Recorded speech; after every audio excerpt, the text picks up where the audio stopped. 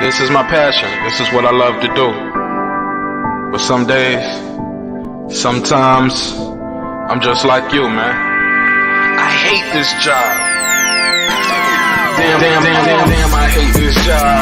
Damn, I hate this job. Damn, I hate my job. Damn, I hate this job. I'm just like you. Damn, I hate this job. Man, I hate this job.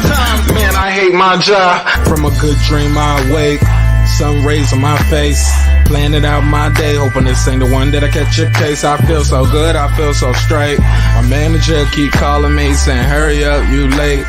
Hurry up, you lay off. Y'all, man, I hate this job. Man, I hate this job. Been trying to play it cool, but it's hard to play it off. I've been hanging on to this bullshit, cause my car still ain't paid off. I know I'm on my way up, my boy just got laid off, so y'all, man, I hate this job. Man, I hate this job. These hoes here so ratchet, these niggas here so sneaky. Y'all don't even really pay enough for y'all to only pay bi-weekly. I'm trying to double up my cash, take this job, shove it up your ass. Yo, man, I hate this job. Sometimes I wanna say, walk in and slap my boss. This shit is getting hard. Damn, I hate this job. Gotta make it out of this struggle, bruh. And I don't really mean to take it out on you. You just a customer, but damn, I hate this job. Damn, I hate my job. Damn, I hate this job. Damn, I hate my job. Damn, I hate this job. Damn, I hate this job. Damn, I hate my job. Damn, I hate this job. We're the reason why your stockholders always stay afloat. Yet I'm asking, are they hiring? Like everywhere I go, schedule will say 9, but I think it's fine if I clock in at 9:04. I work 40 hours a week plus overtime just to be bro. So y'all, man, I hate this job. Hate that I applied. So much has transpired since the day that I was high. Told me I could advance, but you were telling me lies. Gotta give your notice before I quit, but you don't say shit right before I'm fired. Damn, man, I hate this job. Sometimes I wanna say, walk in and slap my boss. This shit is getting hard. Damn, I hate this job. Gotta make it out of this struggle, bruh. And I don't really mean to take it out on you. You just a customer, but damn, I hate this job. Damn, I hate my job. Damn, I hate this job. Damn, I hate my job. Damn, I hate this job. Damn, I hate this job. Damn, I hate my job. Damn, I hate this job. You and your procedures, you and your protocol, you and your policies, none of that shit don't apply to me. You and your quotas, you and your standards, you and your 2 sick days a year. Y'all niggas bananas. Wonder why the postman's posted with hammers, going postal with Popo on camera. His wage got him enraged, stressed out, it's hard to maintain. He flips the middle, grabs his. He said, if you don't get the picture, I quit, you ain't shoot, mother. Man, I hate this job. Sometimes I wanna say, walk in and slap my boss. This shit is getting hard. Damn, I hate this job. Gotta make it out of this struggle, bruh. And I don't really mean to take it out on you. You just a customer, but damn, I hate this job. Damn, I hate my job. Damn, I hate this job. Damn, I hate my job. Damn, I hate this job. Damn, I hate this job. Damn, I hate my job. Damn, I hate this job. Look, man, I hate this job. I put my pants on one leg at a time, just like you. I'm out here trying to take care of my family. Damn, I hate this job. It's not always glamorous, for real, but I do what I gotta do for me and mine, you know? Damn, I hate this job. Damn, I hate my job. Damn, I hate this job. Damn, I hate my job. Damn, I hate this job. Damn, I hate this job. Damn, I hate my job. Damn, I hate this job. Damn, I hate this job. Damn, I hate this job. Damn, I hate my job. Damn, I hate this job. I'm just like you, nigga. Damn, I hate this job. Man, I hate this job. Man, I hate my job.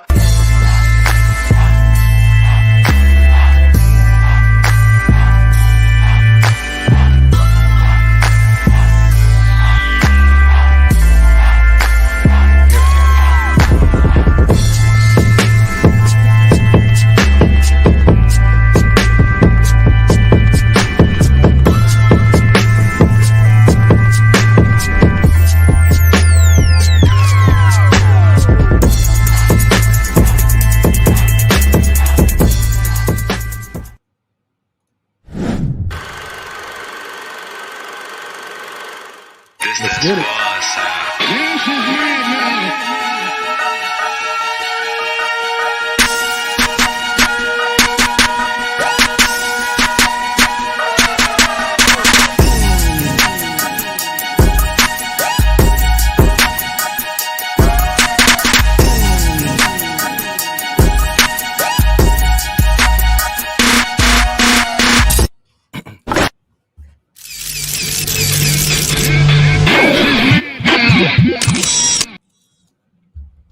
Yeah. What's poppin', y'all? What's happening? It's your man, marqnash. We back in the lab. You already know what time it is. Another great episode of Breaking the Beats. He is I am he. You already know what we're going to do. We're going to break down the business, entertainment, art, technology, sports, and pretty much anything else I can squeeze into those letters. How y'all feeling out there? Check one, check two. Make sure my mic sound right. Man, I hope this broadcast is finding y'all in good spirits, good health, good wealth, prosperity, all that good stuff. Man, I got a very special show planned for y'all today. As y'all can see the thumbnail, controversial figure here in the YouTube world. Like him, love him, or hate him. People are saying his name. Some people don't agree with his tone and his delivery and his messaging. And that's why we're here today, to see what the people are thinking. And I'm gonna open the channel, open the panel up, and we're gonna chop it up. We're gonna have a real good discussion.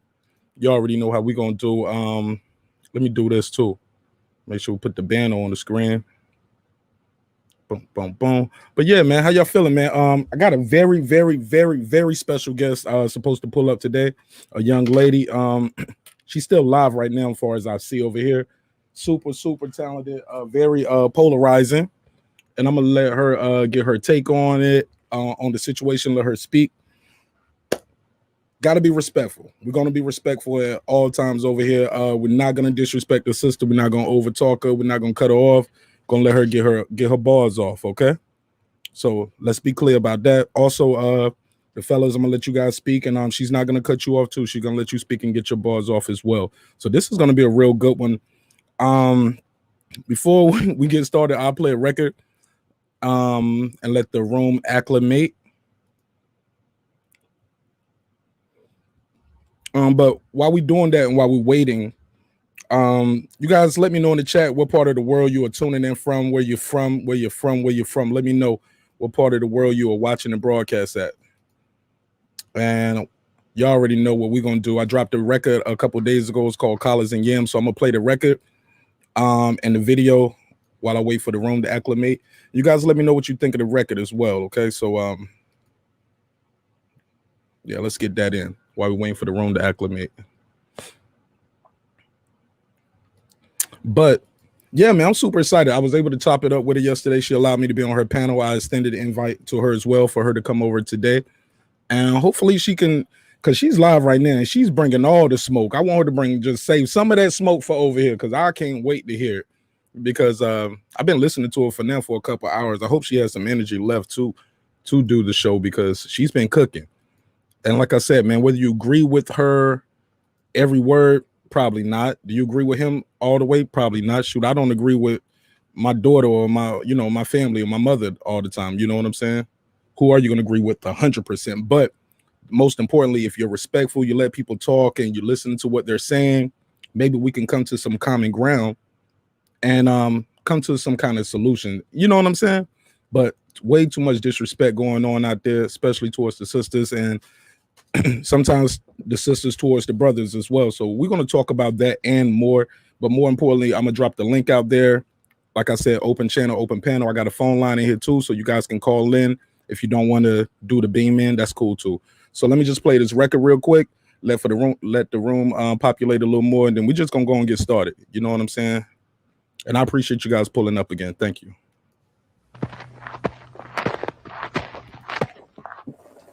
Yeah.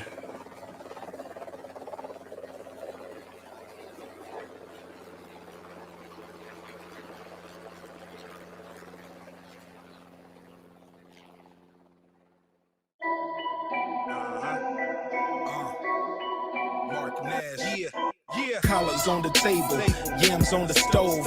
Holla at my plug, you'll get grams for the low. He keep his kitchen clean, the mop stick by the dough. We ain't eating fried rice with chopsticks by the bowl. They rewinding what I wrote, every line I give them hope. So when I'm in your city, they might treat me like the Pope. I'm respected by the goats, but I ain't here to gloat, brag or bullshit. I could be braggadocious for roaches, but that's the type of shit that make your closest turn to vultures. Niggas think it's sweet like champagne mimosas. I campaign for bread, maintain the toaster. Off with your head, Walking Dead zombie poster. Do it like I do it, man, I do it for that culture. They acting on the screen, but look different in the close-up. I'm the face on the flyer and the poster.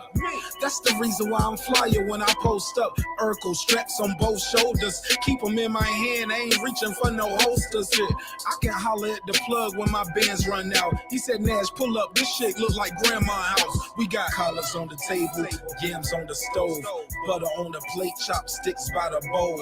Collars on the table, yams on the stove, butter on the plate, chopsticks by the bowl. Collars on the table, yams on the stove. Collars on the table, yams on the stove.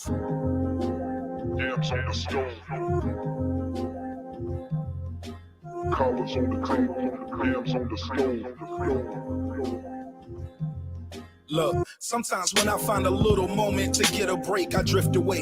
These days are different, I don't get no space. Sometimes I look in the mirror like, nigga, fix your face. You baked all these ingredients, now enjoy the cake. Cake.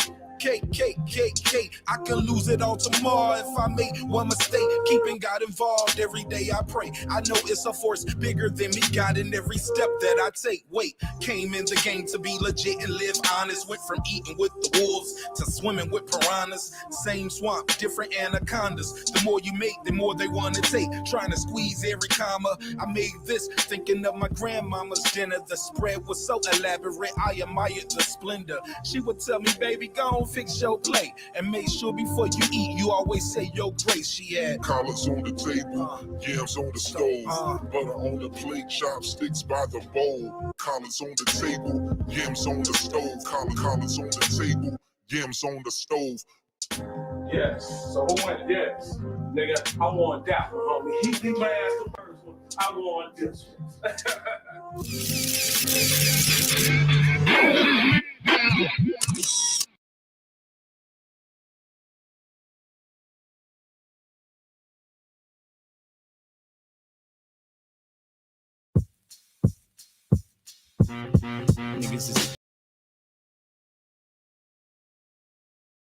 My mic was muted. Hey, what's poppin', y'all? It's your man marqnash. You already know what's going on. Another great episode of Breaking the Beats. He is I am he. And shout out to the chat. Everybody's tuned in. Shout out to the sister Marlene again. I think she's gonna pull over. I'm looking over. I still see she's live. So hopefully she'll be able to come over and get some bars off with us and talk to us and give us her thoughts. She's definitely a strong sister. She's not weak at all. She's gonna get them bars off, but more importantly, we're gonna respect her opinion, and you know what I'm saying, and let her talk. But I gotta ask the guys who just pulled up. Before we get started, my man Kyle, tell people who you are, introduce yourself. Then after that, Ricky Williams, please.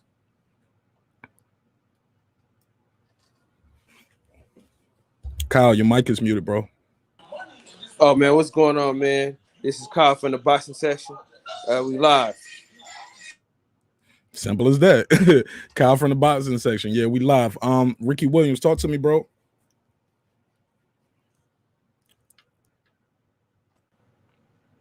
Yo, what's good, baby? Peace, King. How you? Hey, peace to gods and goddesses. I'm good. I'm gravy. Mashing this dinner. But it's me, Ricky Williams, here with the hardest working man on YouTube, that boy at marqnash. Make sure y'all share this video. Share this video with somebody that's going to share with a friend. Let's get to it. Let's talk about it. Yeah, that's what I'm talking about. Let's get that energy going. Y'all make some noise. Give yourself a round of applause. Appreciate everybody being here. Let's get this shit. All right, y'all already know the rules, man. We're gonna have a good time. We're gonna let people talk. I think we're gonna have a lot of people pulling up this time, joining the panel. So you know, I'm gonna let people speak as much as we can. If time is running out, I will have to put the clock give you guys the 2-minute clock. You know what I'm saying? If you're talking too long, I'm gonna give you the 2-minute clock. You know what I'm saying? We got to let other people get in, let other people talk. So got about a 2-minute clock if you're going too long-winded. After that, you know what I'm saying? I'm gonna hit you with the wrap it up. If you're still going, I'm gonna have to tell you to wrap it up. If you don't wrap it up, you already know what's coming next. I'm gonna have to silence. So we're gonna definitely have a lot of fun. Let's be respectful. We don't want nobody get hurt in here, get slapped up. Verbally, of course, verbally. You know what I'm saying? And let's be respectful. Let's act like men. Ladies act like ladies. Nobody be acting crazy. We definitely ain't gonna call nobody out their name. And don't nobody be acting like no bitch up here. You act like a little bitch right now. because I'm gonna be the one to call you out. All right. So with that said, let's get right into it, man. I don't have a lot of fluff going on. I want to jump right into the sauce. It seems you guys familiar with the brother Kevin Samuel. His name is Kevin Samuel. He's listed as I guess yeah, he's listed as I guess a life coach, or he's a what's he called about what's his called? Image consultant. Image consulting. He consults you about your image. Basically tell you take that shit off, it look goofy, I guess, right? Wear this, not that, spray this, not that, cut your hair. But the brother seems to get a lot of hate from the sisters. Why do women hate Kevin Samuels? Let's just start there with an open question, and I'll just propose it to you guys. What do you think? Matter of fact, before we go there, opening statement. Do you think Kevin Samuels is helping or hurting the black community as far as relationships go? Who want to start? Oh man, let me get in on this, man. I gotta get in on this one. Help yourself.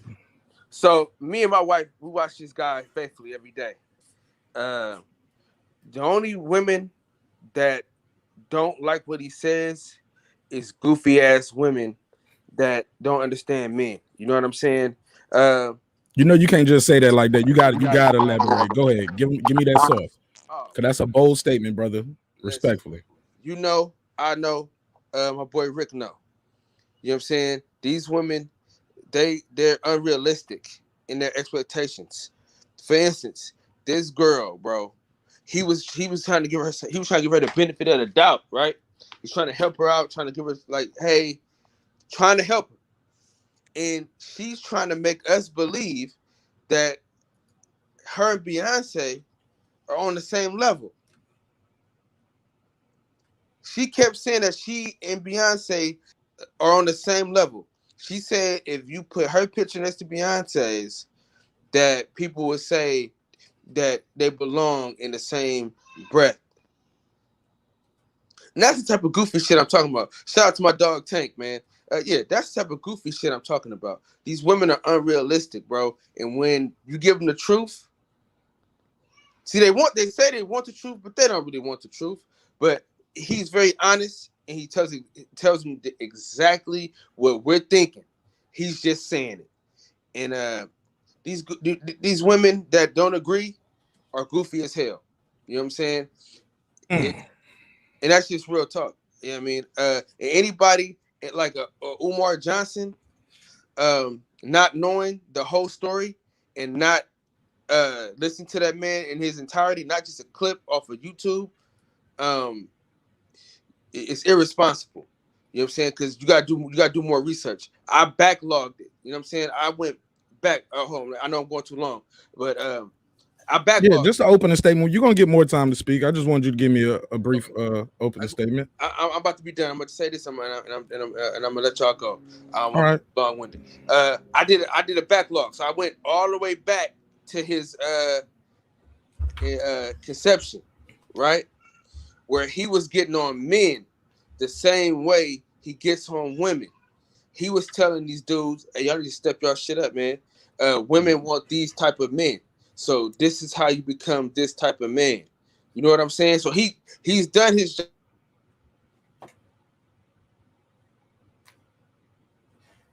Your microphone, bro. To get this work. But go ahead. Your microphone broke up. You said he's done his, then your mic clicked off, and then you came back with get this work. Okay. So he's gotten on men a lot, telling them what they need to do to be the men that women want. You know what I'm saying? Now it's the women's turn to get that work. You know what I'm saying? Now they need to do the work, and they need to realize the shortcomings that they have. Just like men have to we have to realize the shortcomings that we have. You feel what I'm saying? Okay. Ricky Williams, is he helping or hurting the black community as far as relationships, in your opinion? Look, this is the thing, right? He's helping if you got a woman and man that's actually trying to build. To the chicken heads, the cluckers, and the dope boys, and the people that's not looking to to build and be bigger than hell no, because again, those people don't want anything to do with accountability. Right? That's really what he preached to women, is to be accountable. And I hate to tell you, ladies, 99% of y'all wouldn't know accountability if it smacked you on your ass while I was hitting you from the back. Okay. Well, you finished. I didn't mean to cut you off. Oh no, that was it. You know what I'm saying? We'll get deeper, but it's just he preaches accountability. This is the gist of Kevin Samuels, simple and plain.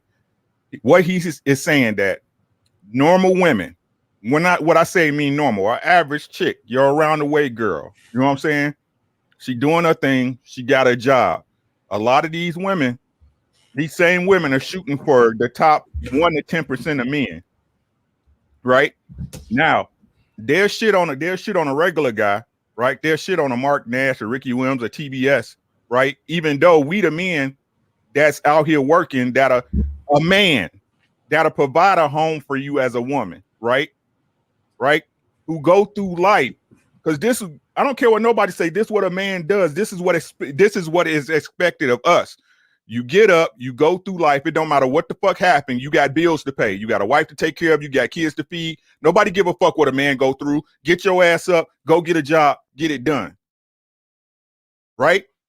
But they'll sit up there and shit on that man while chasing a six-figure dude while they work at McDonald's or Staples or their call center, right?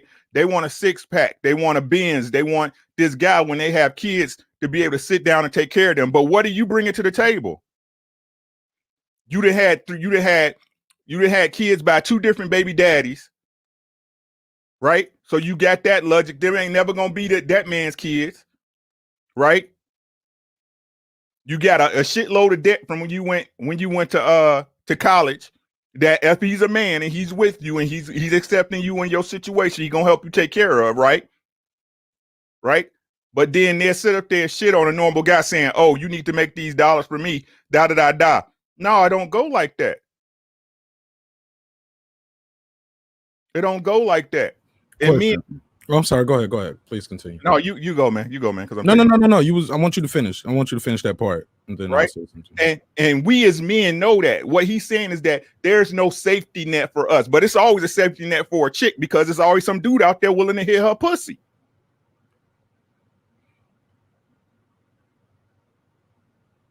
Right? These chicks, y'all go, yeah. What y'all do is y'all, and this the way I was thinking of this yesterday. What black women, especially black women, are doing the same thing that make you laugh, make you cry. That's what they going through right now. The same shit that make you happy, make you cry. Yeah, when I was coming up, baby daddies wasn't shit, right? So what the baby mamas do? They tell their daughters, get up, go to college, make sure you do this, da da da da. So these women all go to college to get to get a whole bunch of debt, to get a regular fucking job at AT&T or Coca-Cola or some shit, right? You look up and you 35 and 40, you done read the cock carousel all your good years when you was 25, when you was 18. You done gave all the bad boys in the club that was sitting in VIP your box. You got 3 kids with a dude that ain't taking care of them. Then you come to me and act like you want to have standards. Well, you preaching. Where was your standards at back then?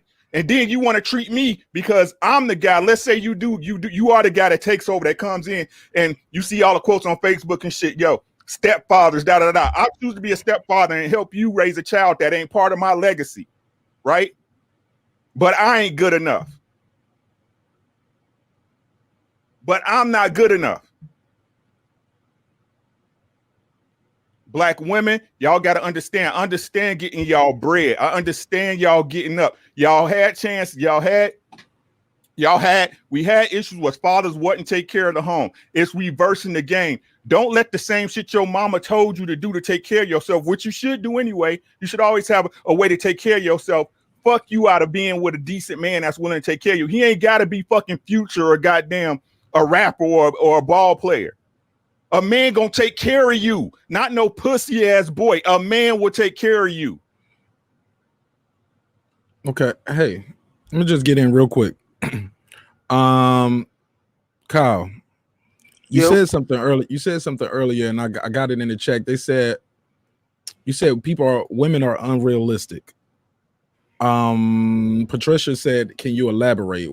What are we unrealistic about? Oh my God. I gave you a great example. See, the thing is, women think that we care about the same things that they care about. You know what I mean? They think Well, that hold up, real quick before you finish that. The link is out there. I definitely want some of the sisters to come up here and rep and speak their piece. We definitely gonna be respectful. Nobody's gonna cut you off. Nobody's gonna be talking, and you don't have to have your camera on. I understand it's late night. You probably don't have your hair done or your bonnet, or you might not have makeup on or whatever. You know what I'm saying? That shit cool. You don't have to cut your camera on if you don't want to cut your camera on. I just got my camera cut on because it's my show. You know what I'm saying? But yeah, you don't have to have your camera on, but I definitely need some ladies on this panel to even out the balance. You know what I'm saying? And give us an objective perspective, to say the least. Go ahead, Kyle. Okay, unrealistic expectations, right? They want you to work an 80-hour week. They want all your goddamn time. They want you to work 80 hours a week, right? But still be at home with them every minute of the day. You dig what I'm saying? It's unrealistic. You can't have both. In the words of the great philosopher, Bobby Womack, you know what I'm saying? She's talking about what she got. She talking about what her girlfriends got and what she ain't got, and she want me to go out and get it for her. But girl, I can't be at two places at one time. See what I'm saying? It's unrealistic. Why you say that so aggressive? I can't be in two places at one time. You know what I'm saying? And that's a prime example of that. And this is the thing too, right? Women think because they make a lot of money that men care. You know what I'm saying? A man don't really care about how much money you make to keep it 1,000. Because at one point my wife was making more money than me, right? But I still took care of everything. You know what I'm saying? I still made sure that I busted my ass so that she knew that even though she made a little bit more money than me, that she wasn't gonna outwork me. You did what I'm saying? So that's what I'm saying. People, I'll tell you, man. I'll tell you the truth, man. I've had this conversation with women on my live. You know what I'm saying? Because I am a relationship specialist, part-time marital counselor. You know what I'm saying? I'm sorry. You said you're what? I am a relationship specialist, part-time marital counselor. You feel what I'm saying? So I've had these conversations on live with females before. You feel what I'm saying? And I've told them these things, right? And the biggest problem that we have, dog, is that women want to be men. You know what I'm saying? That's what it comes down to. See, men are supposed to be going out trying to make that money, make it happen, right? Women are saying now, like, no. I need all the money, and if you ain't got no money, then I can't fuck with you. But if we say if you fat or ugly, then we the bad guys. You feel what I'm saying? But if we broke, and we ain't got no money, we ain't shit. But we can't say nothing about a woman being overweight or you know what I'm saying, or her house being dirty as hell. You did what I'm saying? Then we wrong. You feel me? That's unrealistic expectations, bro. And they calling cap on you, bro. They calling cap on you, and Patricia and Noble Beast, like 80 hours a week, nigga. Please, like, where you working at for 80 hours a week? They said they calling bullshit on you. I'm just saying, just reading it. For one, marqnash. Good thing is, you know my life. You know how much I work. You know what time I go to work because I say it on my channel all the time. Women, ladies that are on this panel, I work 16 hours at least 3 times a week. And I also work 12s 2 times a week at least. And I also do a YouTube channel at 12. Then I got to be at work at 4 a.m. So, and it's a fact. I work at a hospital. So if you saying that I don't work these type of hours, you can join the panel and we can have a conversation. But see, what I don't like is when women, they do all the chatter through text, but when it's time to join the panel and have a conversation, they don't want to join. You feel what I'm saying? So my thing is this, though. If you want to call nobody wants to walk. And look, matter of fact, go ahead. I'm gonna let you say that. Then I'm gonna make a statement. I'm gonna pass it to Ricky. Go ahead. Okay, listen. If you want to call bullshit on me and what I got going on, I can break it down to you. But what I'm not gonna do is break it down to you if you're not gonna join the panel, because the link is in the chat. Okay. Now here's the thing. I was listening to the sister Marlene, and she said women are set up on this show that Kevin Samuels does. I never really seen the brother show like that too much. I've always catched the clips. I never even heard of him until that viral clip when he told the girl she's average at best. Then another one, he asked the guy how big his package was. You get what I'm saying? So those was my first two introductions to the dude, right? But he is popular, right? His thoughts and opinions might not be necessarily the most best received. The way it's packaged might be a certain way, but I'm curious, why do you guys think women go on hit? Matter of fact, I'm gonna ask a sister right here, just pulled up. How you doing today, Miss Lauren? Hi, I'm good. Yourself? I'm well, sister. Thanks for pulling up. How you got a question for you. Why do you think women go to the Kevin Samuel show, and what do you think they get out of going on there? Because they usually get, get a little bashing, some would say. Would you not agree? No, yeah.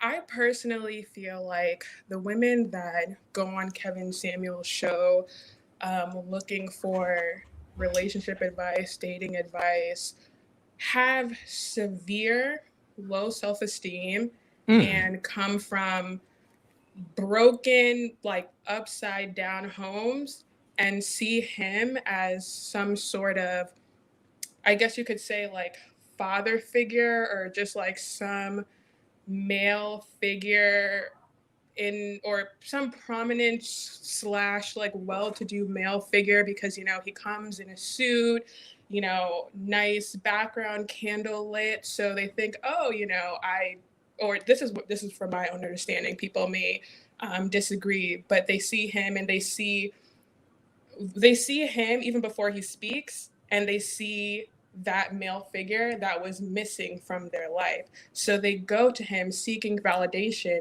which is crazy to me because you don't know this man. This man doesn't know you. He doesn't know your backstory and your hopes, dreams, nothing. It's weird. I personally believe that they go on. In short, I believe that they go on the show because they have very low self-esteem and they're looking to be validated by the father that was not there, or the male figure that was supposed to lead them in life that was not there. Shout out to Lauren. What an opening statement. Would you guys agree? Do you guys disagree? What does the chat think? Do you think all the women that go, I don't know if I would wholeheartedly agree with that statement, Miss Lauren. I don't think all the women that appear on his show have low self-esteem. I do think they are interested at somebody's opinion who seems to be very popular. Some people want to be seen too, because you can talk to your parents, or if you got brothers and sisters, you got other people in your life, I think, Lauren, you can talk to, but you choose to talk to this guy on the internet. I think sometimes I don't know if it's validation. I just think they're seeking guidance. I really believe some of these women might want to just check them too. They might just want to pull up just to say, hey, I just want to check you because I don't believe in what you're saying. I think it's some BS. But what do you guys think? Ricky Williams, do you believe what Lauren said? A lot of the girls or the women that go on his panel are low self-esteem, daddy issues, etc. I think they have that anyway, but I mean, what difference it make when y'all take advice from y'all girlfriends too, or Cosmopolitan, or the lady down the street? Advice is advice. The worst advice is advice, right? But the truth of the matter is the girls go on there for two reasons, right? They looking for the type of man that he recommends, or what they call a high value man, or they want to be in a spotlight because you on Kevin Samuel's show. It's just that simple. Go ahead, Kyle. You want to reply to that as well? Yeah, it's two more reasons. Most times they want to tell him off, and then also they want to prove him wrong. What you mean prove him wrong? So they want to prove that what they think is right. So whatever he says, they want to make it seem like it's wrong. No, I'm gonna tell you what's wrong is that baby crying in the background, brother. That's what's wrong. Hey, listen, man. I got more kids than wins. You know that. Hey, for real though. Yeah, Lauren. Lauren, let me ask you, my sister. Do you feel like he's helping or hurting the community when it comes to relationships? I personally feel like he is doing a disservice to the community. And full stop, I feel that he's doing a disservice to the community, period.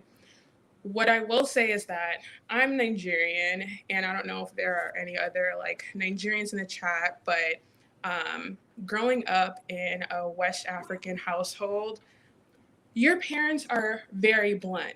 They give it to you with no chaser. If you're getting big, literally your mom, dad, aunt, uncle, whatever will tell you, hey, you're getting big. You know, aren't you trying to get married? So I understand. I understand criticism, and I'm able to differentiate criticism between someone just being straight up malicious. I'm not someone who's delusional. My issue with what Kevin Samuels does is that I don't feel like he is there to uplift women, or not even just women, but uplift whoever it is that he's speaking to. I feel like he's there just to tear them down. And there's like this saying in my dialect, I'm trying to figure out how to like best translate it to English, but it's basically is like he's nakeding women in public. And basically what that means is that like he's literally just like opening Black women's flaws to the whole world for everyone to just gawk at. There's no rhyme or reason other than to shame. The difference in what my parents did and what Nigerian parents do is that, you know, for example, in school, right? If I bring home an 85, my parents are going to be like, hey, what the heck? Like an 85, when people are out there, you know, with 99s, 100s, what's different between you and them? You're capable of that same greatness. So that criticism also comes with that like asterisk of uplifting you to say, hey, go out and do better. Whereas with Kevin Samuels, if I bring that 85 to him, his delivery is, you're trash, you're stupid, and that's it. I'm like, to me, it's like, where's the help? I don't see that. And I'm not saying that he needs to be just sugar coated and all of that jazz. Again, like I said, I'm not delusional. My thing is, he's like, what is his, I don't understand his goal. Anytime I see him, I mean, I will say I haven't watched any of his shows full through, but all of the viral clips that he, you know, is always reposting like over and over again, it just shows him literally stripping people down for no reason. And then you have like the people who are coming on there with their low self-esteem being like, yeah, I accept that. They don't leave with tools to do better. They just leave feeling stupid. Interesting you said that. I'm glad you did that. I think that's a great segue. I want to give a special shout out to the Queen Marlene. Thank you again. Peace to you, sister. Thank you so much for coming over. Thanks for sharing your audience. Of course, no problem. We're in the house anytime. Yeah, we definitely need sisters on this panel on Wednesday when we talk about these relationships. And I would be remiss if I didn't call one of the strongest sisters I know. You talk that shit like don't nobody else talk it. She has a huge following. Super lit, having a great conversation. I don't agree with everything she say, but shit, I don't agree with everything my wife say neither. But so without further ado, I would like to present to you the Queen Marlene. Marlene, before we get started, if you can briefly tell people who you are, what you do on your channel, and I don't know if you want to talk a little bit about your education and background, because I know some people might want to. I'm a PhD. I'm a PhD. Yeah, but you want to briefly tell people about your channel, what you got going on over there, and how people can follow you before we get started. Again, thank you again for pulling up. Oh, anytime, Mark. Anytime. You're really nice yesterday. Hi guys, I'm Marlene. Actually, I started here on YouTube as like a beauty influencer, and then I kind of stepped away from YouTube to go start my own business. But yeah, my education is mostly math and in statistics for college and my master's. So I'm not quite a PhD, but I have a master's. And yeah, that's what we do. But recently, I felt it was really important to use my voice to kind of combat the toxicity and the charlatan kind of ways of Kevin Samuels, because I think this man is causing more division in the community than he's actually bringing unity. Another thing that's also really troubling to me is the fact that this man has no credibility whatsoever. There are no receipts. They don't know where he got his education from. Nobody can prove where he comes from. He said he's an image consultant. There are no images of the people that he has consulted. He tells us that he has a special Facebook group and he has gotten people to be married and to want to be married. And we have yet to see any of these couples show up and say, wow, look how great Kevin did. And this is how Kevin has helped us. Honestly, there's nothing there. When you look at his social blade for the past 5 years, he's made an average of $100. It took a video of him pretty much roasting, debasing, and telling a black woman who makes over 6 figures that, oh, you're an average at best. He has made over $1 million on the backs of black women. Well, literally their faces, their aesthetic. And this is what he's getting rewarded for. This is what he's getting praised for. And you see 60,000 black men every day who pay just to be able to leave comments when you can go to Twitter and speak to Mark Cuban for free, who is a legitimate billionaire, who is a legitimate investor, who is a legitimate, way above high value man.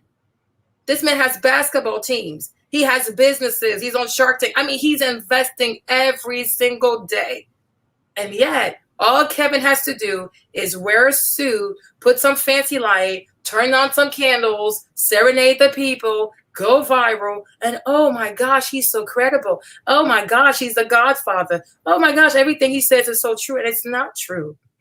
What an opening statement. I just want you to tell people how they can follow you, what you do on your channel. But I guess I don't. My channel is Marlene and Mon channel. Yeah, I think it's just like my name here. Okay, so you'll find me. Hey, look, so I don't have to ask you your opinion. Do you think he's helping or hurting the community? He's destructive. He's toxic. He's nuclear. Let's pass it around. And we'll share. We need to be 14. Ricky Williams, I saw you shaking your head. No. Do you would you like to reply to what the sister said there? Respectfully, yes. Of course. Peace to you, goddess, and I call everybody gods and goddesses. Oh, thank you, Ricky. That's so sweet. Because that's what you are. Oh, right? that's sweet. So, Marlene, I told you we're gonna roll out the red carpet over here. For you. Like, we ain't gotta agree, but we're gonna respect you and we're gonna treat you right. So first and foremost, I appreciate the diatribe, right? I appreciate conversation, period, because that's how shit gets done. Exactly. But all that stuff you said, right? That you can't figure out if he's an image consultant, if he has a Facebook group. Mark Cuban got $1 billion. That don't make nothing that man made anything he said less true. The truth of the matter is, no matter what people say, the game is uneven, right? And it's not even the understanding that we men know the game is uneven, right? But the thing is this, it's as simple as this, right? If you got a man that's trying to do everything to be a traditional husband, you should be a traditional wife. You can't have it both ways. You can't have a man that take care of the bills and take care of everything and you not be a traditional wife. Nor can you be an average woman when there's 10% of men that make X amount of dollars on a certain type of level. And then you can't be the rest of 100% of women when they all usually are shooting for this one particular type of guy, right? You can't go because I couldn't do it. If we being honest, in a marketplace, in a dating marketplace, right? I couldn't be no fat, broke ass nigga out in the club asking the prettiest girls to dance. It's not gonna float like that. So you can't be a baby mama with 3 kids with a daddy that don't take care of their kids and a ton of debt asking for $1 million. That's what he's saying. It's just that and if that's what you're trying to do, then you got to elevate yourself past that. Now, don't hate the messenger, right? Mark, you was in the military. What they do, they break you down before they build you up, right? Right? You got to get broken down. And the point of this is no matter what the ladies say, no matter what people think, right? The truth is never accepted off bat. The truth is accepted after you get your ass whooped and then you realize your mama and daddy was right. Yeah, right. But Ricky, right? I think it's very dangerous when we compare things that are not comparable. Mark chose to get in the military. Mark knew what he was signing for. He knew they were going to tear his ass down and build him back up. That's what he chose to do. Does that make sense? And that's what the ladies are doing. Hold on. One at a time. Orderly, right? But we're gonna pass it around. We're gonna pass it around. Mute your mic while she's talking. When a woman calls it, let's just assume that Kevin has good intentions, which I will not give him that, but let's just assume, right? Assume Kevin has good intentions and assume that he truly wants to help Black women be in a position where they can find a suitable partner, which is like the mental way, the financial way, educational way, the ways we're going to raise kids, what exactly traditional is. And to be very quite honest, we have to be very careful with coded language like traditional, because what might be traditional to you, Ricky, might not be traditional to me. You know, and I'll talk about that later because I'm West African. My husband is African American, right? What tradition is in West Africa is not what tradition is in African American culture. And when we first got married, it took us like 5 years to figure that out. But when a lady is calling, and if he's coming from a good place, if she's coming from a good place, and he's also coming from a good place, right? It is not to berate her. Oh, you're gonna die alone. Oh, you have 3 kids. Oh, you're fat. Oh, you wear weaves. You wear lashes. You wear this. Like, what does that have to do with anything? And the thing that's also really important that we have to say is that Kevin always says, oh, I used to work in sales. I used to work in sales. I used to work in sales. When you work in sales, right, what is your job? Your job is to offer a client or a potential client a solution to their current problem. So you meet your client, you greet your client, you take an assessment of what's the current problem. If you could have your way, if you could have your optimal way, how would you like to solve the problem? And importantly, what is your budget? What's your budget? How much are you willing to spend for me to help you solve this problem? Right? A lot of the ladies be like, okay, I'm making 60,000 and I want a man that does this and that and that. I want him to make 600,000. Okay, cool. So your budget is a man that makes about 600,000. But what a good salesperson does, because most people who want to buy stuff are always outlandish and they're always over their budget. So what a good salesperson does, he kind of recalibrates the conversation.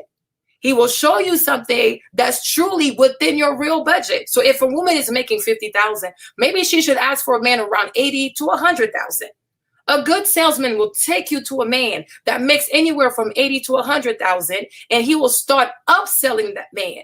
Upsell his values, upsell his commitment to family, upsell the fact that he's involved in the community, upsell the fact that, listen, if he says he's going to love you, he will love you forever. This is what you do when you're in sales. You don't insult a customer because they're outlandish. People are outlandish. Most people want stuff they really cannot afford, but you can't insult people. You cannot insult people because people have a tendency of wanting champagne on, honestly, a Coca-Cola kind of diet. You cannot do that. And this is the issue that we have here. Any woman, just like you also, Ricky, as a man, Ricky, you have the right to ask for whatever. You truly do. This is America. This is how you used to live opportunity. You have the right to ask for whatever. Does that mean that you're going to get it? So when we have an image consultant who is not positioning himself as a relationship expert, which is also very concerning, right? His job is not to say, oh, you're freaking stupid, or you're too damn fat for that, or you're too dark-skinned for that, or you're not this and that. No, that's not what you do. That's not what you do. You recalibrate the conversation, you find something that's within her budget, and you upsell the qualities of that man. And then she might be like, well, you know what? I thought I wanted a Lambo, but I think I'm fine with a Mercedes. That's what you do when you're in sales. But this is not Kevin's intent. His intent is, when you think of Sarah Bartman, this black woman, this African woman who was taken away from South Africa and brought here because she had a big behind, she had big boobs, and she was very curvaceous. They brought her here so that white man could laugh at her features, laugh at her bum, laugh at her boobs, like laugh about everything that makes her a black woman. And this is what his show is. It is a new way of, it's like it's an online Sarah Bartman freak show where he picks, he's very intentional. Kevin is intentional. When you go on his live on Instagram, he looks at your profile before he lets you on. When you go on his Zoom, he requires that you turn on your camera before he lets you on. He is very intentional. The kind of black girl he allows on his platform because he has a narrative that he intends to sell to people, which is black women are unreasonable. They want things they cannot have. They want more than they deserve. That's ridiculous. And then when we talk about this argument that, oh, only 10% of men make this money. Okay, pies get bigger. If more black men strive to become higher earning men, they can. You guys talk as if America stopped making money. You talk as if America stopped printing money, stopped making money, stopped creating opportunities. How many black men today are considering going back to high school, again a GED? How many black men today are considering adding a master's degree or even a PhD? How many black men today are trying to add more certification to what they currently have? You're comfortable. You're comfortable. And you say to the black girl, well, I'm comfortable. I'm okay with what I have. So you need to accept that. And honestly, nobody has to accept that. No. Hold up. Let me. We got to direct this thing because we got a full panel here tonight. We got ladies on the panel tonight. We got to let the ladies get in. I want the guys to be able to speak, but I'm gonna let you speak. And I'm gonna be quick, marqnash. I promise to God, brother. Oh, this Mike Gross, the boss. What up, I man? appreciate What you. up, bro? Go ahead, my G. First thing I want to say, man, we gotta stop putting stock in what other people's opinion is about you or anybody else. If you feel a way about yourself, that's you. You shouldn't let Kevin or Jenny Jones or Jerry Springer or Mario or anybody downgrade how you feel about yourself. One. And two, a woman, a man can ask for anything they want, aspire to be anything they want to be, but you got to be realistic. A woman with 3 kids, she can want a millionaire. What's wrong with that? Ain't nothing wrong with that with her wanting that. But she got to be realistic. If you in a position at 34, 35 years old, you going, and same thing for man. If you in a position at 35, 30, 36 years old and you trying to go out there and get a bad bitch with a fat ass, dog, that may not be it for you. She may not be the one for you because you're not on that level. In life, I'm sorry to say, it's all levels in America, man. The people who make the most money, they're at the top, the top 1%, top 10%, whatever. And everybody else falls in line. Everybody can't be rich. If everybody was rich, America wouldn't be America. There has to be a power dynamic in America. And with that being said, man, I just hate people putting stock into what this man says. He been divorced twice. You think I'm gonna take fucking advice from a nigga who been divorced twice? You telling me you can't keep a woman? You telling me that? And I'm gonna take advice from you? Man, please. marqnash, have a blessed night, brother. My brother Mark, my brother Mark, I'm about to call you Mark Gross. Mike on Sports. Let me get Lawrence. Let me go. A matter of fact, I need to get King Asia Mav because he just came on the panel, hasn't spoke yet. After him, Sir Senior came up ahead and spoke, and then we're gonna go to Lauren, and then we'll go to Eclipse. Well, Lauren dropped off. We'll try to get her back. So go ahead, Asia Mav. Like I said, we got a full panel up here. I'm gonna try to ask you guys, try to keep your answers under 2 minutes if possible. If possible, please try to keep under 2 minutes so we can let everybody get a chance to speak. But go ahead. So that's what Mike thinks. He agreed. I know some of you guys gonna disagree with Mike and the sister, but let everybody get a chance to speak. Go ahead, Agent Math. 2 minutes on the clock. Okay. Yeah. Salute to everybody, kings and queens. And what's her name, Marlene? Yes, what's up?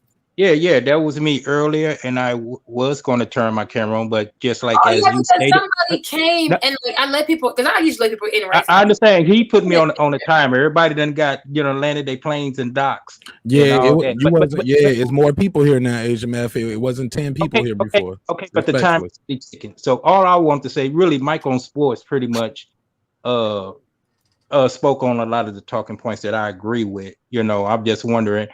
Like the question is he hurting or is he helping? And I always look at the glass, half full, and I would say at least he's spreading awareness. And I'm looking at it from a time stamp of the beginning of this millennia to this very second that we're speaking, in the dynamics of melanated men and women. Really, I don't want to put a race on. We just gonna say men and women in general. But since this community is more of a Black melanated community, we'll just stay on that. So within the beginning of this millennia, which we all know what that date was, to this very second that we're speaking, we all know what that time is. The dynamics in the male and females have shifted. So if anything we take from what Kevin Samuel saying and a lot of these other guys and females that's getting up speaking is making awareness of how things done change. So that is to be taken in consideration when at least you're listening to its content, because the females nowadays, just like he's on his platform. You know, you have the females that's on TikTok. What's the thing? Fans only and all that. It's all about the, they're getting on there to get attention. If they can monetize off it, cool. But now he's doing it. They say, oh no, you're still not shine attention or whatever the case. So it seems like it's a diva struggle for real. And it's like Mike on Sports saying, why would you subject yourself to really caring that much about that if you got so much going on? That's pretty much what I would have to say. And the same with the females that say the same thing. I would feel like if they are really contrite about what they're speaking on, they're at least bringing awareness. Okay. Lauren, you want to reply to that, sister? Or do you have any? Yeah, can you hear me? Sorry, I can hear you. It's a little low. Mike, can you mute your mic for me, Mike, please? What about now? Is now good? Yeah, it's better. Okay.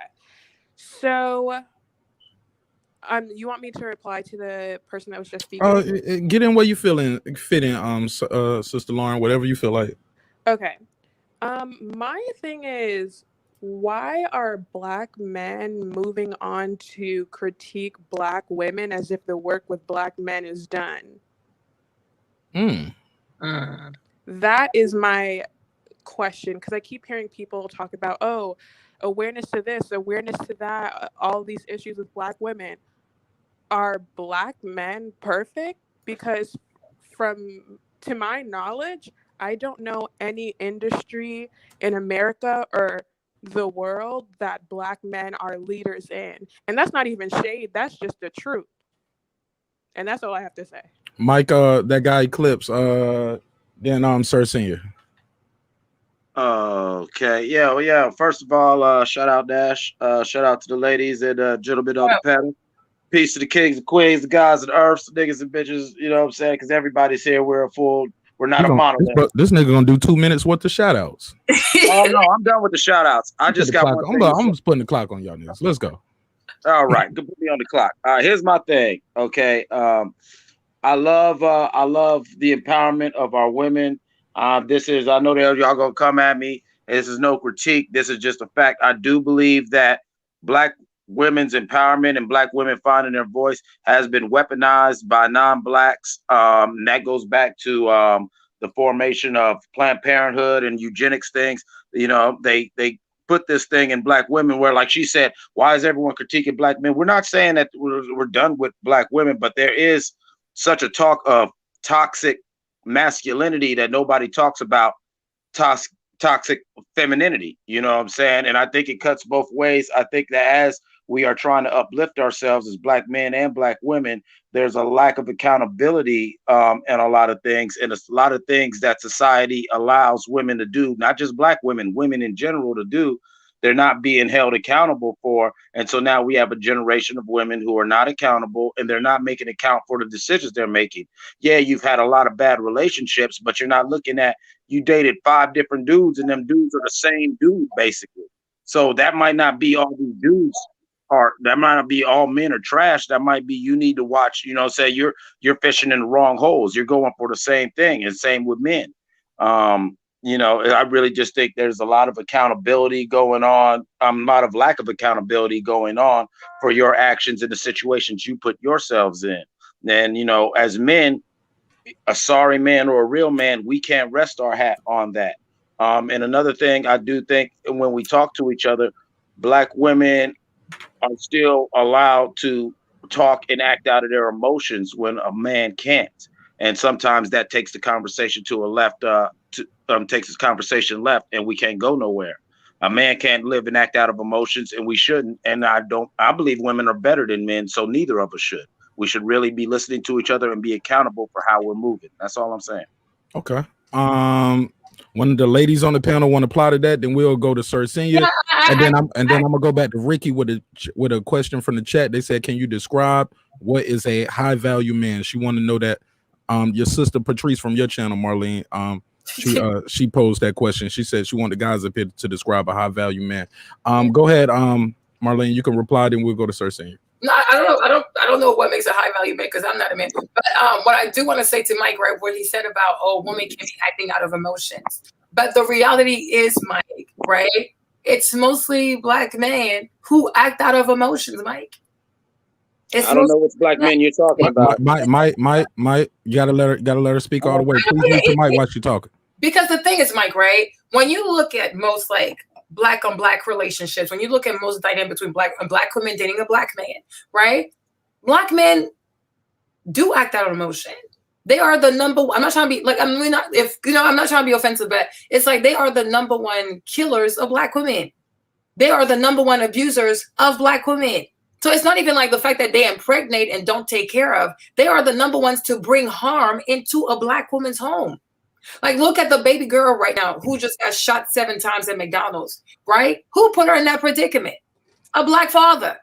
He goes and he urinates on people's graves. He goes and he puts that on social media. He goes to a neighborhood with pretty much the ops. He taunts these people. Then he goes and picks up his daughter. He knows he's done all these things.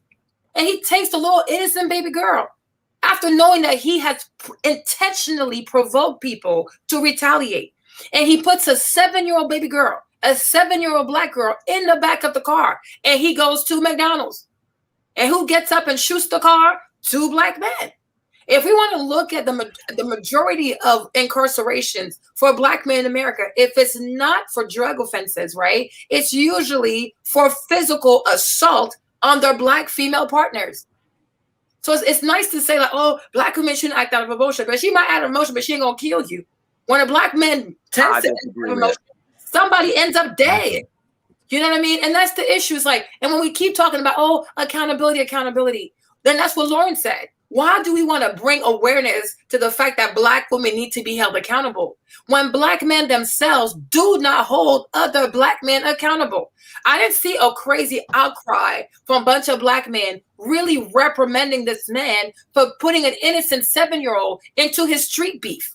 If you know you run the streets and you're starting some mess, why put an innocent baby girl in the backseat of the car?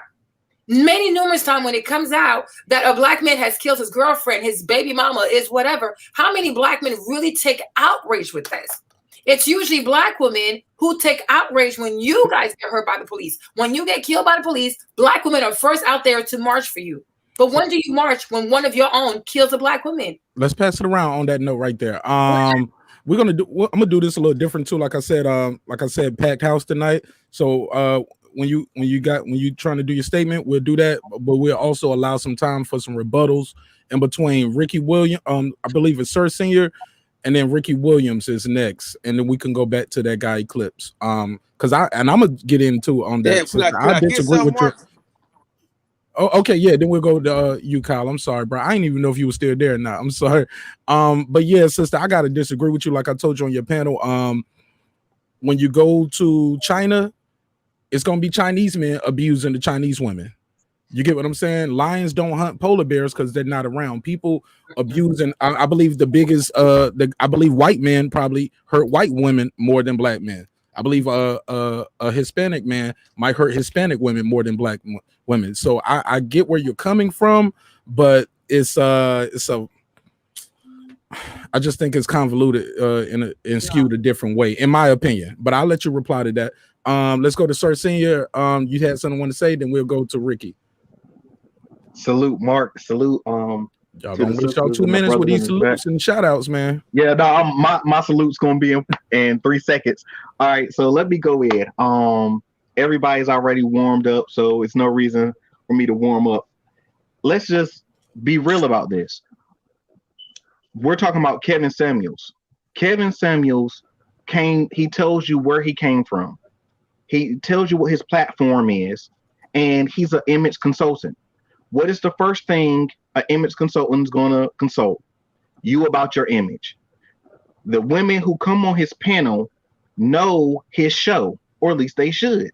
So very simply, if you're going to come on the show knowing this is what he does, he consults about image, then why are you shocked when you get what you ask for?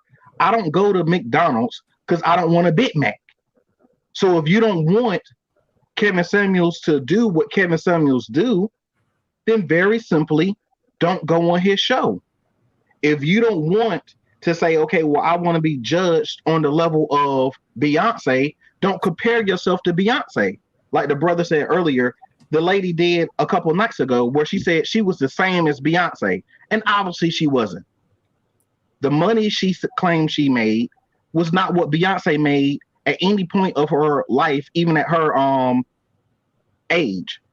So you have to understand that you get what you ask for and what you deserve. But you can't expect to get way more than that and then get mad at everybody because they don't give you everything that you want. Ricky Williams, then Kyle. Go ahead. What we covering? Are we covering a question or we rebutting? Ricky Williams, you can do both because I know you've been waiting to get back in. You was the first one here, if I'm not mistaken, other than Kyle.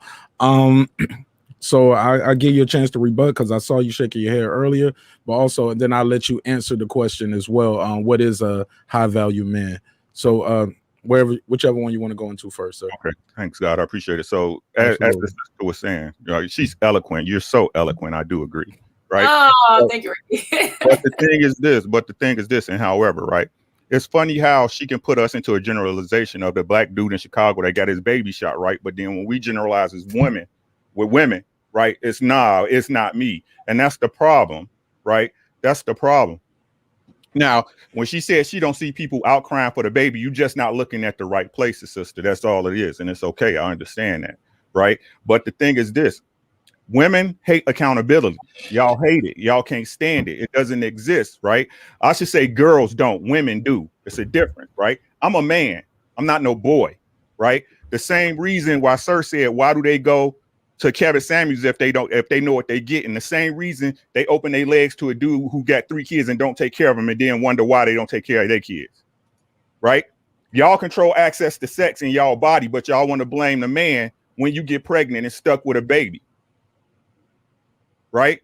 Y'all don't want no accountability. Right? Facts, Ricky. How many women broke up a relationship? How many women do you say that they toxic and they actually mean it? How many? Now, maybe not you, Marlene. Maybe you're an educated sister. You was raised right. Your mom and daddy did their job. Right? But we talking about in generals. Yeah, but Rick, in generals, right? Rick, I have a quick question for you, right? Mm-hmm. Who sets the standard for what a young black, any girl, not even just black girl, but any little girl, right? Who sets the standard for what she should be looking for in a man? Like, who teaches a daughter, like a girl, that's a dog right there. That's not what you want. Oh, that's he's brilliant. Oh, he's gonna go to school. Like for example, like my situation, my husband is an engineer, so I wanted to marry an engineer because my dad that example, and then like he gave us a really nice life. So I thought, I want that life too, and I want my kids to have that life. Does that make sense? Who chooses? But who chooses the man? I mean, I think. Let me cut you off, sister. The thing is this. Let him finish real quick, sister, please. And then I'm gonna go right back to you. I'm gonna let you reply. Y'all got the game messed up. The game played different in your head. You as a sister, or all these ladies in these chats that's saying whatever, right? That snip off with quick, witty responses when a brother say something, right? If your husband, when he met you, right, he couldn't say a goddamn thing to you. He couldn't hit, he couldn't kiss you, he couldn't smell your perfume till you said so. You choosing? But I chose based on the standard that my dad gave me. Right, and your mama chose your daddy. Yeah, she chose my daddy, but the thing is also though, she could have chosen him. He also could have chosen to run, but he stayed. You know, and that's the thing too, Ricky. That's the thing I take issue with also. One thing you also tell black men, you don't have to stay with her, but take care of children. Right. But this is the game that women set. You see what I'm saying? And I'm not talking about every single. I'm not. Let me again clarify. I'm not talking about women. I'm talking about girls and grown women's bodies, right? Just like it's boys and grown men's bodies. And right? Marlene, how many of those women that come on Kevin Samuels' show is of your standard? But that's the issue. That's the issue, King. Right? That's why I told you. Kevin is intentional on who he lets on the platform. And what Senior said about, if you go to Kevin, he's an image consultant and you know what you're getting. I think anybody who reaches out to someone who calls himself a professional image consultant, they have the right to expect professionalism. Kevin is not a professional. He's not even professional in his quote unquote social media profession. And that's problematic. Just because you go on someone's show, just because you go on someone's show for him to help you, whatever, it doesn't mean he gets to talk to you any way he sees fit because he feels like you deserve a harsh dose of the truth and you need to be held accountable. No, it's like you said, sister. This is America. You can choose to say whatever you want. No, you can choose to say whatever you want. Yes, you can. Y'all can. Look, she agreed with you, Ricky. You can, but it's consequences. Yeah, it's not necessarily. You might destroy your community in the I can say, hey, fire you scream out fire in a crowded movie theater, you can't be charged with a crime. Yeah, you got freedom of speech, but you can't just scream out fire in a crowded movie theater. A hurt dog holler, bro. It's just that simple. Kevin Samuels can say whatever he want to say about a woman. That's not my wife, but that don't mean he ain't lying. That don't mean he's lying either. And it don't mean he's telling the truth. And it doesn't mean it shouldn't affect you because here's the thing. The proof is in the pudding, bro. I heard you. And here's the thing. I hear people say and do things. It doesn't affect me directly, but I know it might affect my community. Or I might have an opinion on it. I can speak on it. Doesn't mean look, it doesn't mean it affects me directly, i.e., even with boxing, we commentate and we talk about boxing all the time. We talk about who cheated, who got robbed. Is that a hit dog hollering, or is it us just making an observation and using our platforms to speak on it? That's what I mean. Let's go to Kyle, though. West Coast Kyle, talk to me. Your mic's muted. You're muted. Come on, man. You got the show, man. You know, you gotta stay on that, man. You know what to do. Hey, I've just been so frustrated. I got a back, right? You'll be all right. Talk to me. They talk about Kevin Samuels being divorced, right? How many people have on their next marriage? How many people have been married 2 or 3 times? And my thing is this, man. People click the link to get on the show, and when he says, "I want you to show your face," so he makes sure that you're not a troll. So.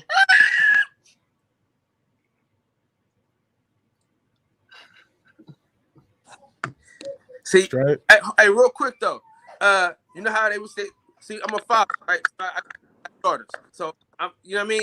So this is the thing. This is what I'm saying. The thing about Kevin Samuels, the thing about Kevin Samuels that people don't understand is they have search. Your audio's trash, bro. I don't know. I don't know if you got the fan blowing or something, but it sounds like you popping popcorn over there. Yeah, it's bad, and the baby screaming in the background. I can hear you, but it's not optimum. Can you hear me now? That's better. That's better. We can work with that. Let's get the bars off. All right, he'll try to come back in. Lauren, you want to reply to that, sister? Well, I didn't want to reply to that. I had a question for Ricky. And I guess not even just for Ricky, but it's in general, but it was just in response to something that he said. Hey, Eclipse, keep your mic muted from me, brother, if you're not speaking, because every little move like that is picking up. I don't know if it's you or who it is. That's why I'm asking everybody to keep their mics muted when they're not speaking, because I'm picking up audio. We got to have a great show, man. We got a great, got a packed house here tonight. We got to do it the right way, please, respectfully. Go ahead, Miss Lauren. Okay, is my audio good? Yeah, perfect. That's the loudest you sounded all night. Stay right there. Okay. Okay, so my question is why and when did the onus for the progress of the Black community and the Black family, why is it on women and when was it placed on women? Maybe it's because I come from a very traditional Nigerian household where the man is supposed to be the head, the leader, provider, all of that. So it's weird when I hear people talk about, well, it's the women's job to do this. It's the woman's decision to do this about the family or this about the community. It's her power. I'm just like, well, where is the personal responsibility of the man? Is the man not supposed to be leading everyone? Is the man not supposed to be making sure that everyone is good and trying to advance his community? It just sounds it sounds weird to me. Again, it might just be because that is how I was raised. So whenever I hear people talking about women need to do this or women need to change to do that, I'm just like, well, dang, where's the man? What is the man's job in all of this? Ricky, then Mike, and then Ajamel, then sir. Great question, right? Great question. It's the woman's job to learn to choose correctly and be responsible for those choices. The same way a man is every day, right? As a man, I'm here in my house. I'm a man. My wife makes sure I make sure my wife is taken care of. I raise my children. I teach my sons and I teach them how to lead. If I'm doing what I'm supposed to do, you need to do what you're supposed to do. But can y'all say in general, in this society of the Western world, that the ladies that's coming up now are all doing what they're supposed to do when it comes to a relationship? Men ain't either. I'm not, but again, I'm saying men, girls, boys, and women. A woman gonna do what she's supposed to do, because you know what? A woman gonna always be a woman. Right? Stop. I'm not speaking for the people in the chat that feel or never say that they was toxic in a relationship or that they don't make no bad decisions. We all do that. But I'm saying, are you taking accountability for them? Yeah, but my thing, Ricky, like, I think one thing you're not also telling us is like, when do, like, for example, you say that you're like your husband, your father, you're there, you're going to provide, you're going to make sure everybody's safe. But Ricky is like, okay. And and for a lot of people, that's actually privilege also, because a lot of people don't have a dad in the home. They don't have a father who stayed. They don't have a man who got them pregnant and married and did the right thing. So it's like, how do you reach out also to other men and help them and encourage them and motivate them to also do better? Because for a girl to know how to pick the right man, she needs an amazing father, whether he stays with the mom or not, but he needs to be involved to really help this young lady gauge, like, from dogs to predators to snakes to frogs to whatever. But it's like a girl, honestly, and you know this with you. All you guys also know this as men. You know that a girl, you just got to tell a girl the right thing. Especially if she never had a dad or big brothers or cousin, like male cousins, tell her, yeah, that's just game, right? She'll believe it because she never heard it before. And that's another thing. Like, we need even the black men who are in the home, who are raising their children, who are with their wives. It's like, honestly, at this point, it's not enough. You have to each one teach one. You have to reach out to other young black men who are probably not married right now. Oh, where the hoes at? And tell them, you know what? Maybe it's time for you to stop looking for hoes and start settling down and learn how to be a man and learn how to be a father. Because only black men can reach out to, like me. If you say, oh, Marlene, I want you to talk to black men about being more accountable, being more respectful, right? I get that, because it's probably going to be better received for me than you. Oh, you're trying to oppress me. You know, like, that's how it might come off, right? But a black woman can't really talk to black men like, oh, y'all got to do better. Oh, woman, what you know? You're not being respectful. So it's like, honestly, it takes people of the same gender to reach out to people of the same gender. I hear you. Once you after Ricky, let's get that guy Clips in, and then Kyle and I'm sorry, bro. It's like, and Marlene, you were having the correct conversation at the correct time. No doubt. But again, we're talking about different standards of people. As I said, it ain't even about, and again, we having a conversation. So if you feel like I'm throwing it back on you or the ladies, it's fine. That's whatever, right? That's whatever. But what I'm saying is this: all I can do as a man is be a correct example. All a lady can do as a woman is be a correct example. But to be honest with you, that's where the problem is. The problem is that if and again, this is what I'm sure all the brothers in the chat, even if y'all riding with the sister and the brothers in the panel, can agree with me. When we bring up an issue, or anybody brings up an issue against a woman or a lady in general, it's always thrown back on the man. Well, why you doing this? Why you doing that? Why the black? No, why don't you just address what I talked about and hold yourself accountable? If you talking to me and you see me doing something foul out of pocket, the same way you just said, sister, that what's a black man doing? You know what I do as a black man? I teach my sons. I teach my nephews. I raise kids that wasn't mine and teach them how to be responsible. You see what I'm saying? What are you doing? What are you doing? Stop putting it back on me, right? I'm not going to put it back on you. I'm not trying to be personal. I'm just talking about in general. It's not a problem, right? What women do. And this is why, right? And so then here is my thing, right? So when we have men like Ricky who say, you know what? I will be that, not just the father of my home, but I can be the father of the community. These are the kind of men that we also need to support and help them with their GoFundMe. Like, we need to, how can we help him, like, start a not-for-profit? How can we help him, like, that he can reach more black children?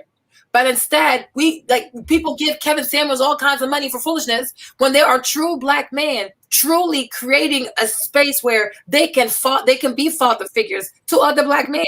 But they don't get views, they don't get supported because everybody wants drama. Everybody wants what goes viral.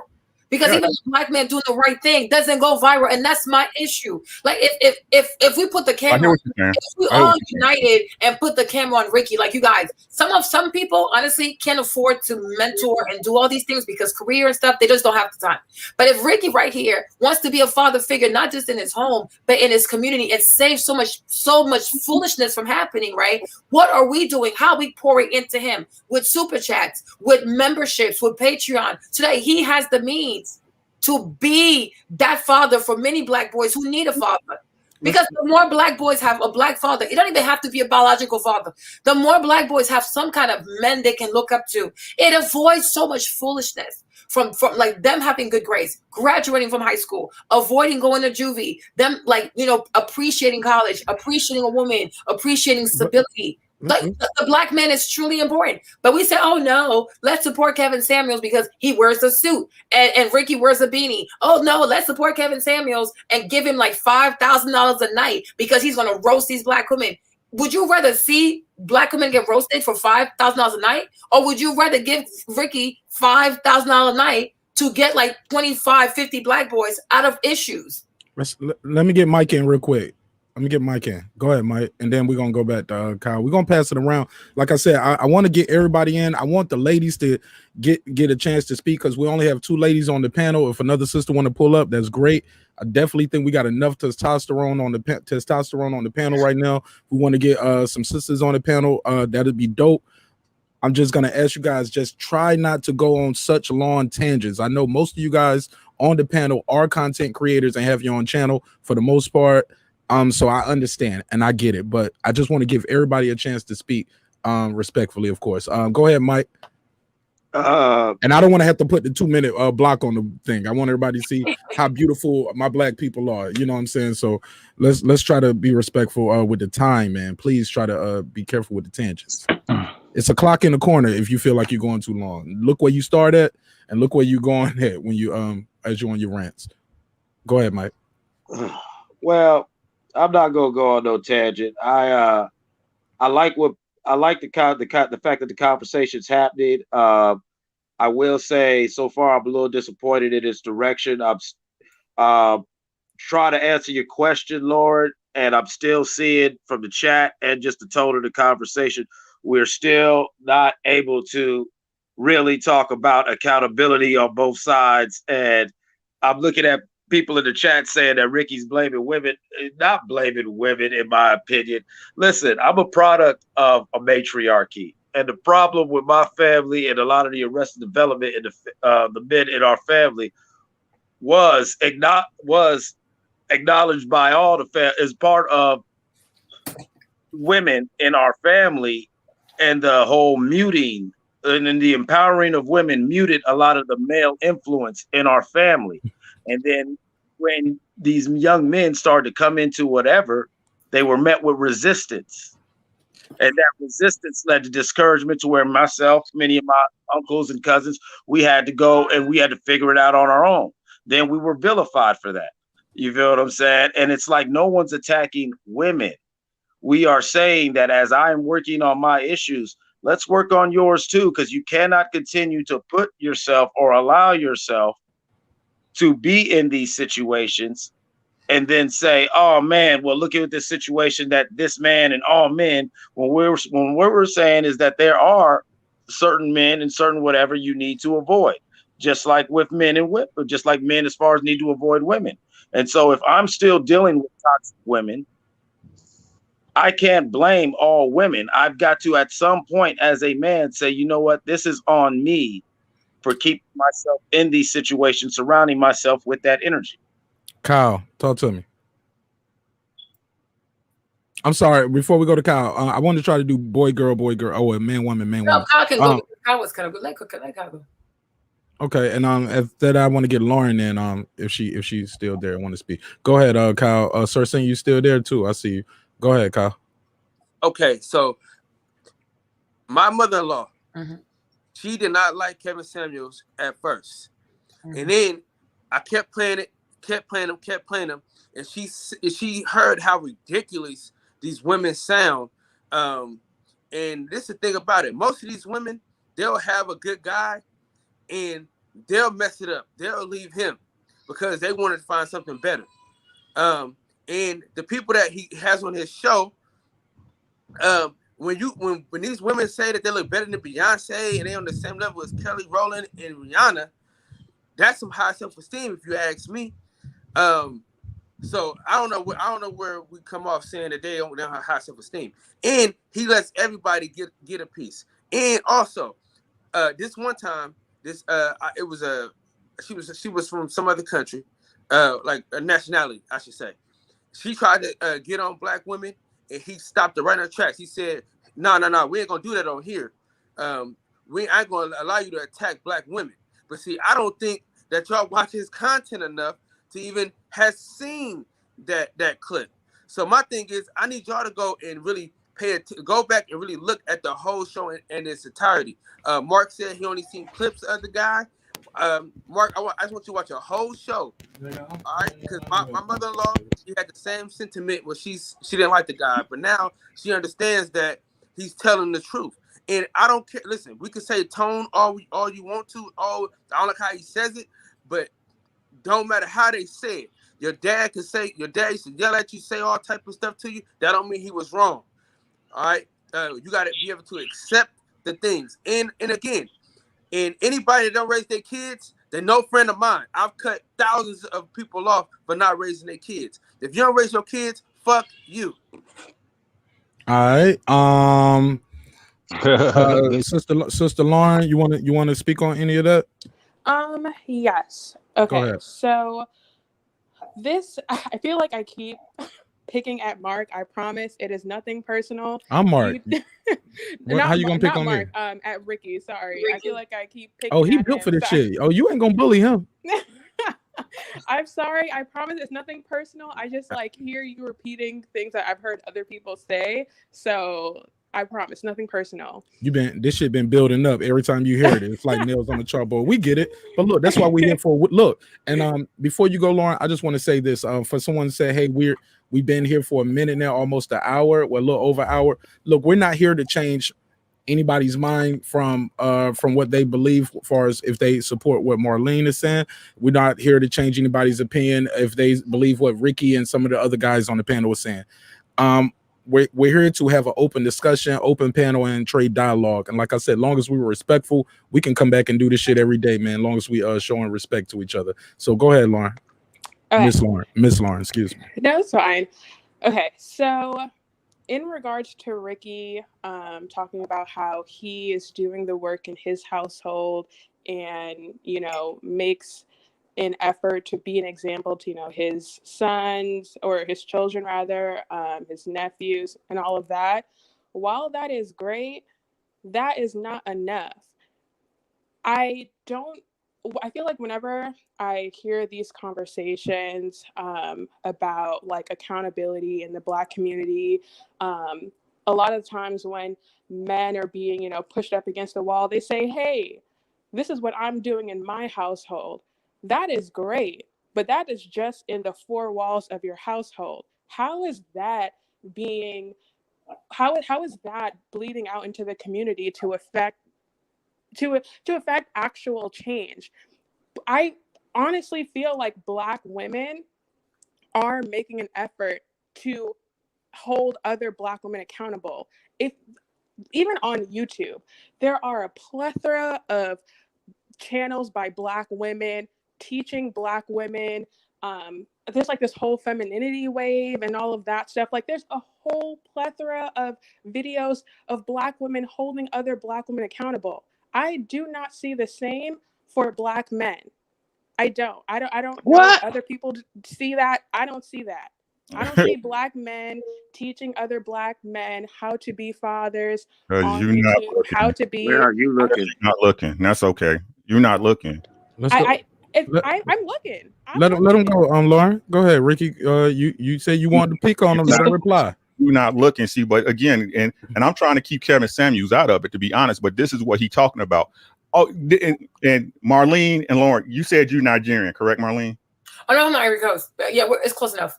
Right, but you know what I'm right. And family was taught to be important to you, correct? Yeah.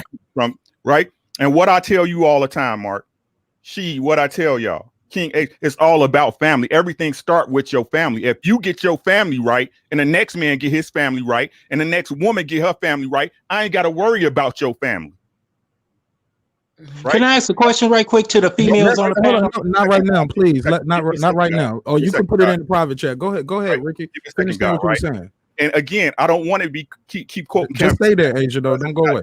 It's not about him. It's about us figuring out how to associate and be together as men and women, right?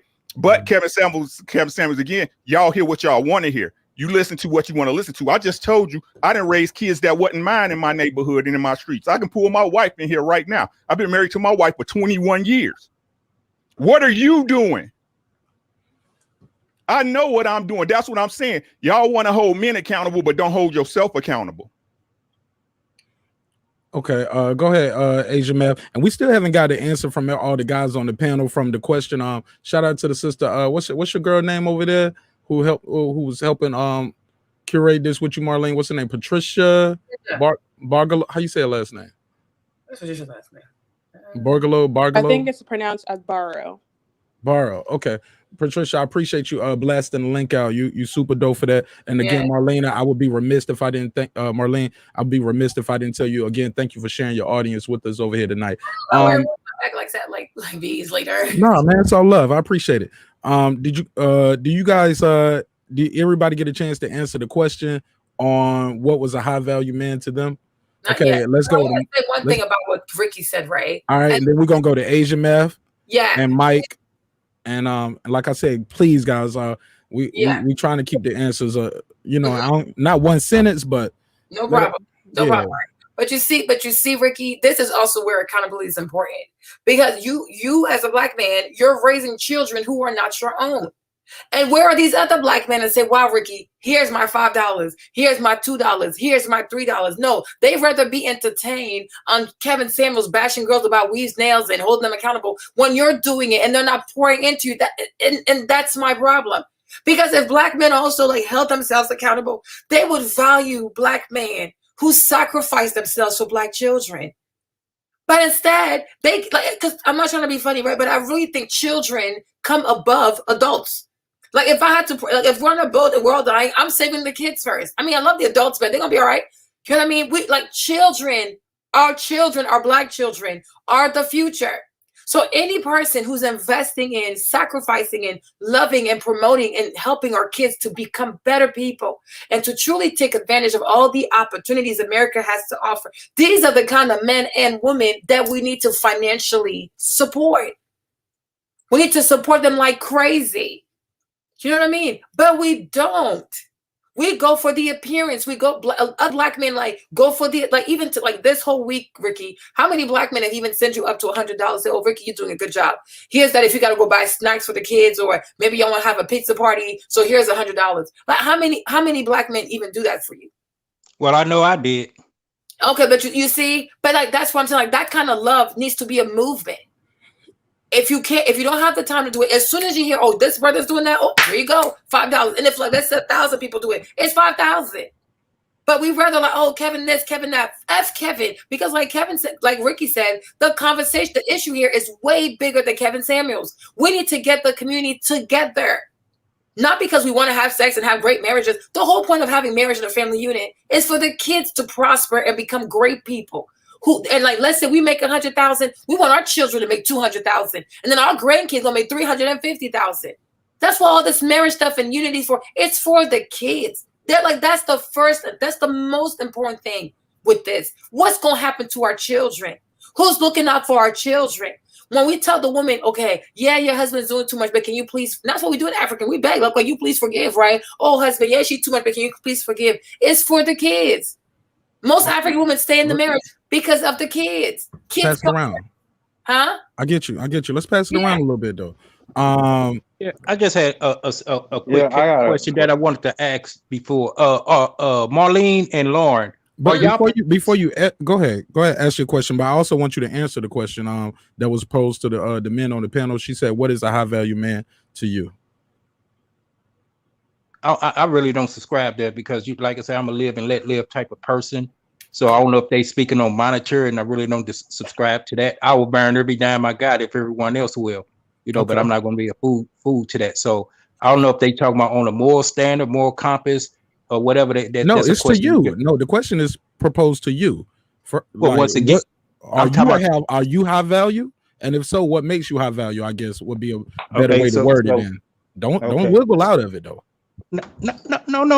This like camera action. No. This like camera action. This comes from the real source. Here go one right here. Come here. What's your name? Asian man. I get you, and I know that. But Okay, we on the so that's my answer. My children determines how high value I am, and we already know what that is. So let's. Yeah. Okay. So we just gonna move on. Audience here. Yeah. Okay. Never mind. So your answer is what makes you high value are your children, and my children make me. I don't even answer for myself. It's for them to answer. Okay. That's good too. That's great. It's subjective, right? And you have the right to say, I'm a high value man because I love my kids and I take care of them. And that's amazing. But once again, I didn't say that. I say my children. He didn't say it.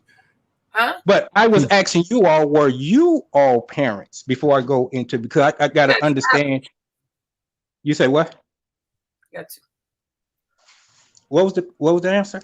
She has two. She has two boys. No, I'm not. I'm 24. Okay. Okay. So the next question disqualifies you because you're not a parent. Not saying you don't understand a parent perspective, because you might have nieces and nephews, but there's a certain dynamic that comes with parenting that you definitely have to experience to pretty much know, especially in regards to the guy, Ricky Williams, of what he was stating. It's like he was saying, it's being undervalued for us men that are in the home taking care of our business. Now, I put the timestamp between this new millennium, and I don't want me at the risk of being regurgitating. So as I said earlier, from the beginning of this millennium, for all that don't know, we'll say either 2000 or 2001, up until this moment that we're speaking right now. And the reason why I'm putting it into there is because that's when the dynamics change. At that time, when a lot of the women, and I'm speaking in general, but since we just want to close the gap and just put it on a race of melanation of black men and black women, a lot of the women piggyback on the modern day welfare system, and a majority of them, not all, a majority push the black male out the home based on getting some child support and a welfare check. And we're like, we don't need you. We got white massa over here. That's just the reality of it. And once again, I know it's a lot of things we could criticize the males for. But we're just talking about equal balancing, on this topic. So, and then the point you were saying, Queen, what's your name? Marlene. Yes. With the people saying, hey, they supporting Kevin Samuels with their donations.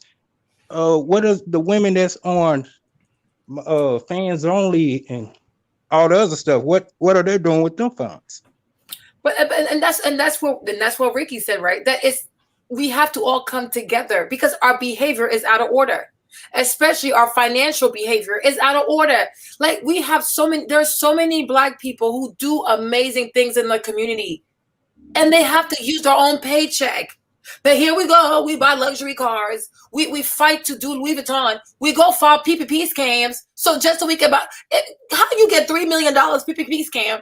You were able to scam $3 million, and your first reflex is to go buy a white man's car. Like this is that kind of, like, it's like we're sick. It's like we're truly sick. We're truly sick. We have a problem. We don't prioritize stuff. Like, to me, Marlene, not that I know more about Ricky, right? To me, Marlene, Ricky is a high value man. Why? Because he's a man we cannot afford to lose. Like, God forbid something was to happen to Ricky. How many children would lack a father, not just in the home, but in the entire neighborhood? And that's what to me, being a high value black man, if something was to happen to you, how many people will be hurt? If it's just your family, you're not high value. Like if I take Kobe Bryant, for example, right? $600 million. Okay. He died. Okay. He didn't affect people. Yeah, he had a high net worth. That's not true though. You can have a high net worth. You can have a high net worth and not be a high value man. Because a high value man is someone that so many people can depend on him. He's like the same, he's like the, if Batman could be a father, he will be it. Let Kyle get in on that, because I agree. I disagree with you on that, Marlene. And I believe Kobe, he does too. He hired a lot of people, man. Like even from the driver, the girl, shit. You know you're wrong for talking about Kobe, girl. No, I'm not wrong. No. You see me, I go off of facts, huh?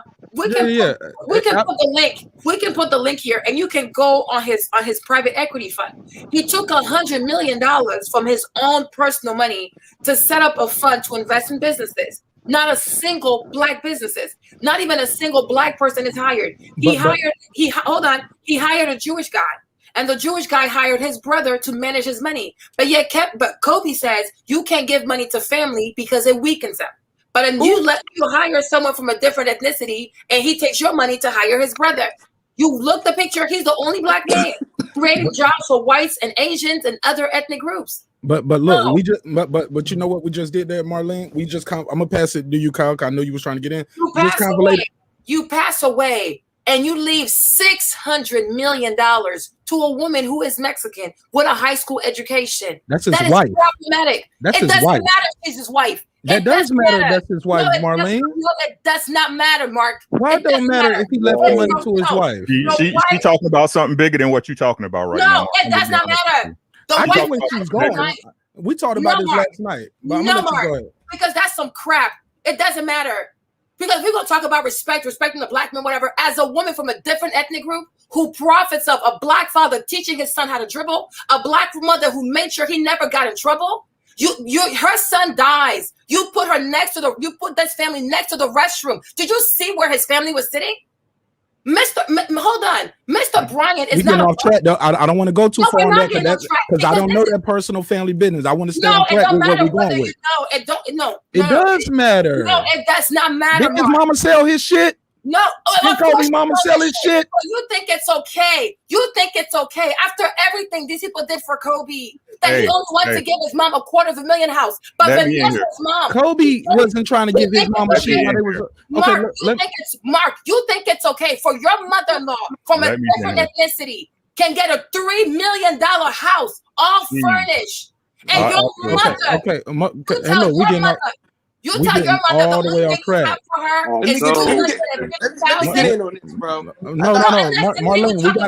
Marlene, we've been real respectful for almost 2 hours. We've been passing the mic. Be respectful, Mark, but you cannot justify. No, Marlene, I'm not. You cannot justify any black man taking $1 billion. $1 billion, Mark. It is $1 billion.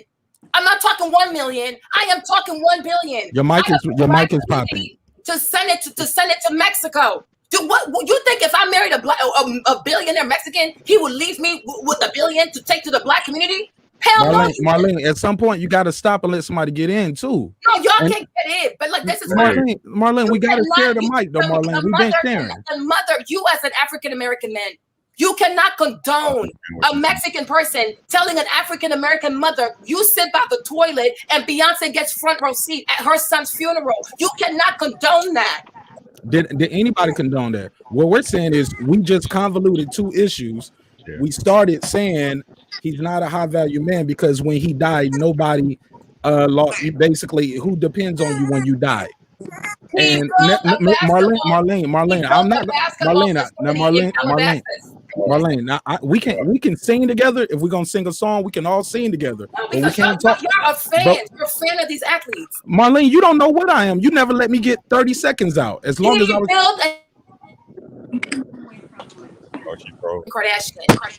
Marlene, even the Wi-Fi don't like you cutting me off. That's why it's freezing up right there.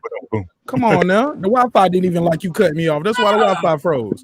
Marlene, you gotta let people talk too, though, Marlene. We've been respectful all night. Every time you want to get in, I shut everybody up. I let you go extra long, but then you cut me off when I'm trying to talk. You gotta let me say something. You get what I'm saying? You gotta let somebody else share the mic. Hey, it's too many people got their mic unmuted right now. Come here and popping and crackling. What I'm trying to say is this: we start off saying if you're a high value man, it's about if you die, who can you leave something to? From there, you say he's not a high value man because who he left the money to. But we all can agree when you got $600 million, you are employing a lot. You said I'm interrupting her. I let her talk forever. And at some point, we got to share the mic. Shio, we got to share the mic. I promise. I didn't disrespect her, but it's 10 people up here. That's all I'm saying. But if you're saying he's not a high value man by who he hires, but then you say it's about who you left the money to, those are two different things. I get where you're coming from. It sounds like you're speaking about generational wealth, but those kids are his children. They share his DNA. He has children with that woman. He's been with her since he was a teenager. He's what, a 40-year-old man? I'm not for policing who you marry and who you fall in love with. I've never been on that. I do think you should be with people who look like you or who you think got the best interest for you when you die. But those are different things from talking about whether you're a high value man or did you marry somebody outside your race? Because remember, I asked you that last night too. Can you be pro-black and marry somebody outside your race? And that was a good question over there too. But I'll pass it around. I just wanted to get that in. Let's not get too out of hand, everybody. Let's say everybody get That's not getting out of hand. No. You're sitting here I'm trying. No.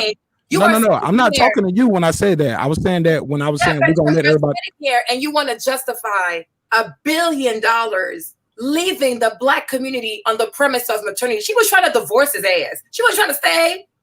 Come on. She was trying to divorce him. Heck yeah, she filed divorce papers. They was in that he was smashing 300 people. She filed divorce. She was never trying to stay. The mom, the mother-in-law even sued the daughter because she felt like she was also entitled. And the whole time, his biological mother gets absolutely nothing. And you want to sit us and tell us, oh, you can marry whoever you want. Oh, that's fine. She's a Mexican. It's okay. It's okay. But please tell me, did Oscar de la Hoya marry a black woman? What Mexican? All these Mexicans who are making all kinds of money, Oscar de la Hoya, the list goes on. You think if they ever were to die, they would die without a will and let a black woman take a big old price of $1 billion and take it to the black community? Hey, Mark, can I get in here? Wasn't David Bowie married to a black model? Hey, let me get in here one time. Man, please let me get in, bro. Please, listen, brother, please. Now listen. Now, this kind of goes back to what I'm saying, because this is what I call the mahogany effect on society. Now we gonna get worked up over Kobe and what he did with the Mexican shit, but let's use that same energy and use that same gun. You know what I'm saying? And let's point that same sword because it's got two sides to it. Oprah Winfrey. Let's point that at your Kamala Harris's, your Candace Owens. You know what I'm saying? You're all, you know what I'm saying, and all like that. Not a valid argument. Let me finish, sister. Let me finish. It's not a valid argument. Sister, let me finish. But it's not a valid. All right, never mind. Go ahead. You're gonna talk anyway. Go ahead. Marlene, we was doing good sharing the mic earlier. Now it's like you just. But Marlene, it sounds like when you don't hear something you want to hear now, we don't got to the point now. Do not spread misinformation. Let him finish. I'll put the clock up if we need to. But this is why I had the clock earlier. Hey, you know what? It's all right. You know, I'm here for the love. So I'm not. I see the frequencies getting low. I see what you mean, Marlene. I'm sharing the screen now. Go ahead. Share the screen. Yeah, go ahead, Mike. I'm gonna let Mike finish while I'm pulling that up. Go ahead. All right. Now, what I'm saying is we could feel however we want to feel about what this man wants to do with his resources, regardless of whom or what. That is the mother of his children. I'm a big Kobe fan. He was not on good terms with his dad or his mom. That's personal stuff. We can't even judge that. I know me, myself. I mean, listen, I love my women. I love my queen right here. You know, my queen right here at my side at all time. You feel what I'm saying? Like, listen, we can't do this where you get mad at what other people do. Because to reiterate what Brother Ricky is saying, what are you doing? Because at the end of the day, as somebody who is a father to both my children, who has raised countless men and women, I'm talking about from the time they were children and to being grown adults, now having children of their own. as somebody who actually is a tribe, a chief of my tribe, accountability cuts so deeply into everything that's going on, and it cuts both ways. And no one's beating up on women. I'm thinking we forgot a very important African principle. Okay, women are better than men in all levels. So the minute you start lowering the standards and making an excuse for what women do, you allow the sorry male stuff that you and Lauren and everyone is alluding to be perpetuated, because men follow a woman's lead. As long as women allow sorry men to get over, sorry men will thrive.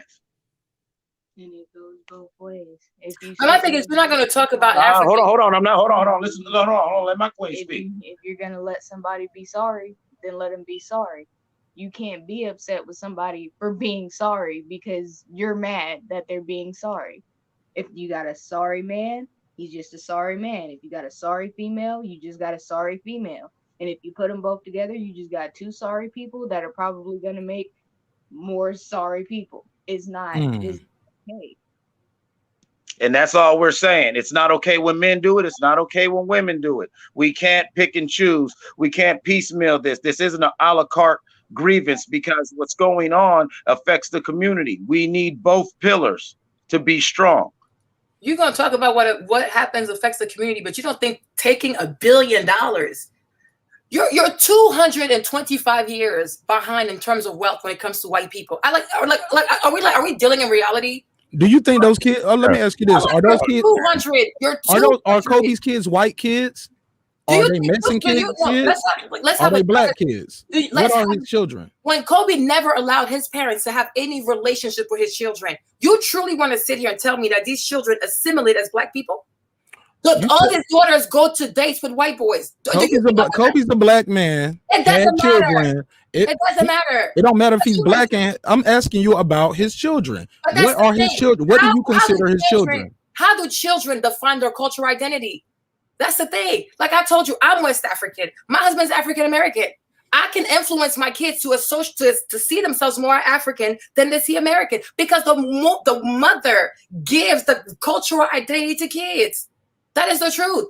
I breastfeed my kids. I decide what their cultural identity is. I can tell my son, James, you're African. You're not African American. And what you going to do about it? Nothing. She had her mom the whole time helping her to raise the kids. You think these kids they feel more Mexican or they feel more African American? Who was the African American influence? What African American friends do they have? Do they even spend time with their cousin? They never even spend time with their grandparents. How do we know their day-to-day lives though, Marlene? Because they post that on social media. Oh, that's so everything they post is what. If you think your life is more than what's on your social media, Marlene, is that true? You want me to believe, right, that a woman, her son died, like burned alive into ashes, and you want me to believe that if I see her sitting next to the restroom all the way in the back of the Staples Center, and Michael Jordan, Beyonce, Jay-Z, people who did not help to raise Beyonce, they didn't help to raise him, did nothing for his career. These are industry friends, and some of them were his competitors. They get better seats. They are never allowed on stage to say their final goodbye to their son. And you want me to sit here and believe that, oh, it's not what you see. Oh. And that's what it is. Y'all pick and choose who you want to hold accountable. And yesterday when we were having a conversation about athletes and celebrities, oh, Marlene, oh, don't talk about these celebrities. Oh, we don't care what they do. But they make the majority of the money. Do you understand that as an African American? Do you know that these basketball players represent African Americans to the rest of the world? When they go out for the Olympics, when they play on national TV, they are the first people, any black people in the world. Oh, wow, this is what African Americans look like. Like, these people are emblematic. They are the effigy of the African American identity in America. And you are telling me that you are part of a group that is 225 years behind. You have no wealth. You have nothing. And you telling me that a kid who was trained by a black father, played with black coaches, it's black people who made Kobe the basketball player that he is. And just because he married someone, she's entitled to $1 billion. Nothing for his parents, nothing for his nieces and nephews, nothing for she gets to take it all because she's his wife. So marriage is enough to wipe an entire family, to wipe an entire bloodline. Like, seriously, Mark, it's $1 billion. And God forbid, let's just say like we love this black man and something like let's say something happens, right? And you, Mark, you were worth $1 billion, even as black people. Would it be okay for your wife to take all the money and not even do nothing for your mom? Like, oh, Mrs. Mark, here, I'm going to pay off your mortgage. You know what I mean? Because Mark will want me to pay off your mortgage. I'm going to pay off the. Would it be okay for, oh, that ain't my problem. Oh, these are his parents. Oh, it ain't my problem. You would want your wife to take your money and make sure that your peoples are okay. Can I speak on that? That's the least thing to say. Marlene, let me, was that rhetorical or you going on? No, but because it's like that's just not okay behavior. So Marlene, when Oprah dies, where's her money going? I asked it last night. I said it last night, Agent Mav. Go ahead, Marlene. Right? When it comes to Oprah, it's going to Gail, nigga. That money going to Gail.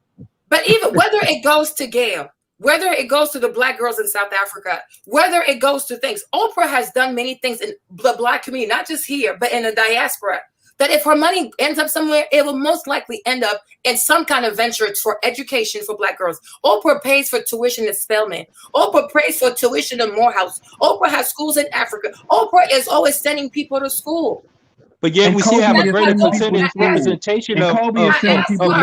Hey guys, not all at the same time, please. And so Kobe has sent people to school. Kobe has sent people to camps. Kobe has done that. You might not have done your research, but you're talking off of. So, ma'am. Hey guys, hold on. Marlene, this guy right here hasn't talked for at least 30 minutes. But he's talking. He's not bringing links. Ma'am, you ain't dropped one link. You're not even allowing nobody else to speak. No, I brought the link. Again, ma'am. She did drop a link to me. I dropped the link. Ma'am. I dropped the link. Ma'am. Hold on. Let me share the You're link. talking for free.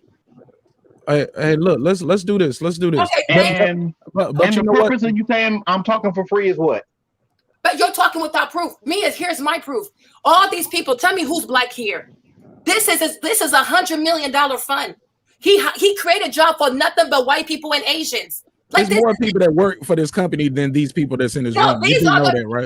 No. This is the About Us page. These are all his employees for this company. So these people don't have nobody to work for them. These people don't have assistants. They don't employ. They're all right here. Stop stretching. I mean, you stretch for Oprah just then, respectfully. You said hypothetically where her money would go. That's not hypothetically. Y'all even said if she dies, she goes to jail. It was a joke. But let's go. Hold on, Ricky. I'll let you get in. I want to give a special shout out to Punch Drunk Boxing. Thank you for the donation, my brother. I do not take it for granted. I don't take it for light at all. I really appreciate it. We'll put that back up with his About page. Ricky Williams, go ahead, my brother. Thank y'all for being patient. I don't want us to get to a rant session because we can't talk all over each other like that. Thank you, Ricky. Go ahead, brother. Let's ease the tension in the room. Yes, right. Sir. Go ahead. So, sister, this is what I talk about. She's completely right. Let's just be $150, right? What she's talking about. Just bear with me. Let them speak, please. Go She's ahead. completely right. This is what I talk about. What people don't understand with interracial relationships, a man builds himself up, builds his family up, and then he leaves his money to another race who's going to more than likely they're going to marry some white dude, then generate that money and into wealth over there. Right? You're completely right. But however, like I said, the problem is we can't be worrying about what somebody else is doing in their house. That's Kobe's house. When nobody shooting in the gym with him, but Kobe when he did what he did. Is it right? Nope. Is it right the way his money got moved? He ain't take care of his earth that made him. Nope. But that's his house, right? We need to learn to be accountable for our homes. Then you can throw a brick at somebody else, right? Thank you. Then you can start worrying about what the next man is doing because at that point you a community. We're a community. Now, you like I said, we completely the money. I keep trying to tell y'all money is something totally different. That's a whole different conversation. But it's really about being accountable, right? A high value man is simply this, someone who's willing to put their resources into you to make a better life for the both of y'all. That's what a high value man, that's what a high value wife should be for you. Somebody, because every day we getting closer to a 6-foot box in the ground.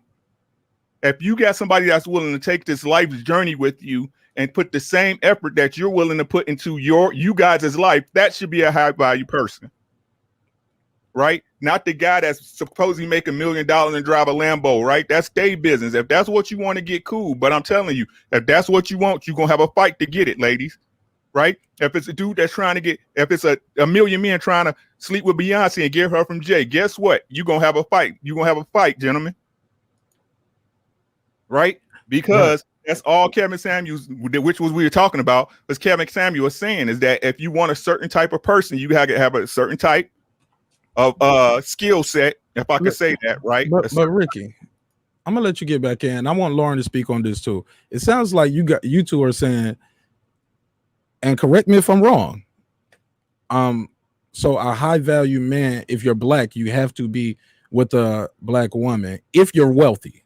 But if you poor, you can do whatever. But if you got $1 billion, that money has to come back. No, I know I'm being facetious when I say that. But if we're talking about community, Mark, if we're talking about community, right? Like I told y'all before, that's what's wrong with our people. It's the goddamn bag. Everybody worried about the bag. No, if we're a community, the money gotta stay. That's why it's called community, unity, right? You can't be Kobe Bryant out giving your money to a Mexican chick, a white chick, because a Mexican chick that got dough ain't gonna go looking for Kobe Bryant if he was broke. My G, what do y'all think about? I'm gonna let Sharice get in. Shout out to you, Sharice. Peace to you, sister. Yes, Thank sir. you for pulling No, up. you need to put the picture back up, Mark. Okay, I just want I just had to see who that was beeping in. I didn't know that was Sharice. Oh, okay. Yeah. Put the picture back. But let me say this. What do y'all think about what Punch Drunk saying on the screen? Mike, talk to me about this. He said nobody donated more than Bill Cosby and Michael Jackson. And the culture, the black culture, I'll say it, Punch, the black culture, they abandoned them and buried them alive. Man, you want to know what I say about that? I say he's touching on some things. I mean, you have different black men who have done things for their community, on a personal tip, the things I've done in my community, things that Ricky says he does for his people up there in Minnesota. You feel what I'm saying? You have people who take care of their folks. And when we go ahead and do that, we're not asking for flowers. We're not asking to be put on a pedestal. But when we need our people, where are they? What is one of the greatest weapons used against the black man is the black woman. You know what I'm saying? That wasn't a white girl lying on Mike Tyson. You dig what I'm saying? That wasn't a white girl lying on Tupac. You know what I'm saying? That way, you know what I'm saying? And everyone knew what it was. And where were the black women saying, all right, Desiree Washington, you need to chill out because you know good and well Michael didn't rape you. If you went to Mike Tyson's whatever, you knew what it was. All right, whoever you were, you know good and well Pac didn't rape you. You may have been in Pac's hotel room, but it wasn't Tupac. Pac's just the most famous name in that hotel room. Where were the waves of black women? And I'm not saying that to even do the tit for tat arguing. What I'm saying is to reiterate what Brother Ricky was saying. We can't worry about all these things. We can't worry about what Kobe's doing or not, because the thing is, we have those of our own who are doing that because, what are we doing ourselves? You know what I'm saying? What are we doing ourselves? You know what I'm saying? Kobe's family situation. I'm going to tell you right now, I'll be darned if you or anybody tries to judge me if I got some personal stuff going on. And that might be my mom or my dad, but no, we don't rock like that. And we don't rock like that. No, I don't want you at my funeral. Those might be my final wishes because I got people in my family. Then. You don't. No, you can't judge me for that. Don't you judge me personally. You don't know me, man.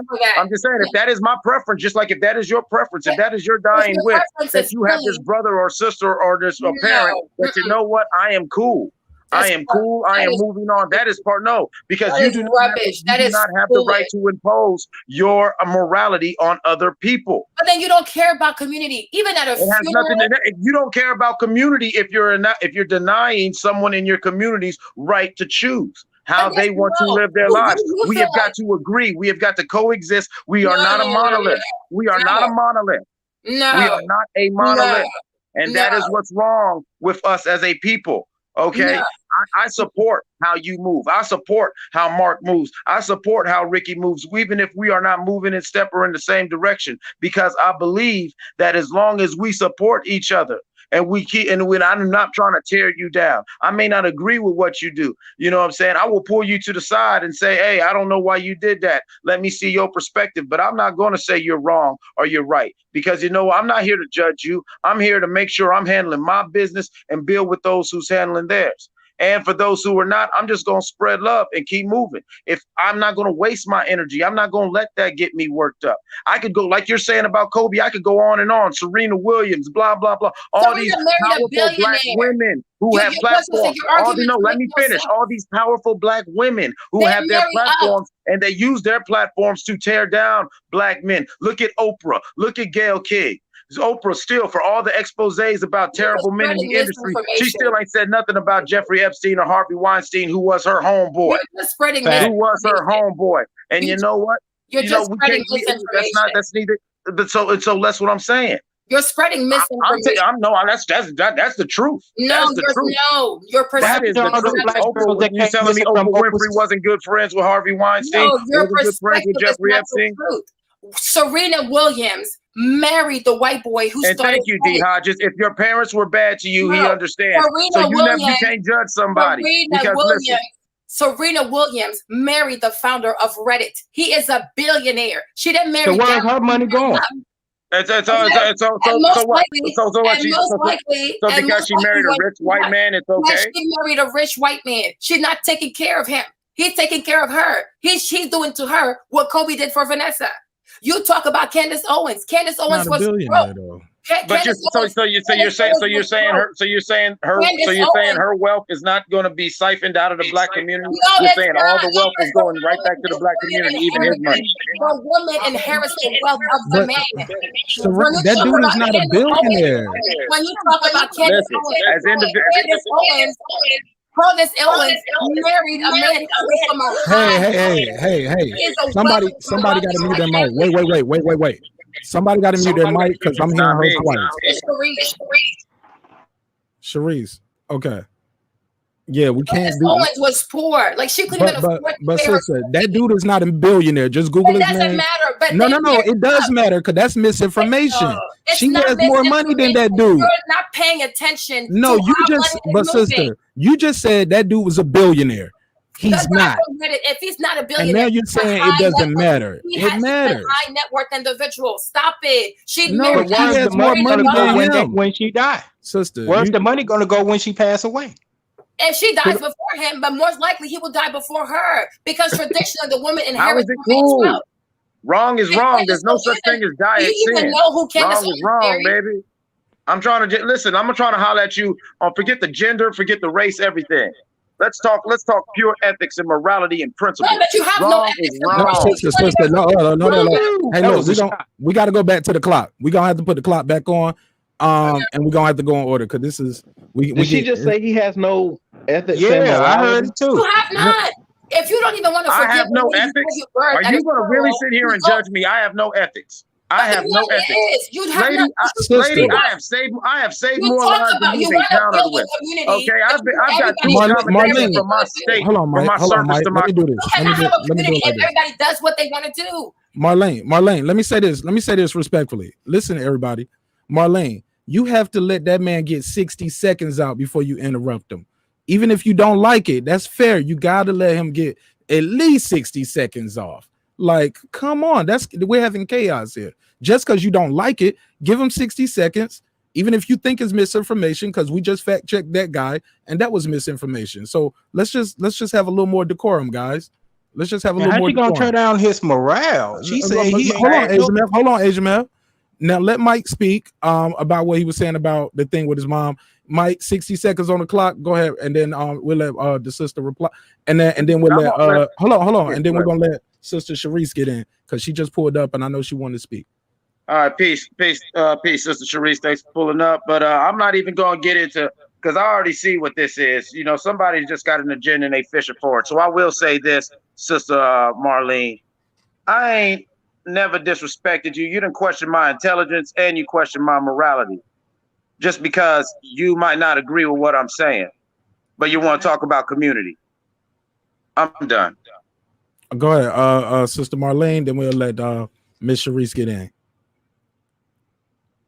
It's fine, you can be gone, but we cannot sit here and say, oh, we want community, but everybody can do whatever they want to do. Oh, you do what you want to do. You do what you want to do. The whole point of being a community, people, if they choose to do what they want to do, it at least has to serve the greater good. And you're not worrying about the greater good. Oh, don't worry about Kobe's bad. Oh, but what are you doing? Why is it always that it's poor people who have to be examples? Why is it that it's not people who are rich who do have the means to set the standard? Why don't you ask them to step up? They have more money than me. I don't have Kobe Bryant money. He has enough money to make a real dent. Look at how LeBron James went and built a whole school for Black children, gave them free tuition, free books, free everything. That is freaking amazing. I can't do that. I don't have the money to do that. I don't have the platform to do that.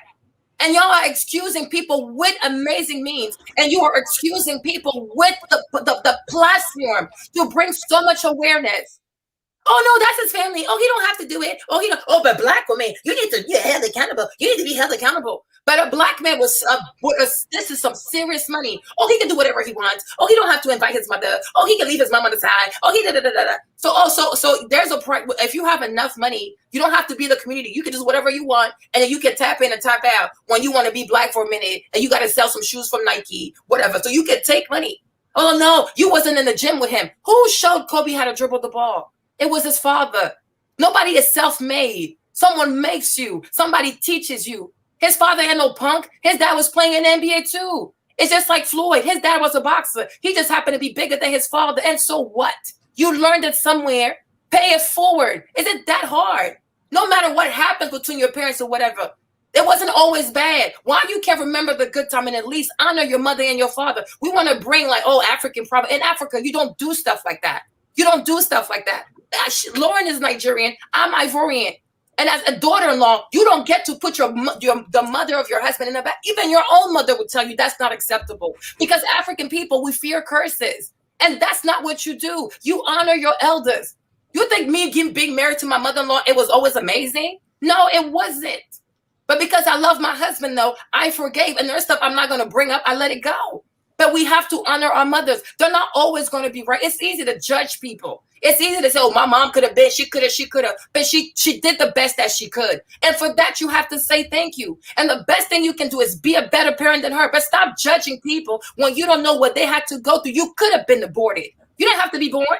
Now you born and you want to be resentful and judge people and say you should have, could have, would have. Stop that. Stop that. We can't talk about, oh, we want a Black community, but we encourage people to hold grudges until the grave. You have to forgive. And that's the problem with all these young people. That's why they murder each other, because there's no forgiveness. There's no forgiveness. Why you can't? So while you talking all this forgiveness, no, Mike, hold up. We can't do that. We had the clock on. We was right there at the end because I need to get into. Hold on, brother. This is what I'm trying to say, sister. This is what I'm trying to say. Kobe. It's a reason why Kobe mama still has a mortgage. You get what I'm saying? If Kobe didn't want her to have a mortgage, she wouldn't have had no mortgage while he was alive. Am I making sense? No? Yeah. So my thing is like he could have took care of her and had her straight already. He didn't. They wasn't on good terms. That's his. We don't know their things of their life. Like you say, it's about forgiveness.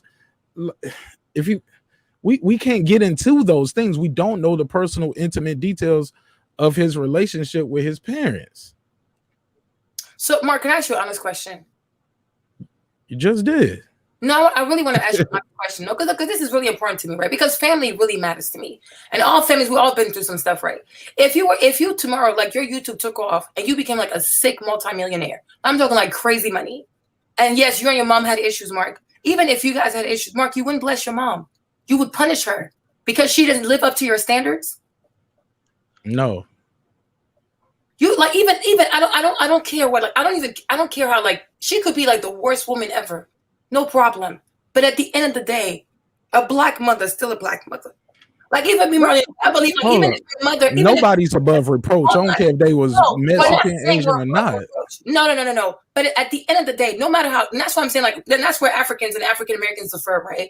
Because in the, like, y'all talk about these women have all these rights, but you people also, you have grown so far away from your real roots that because you're grown and you have money, you think that you're so righteous that you can judge your parents. In African culture, even at the age of 80, you can be 80, your mom can be 120. That is still your mother. You don't even raise your voice at her because that's respect. And that's what's truly lacking. Like you see, you're African American men, you want black women to respect y'all, but y'all don't even embody respect. You have no respect for your elders. No, that's the truth. For any man, like in Africa, for somebody to say, "Oh, my mother can't come to my wedding," oh, I'm telling you, like we say, ask Lord, Abby, we walk away from you because we know curses are going to follow you. Like for us Africans, everything you do is to honor your parents. Everything. Ask Lauren, she's right here. Everything. Your mom is like your everything. And trust me, we have really intense mothers. But your mama is your mama. And no matter what mama does, and she might not be right. She might not be right. She might be hella wrong. But that's still your mother. That is your mother. You can't live in a posh somewhere and your mama's somewhere struggling with a mortgage. You can pay the mortgage and never talk to her.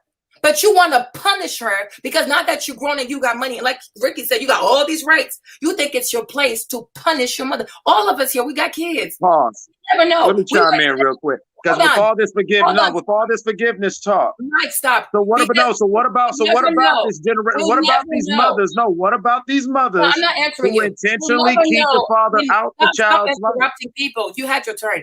We never I didn't have a turn. Every time I talk, you just talked over me, and you're still doing it.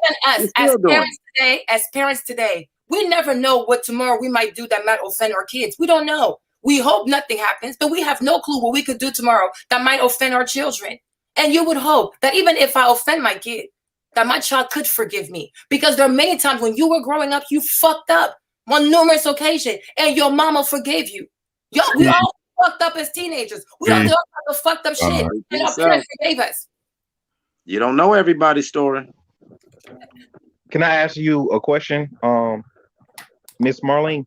Yes, Mr. King. Go ahead. Okay. So my question is this: is you're speaking? You said from an African point of view, correct? Yeah. So as an African woman speaking from an African point of view, is it normal for an African woman to disrespect, overtalk, and belittle men? Is that a normal thing that you're supposed? That's the thing, though, right? Wait. Okay, bring it on. I asked you a direct question. Please answer my direct question before you go on another monologue. Thank you, sir. Thank you. In my African culture, the stuff that some of y'all talk about, you wouldn't even allow to talk to me because it shows that we're not from the same. See, Africans are classes. You did not answer the question. Hold on, sir, your monologue. Answer my question first. Sir, we're not going to do that, though. We're not going to do that. I mean, what you mean? Sir, let's not do that. 30 minutes. Every time and you know what? But Sir, over. Sir, but you asked her. Answer one question. No, Sir, you doing that to me? Hold up, brother. Listen, don't do that to me, though, bro. Hold on, bro. This me, man. What I'm trying to tell you is this: you use your chance to talk to ask her a question. Let her answer the question. Now, you can't dictate the way she answers the question, though, brother. You know what I'm saying? Let's not do that. You know what I'm saying? Let her answer the question, and then you can speak again. That's all I'm saying. Go ahead, man. You asked the question. Answer the question, sister, please. Yeah. So in my like me and my brother, in my West African culture, anyone who believes that you hold grudges to your parents, like that's you. We wouldn't be in the same circles. Okay, go ahead, Sir Senior. Again, you didn't answer the question, ma'am. To mean that in my African, I asked you directly this, so you can hear my question again. Go ahead. I asked you, as an African woman, since you said you're speaking as an African woman, as an African woman, is it appropriate or normal for an African woman to demean, demoralize, down, and disrespect men, especially in public? Okay, and based on what you said about you don't forgive your mother, whatever, you wouldn't even be considered a man. That's the thing. Your thing, because you have genitals, you're a man. You're not a value. So yes, in Africa, black women have black maids. They have a black male chauffeur, and they tell them to pick the groceries up. Does that make sense? So just because you have genitals, I don't owe you respect. You're not a man to me. Your mindset makes you a man. You're like the things that you do, how you affect your community makes you a man. And y'all think you are entitled to this male treatment just because of your genitals. And you're not. In my African culture, I can do whatever I want. I got Hey, it. I can say that about you right Hold now. on, Exactly. hold on, Mike. Hold on, Mike. Exactly. Hold on, Mike. Respectfully, though, you still didn't quite answer the question, though, Miss Marlene. He But asked you. I did answer the He question. asked you. Do African women disrespect men in public? Is that And the he would norm? not be considered a man that you even have to respect in public. That's what I'm trying to tell you. We But wouldn't do be. African women disrespect men in public? Is But that he's not acceptable? something that you would. Not him. Not him. I'm just saying. Is that the norm? It Not depends him. on the situation. It truly depends. If we're Okay. having a situation where the brother comes in and he's insulting the mother, it's like one time my uncle thought he could disrespect my grandma, and my mom was like, "No, it's not happening." So everything depends on situation. Everything Well, ma'am, in this situation, you just attacked me, and I wasn't the one who said that because my mom is dead. So there's no way I would have said that about my mom, and I didn't even get a chance to talk. So again, you misconstrued something. Your mom passed and you, away and ma'am, let Marlene, me finish. you still ain't let him talk, Let me Marlene. land my plane. Let me land my plane. Your mom who's passed away. Let me land my plane respectfully. So before you sit here and judge if I'm a man or not, you didn't even heard me talk. So you don't even know my mindset. You don't even know how I feel about any of the things you've said because I have not been allowed to speak other than earlier when I saluted everybody because you cut me off then. When I came back on, you cut me off. And I've been sitting here quiet. So, like I said earlier, is a African woman allowed to disrespect the man in public? And you say, oh, it depends on the situation. That's not African. I know lots of Africans. No, you're not African. You haven't even lived in Africa. You know nothing about Africa. You're not African. Ma'am, you don't know. You don't know what I know because you don't even know me and you ain't even allowed me to talk. Again, you're still over talking me and you're not letting me say a word. You're showing that you are disrespectful. You're showing that you don't have a good set of decorum, respect, professionalism, because you said that about Kevin Samuels. Oh, well, it's not respectful or professional to cut people off. And You've done it the whole night. So again, how are you the pot calling the kettle black? And you said they get what they get. So you're getting what you're getting. That's what you said. Y'all don't like reciprocity. I match energy. You said, and when they call in, they get what they get. You call me, you get what you get. What's the problem? You match your husband's energy? Of course. My husband's awesome. He's super sweet. I say, do you match his energy? His yes, alpha I do. So who wears the husband pants? African American. So who wears the pants in the household? But he does. He's awesome. Put him on. Let's hear his perspective. No, I don't put him on. My husband never comes on social media. I've been here for 12 years. Never put him on. He doesn't have a say so. He doesn't come to my social stuff. Like he stays. Like he doesn't get involved in this. I've never put my husband on social media. Never. No, it's about him, not you putting him on there. It's just his choice.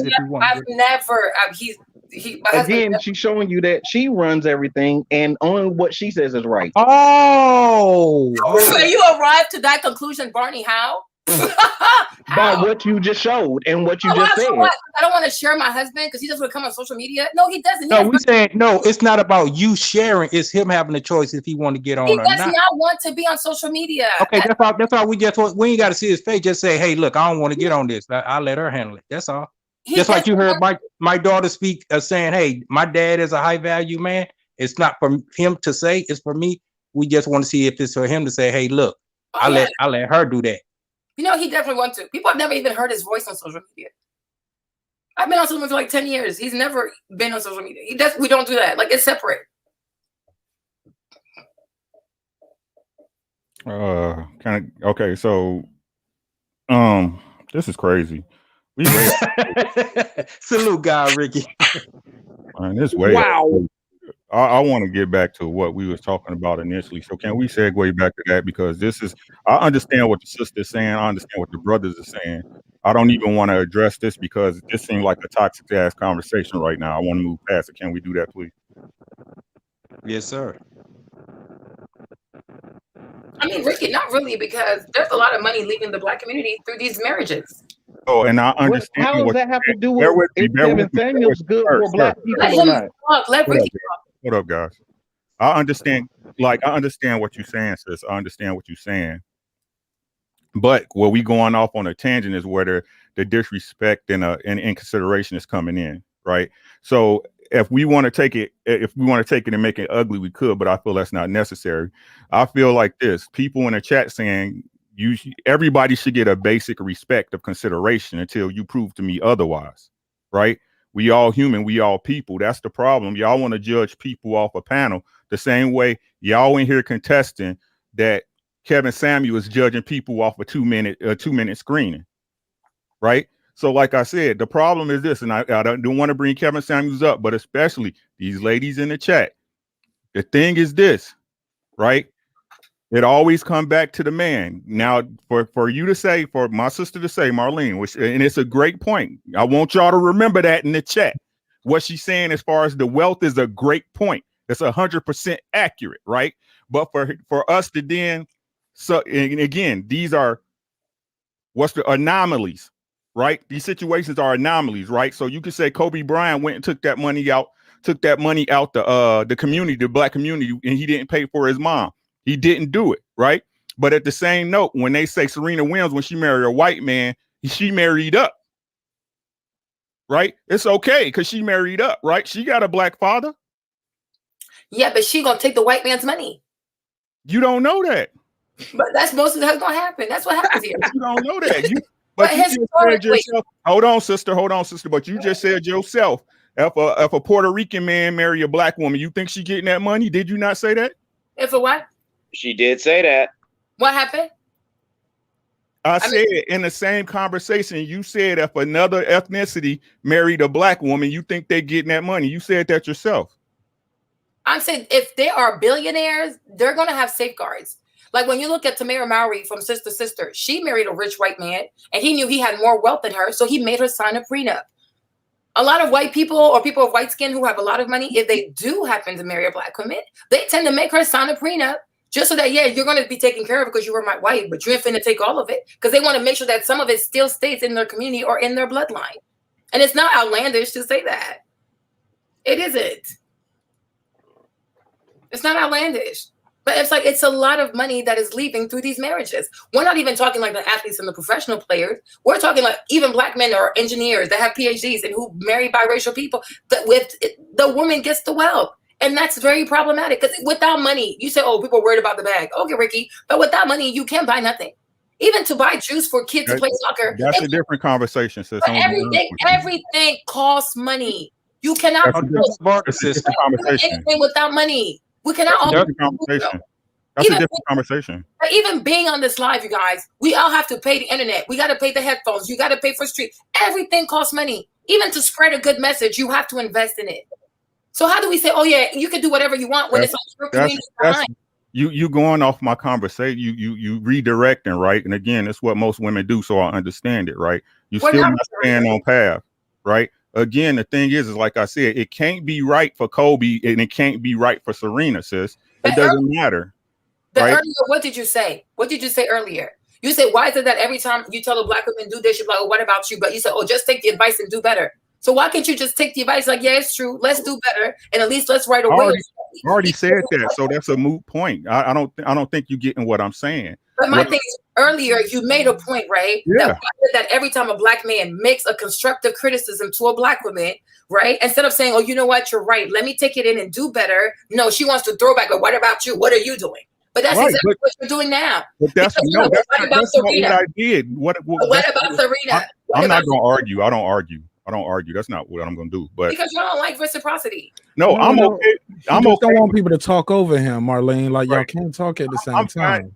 Look, I don't want to be consistent. You set the rule. No, I'm a child of karma. I believe in karma. I know what karma is. I don't trip. So I understand what you say about curses, right? That's just the universe paying you back. But like I said, you can't sit up here and say, sis, that you mad at Kobe for going out there and leaving money on the table with another race. Whereas when you have a black woman like Serena that married a white man, or Candace Owens who married a white man, that if they do that, it's not the same thing. It's the exact same thing. They both are into themselves. They both are well-to-do. Candace fucking Owens' book is selling off the goddamn shelves in America, right? You can't say it's not the same. It's not the same thing. Candace Owens was broke. Like, did you hear what I said? She was so broke she could even pay her last semester in college. She didn't finish college because she didn't have the money. She's broke. She grew up in the projects.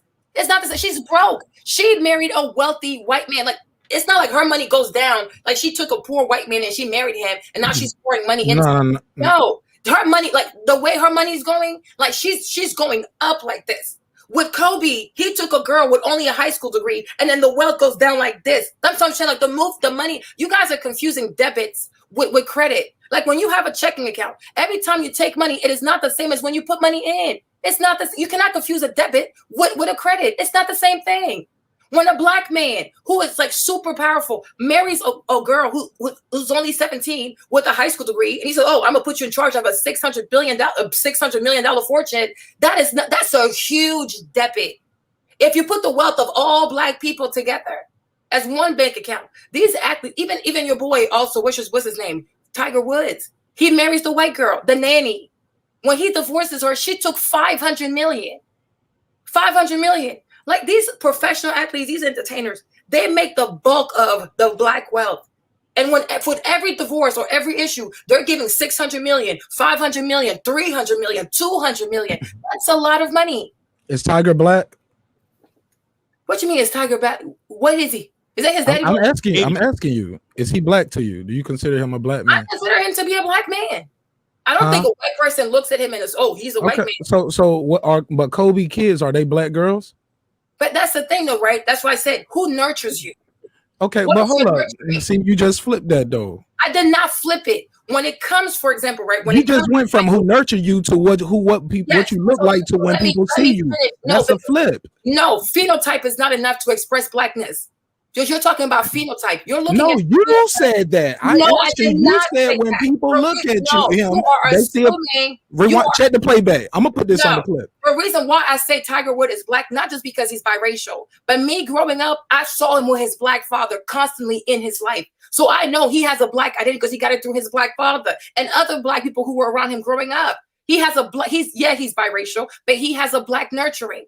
When I look at when I look at the Bryan girls, right? They are biracial. They are biracial. But when I look at where they go to school, who takes them on the dates, who are their friends, like even the young girl, Gigi, may she rest in peace. Look at her basketball team. These are all white girls. And I'm like, where does she find her black identity? She doesn't hang out with her grandparents who are black, doesn't hang out with her aunties who are black, doesn't hang out with her cousins who are black. Where does she get her black identity from? So it's one thing to be biracial, but your cultural identity is determined by your nurturing. She could be biracial and she could assimilate better as a Mexican. And to be honest, Mexican people are dominant in population in California.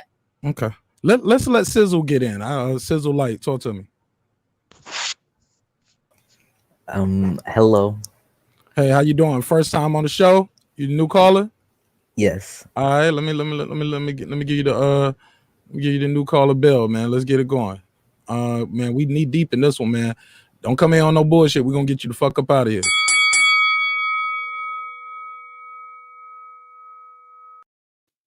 Come on, talk to me. Well, the way I look at it is like whenever you see someone from a different standpoint, like a point of view as you automatically go to like your point of view. So like what a lot of things that's happening is because people are looking at it from their point of view. So not everybody's point of view is the same, but like I'm just saying like the majority like people come from. And what people might look at it as like a black girl could look at like what this person is like saying and be like, oh, they're trying to make me submissive, or oh, they're trying to make me like be, you know, submissive basically. And a black man might look at it, or a man in general might look at it and be like, oh, like this is what you're supposed to do, you know, or like I'm supposed to be the big head leader and stuff. And what I think is like everybody, it has their own place, you know, and like I used to think of it as that, but like the guy is supposed to run everything, and like not run everything, but like it's supposed to be the main leader and stuff, you know. This is the person everybody comes to. But then like my mom and dad, they split. And so basically my mom, she Wrap it up, B. You gotta land your plane, B. Land your plane. my mom, she basically raised me whenever my dad left, and she hasn't found anybody. I'm sorry to hear that. Yeah, what's your name, man? You can just call me Sam. Sam, what part of the country you calling from? Texas. Sam from Texas. How old are you, my man? I'm 14. Well, I'm so glad you pulled up today, Sam, and I appreciate you. Sam, this show is not for children, though. I'm gonna have to let you off the panel now. Yeah, and please don't tell your parents you're listening to this, but smash the like button, brother. Appreciate you, Sam. Secret safe with me. My man. Thank you, brother. Subscribe, brother. Subscribe. No, don't subscribe, man. Just come back every now and then, click the like. Godly. Hey, Mark, can I ask you don't want to something? influence Sam. Can I ask you something, Mark? Sam is like, this is what the blacks talk about when we're not around. Can I ask you something, Mark? Oh man, what's up? Talk to me. I just wonder what is going to be the happy medium to this. You know, we got the chicks on OnlyFans getting a lot of money, and I don't hear them contributing a lot to the community for the uprising. And then, of course, you know, to talk with Kevin Samuels getting all the donations he getting, and he's only, you know, philandering chicks half his age. What is the happy medium in this? What is the say something? I want to say something. I want to get Lauren in too, because we haven't heard her. First, I want to say Lauren too. I got to give a shout out real quick to Gary. I got to give a shout out to the cash apps real quick. Gary, Keisha, Shay, and I don't know how to read this name. TFM Jiz. I don't know what that is, but thank you all for the cash apps. I appreciate it. I don't take it for granted. Sorry, I had to do that. Go ahead. Oh, this is why I think I hear a lot of this, even when what you said right there, you prefaced it with where the girls are getting money off OnlyFans, but Kevin Samuel do this. I've heard that a lot. I heard a lot of guys tonight say, well, the ladies need to do this, and I've heard ladies say guys should do this, whether in the chat or on the panel. We have to be the change we want to see in the world. You got to start with the person in the mirror. You know what I'm saying? You got to start with the person in the mirror. And that's my opinion on it. I could be right. I could be wrong. I don't have all the answers. That's why we're here. And also, we got to learn, too. You can't change somebody's mind just because you call her a bitch, and you ain't going to change his mind if you call him a broke-ass nigga. Like, that's not how you're going to get there. You can get there by having conversations, doing research, trying to trade dialogue, speaking to each other and one another respectfully and with courtesy, and then you can build a rapport and build trust. But without trust, you can't build no kind of relationship, no kind of community, no kind of barter system where, hey, I don't need the money no more, even if the baby want juice. Well, my boy got an orange tree right here. You get what I'm saying? So we can't even build a community up like that if we don't have trust, and if we're always trying to make excuses for what we want to make excuses for, things that we don't think are acceptable. We go along just to get along. We need more. Everybody wants to be a leader, but you got to learn how to be a follower before you can be a good leader, in my opinion. And it is a lot of bag chasing. But yeah, you got to feed your family. But where do you spend that money at when you try, as you get in the bag? Do you shop within your community? Do you hire people who look like you? I get it. Do you marry people that look like you? If you don't, do you have something set up? How are you giving back to the community? Because that it's important. It's bigger than you. You have more money than some people, than a whole family or a whole neighborhood will ever see in their life. You have to give it back. But I can't dismiss somebody's lifelong partner, wife, and children and say, hey, he just giving that money to a Mexican lady. That was his wife. Say what you want to about they was gonna get divorced. They won't divorce though. Mark, you just want to spin a narrative that is apologetic for some crap. You saw that picture. I thought I was being very. I thought I was. No, Mark, you saw that Marlene, picture. Marlene, hold position. Let him dock his yacht. You saw the picture. You saw the picture. You saw the picture, Mark. Like what picture? Oh, you talking about the people on that company? And you didn't see us. The only black person you saw is him. And you didn't even say, "Oh, like, yo, that's kind of fucked up." We could have a little bit more brown people in there. No, you glanced. I agree. Well, Marlene, that's one push out of a probably never billion got to pictures that part Kobe because You didn't even point that out. we Like, didn't even get a chance to because it was so much talking when we had that on the screen. That's his wife. That's his wife. That's a bullshit. Those are two different things: who he hires and who he marries. All that stuff and his children, Marlene, his children are black girls. Whether you think they're gonna date white guys, if so, they're gonna be like Serena, and that's okay too by your standards. That's the thing. You guys or they're gonna be rich kids marrying other, or they're gonna be rich kids marrying, or they're gonna be rich. Marlene, they're gonna be rich kids marrying other rich kids probably.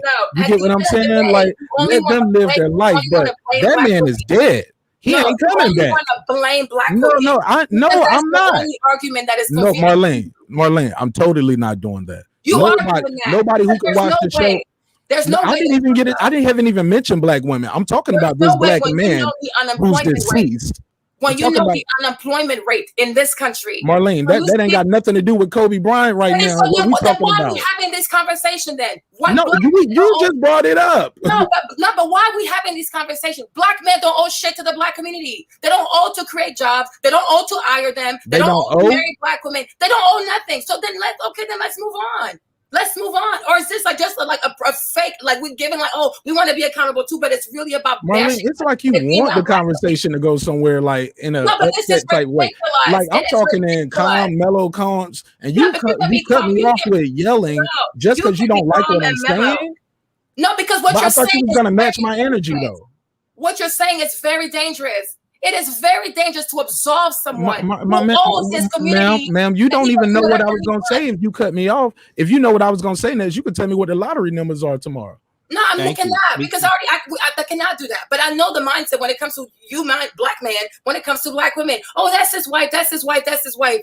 Okay, I'm not saying leave Vanessa. Ma'am, he is deceased. And so what? He's deceased. So what? He's deceased. Have some fucking respect.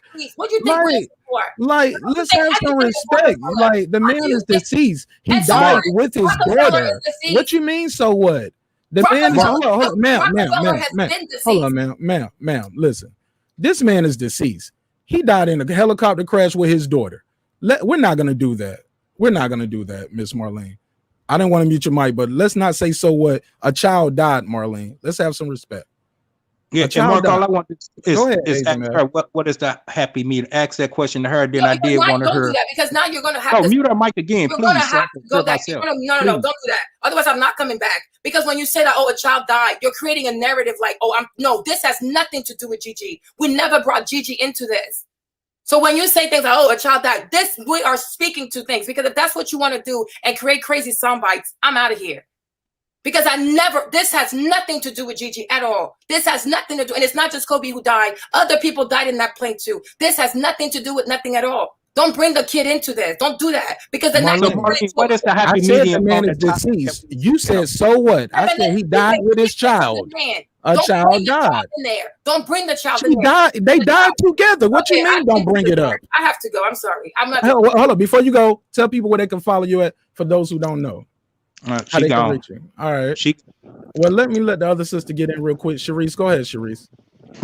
Hey, this whole thing is enough. What's up, everybody? Listen, I'm not sure what y'all talking about, but I do know y'all was talking about like celebrities and stuff. I'm done with the celebrities. They have absolutely nothing to do with us. They're gonna do what they're gonna do. They get rich. They're colored. They're not black or white no more. They green. So we can't be like, why are we discussing them? When are we going to discuss us? That we regular, right? And I know everybody was talking about black men and black women, and I'm gonna tell you the real problem between black men and black women. Women have become masculine, but you got to ask yourself why, because it wasn't always like this. What happened? What happened? Preach. Got you. I got you. No, let her go. Somebody tell me what happened. Oh, what happened is that what happened is first is that men wasn't holding up their part of the responsibility, and with that, give me a second. With that came the public aid system, which gave women at that point a reason to eliminate their man. right? But that's what I'm saying. At this point in life, and this is what I'm saying, sis, I completely understand that a woman cannot be a woman if she's being a man all the goddamn time. You have to have a place established, a home built. You buy a house, your wife makes it a home. You buy food, she makes it a meal. You put sperm in her, she gives you a child. You have to allow your woman to be a fucking woman. A woman is not built to be out in this world taking this bullshit emotionally. So of course they had to get hard. But what I'm saying is this: at this point in life, women, black women, y'all know that. Black men, y'all know that. You better learn to fucking choose correctly. You better learn to choose correctly. You know my wife picked me? You know why? Because she knew that I was going to take care of her. Right? Because I showed her what I tell y'all. Don't listen to this. Don't listen to nothing Ricky's saying. Watch what I do. And on top of that, Ricky, the reason why you chose her, you knew she was going to appreciate you. Exactly, because she had the attributes of a wife. I didn't have to come in and ask for no plate when I came over her house. Her house was clean. She took care of herself. She had wifely qualities. Do you have wifely qualities, ladies? And don't say it's because a black man did this and that. That's what I'm saying. Because as a man can't keep blaming it on a black woman saying I'm not a man because of ABC. No, black man, it's your fault. Man, let me just say one thing. As a man, okay, go ahead. I can't blame things on the fact I didn't have a father. As a man, I can't blame things on the fact that my mom was emotionally stunted and did the best she could, but yes, she was not a good parent.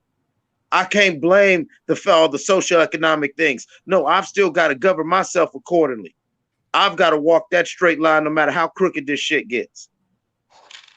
And that's all we've been saying. Ladies, we love you and we support you, and we are struggling. We are walking the tightrope with no net under us while we got to juggle and ride this goddamn unicycle. And all we are doing is rooting for you. And we're saying, hey, when you're doing your trapeze act, baby, you got to handle yours. Because while I'm doing this, I got to do this. And if we can both do it, then we put on a damn good show. We could take this shit on the road and get some money. That's what's up. Let me let the sister reply to that. And I'm going to let DJ Drama get in. He just pulled up, and also Troy.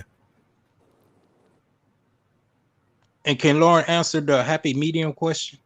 Oh, and also Patricia. I'm talking about once they finish. Yeah. And Patricia. Go ahead, let Lauren go. Go ahead, let Lauren go. Okay. Go ahead, Miss Lauren. Miss Lauren, you still there? Miss Lauren, check Can one, you hear check me? two. Yes, ma'am. Yes, ma'am. Sorry about that. Yeah. No problem. No problem. I Yes, think ma'am. I hit mute by accident. I've been like rearranging my closet, so I've been missing some of this. I know someone wanted me to answer some question. I didn't really hear that. It's okay. Go ahead. Ask her again, Jamel. With all the dialogue that we've been passing back and forth tonight, what you have gotten in your estimation, what is the happy medium? What is your perspective of resolution?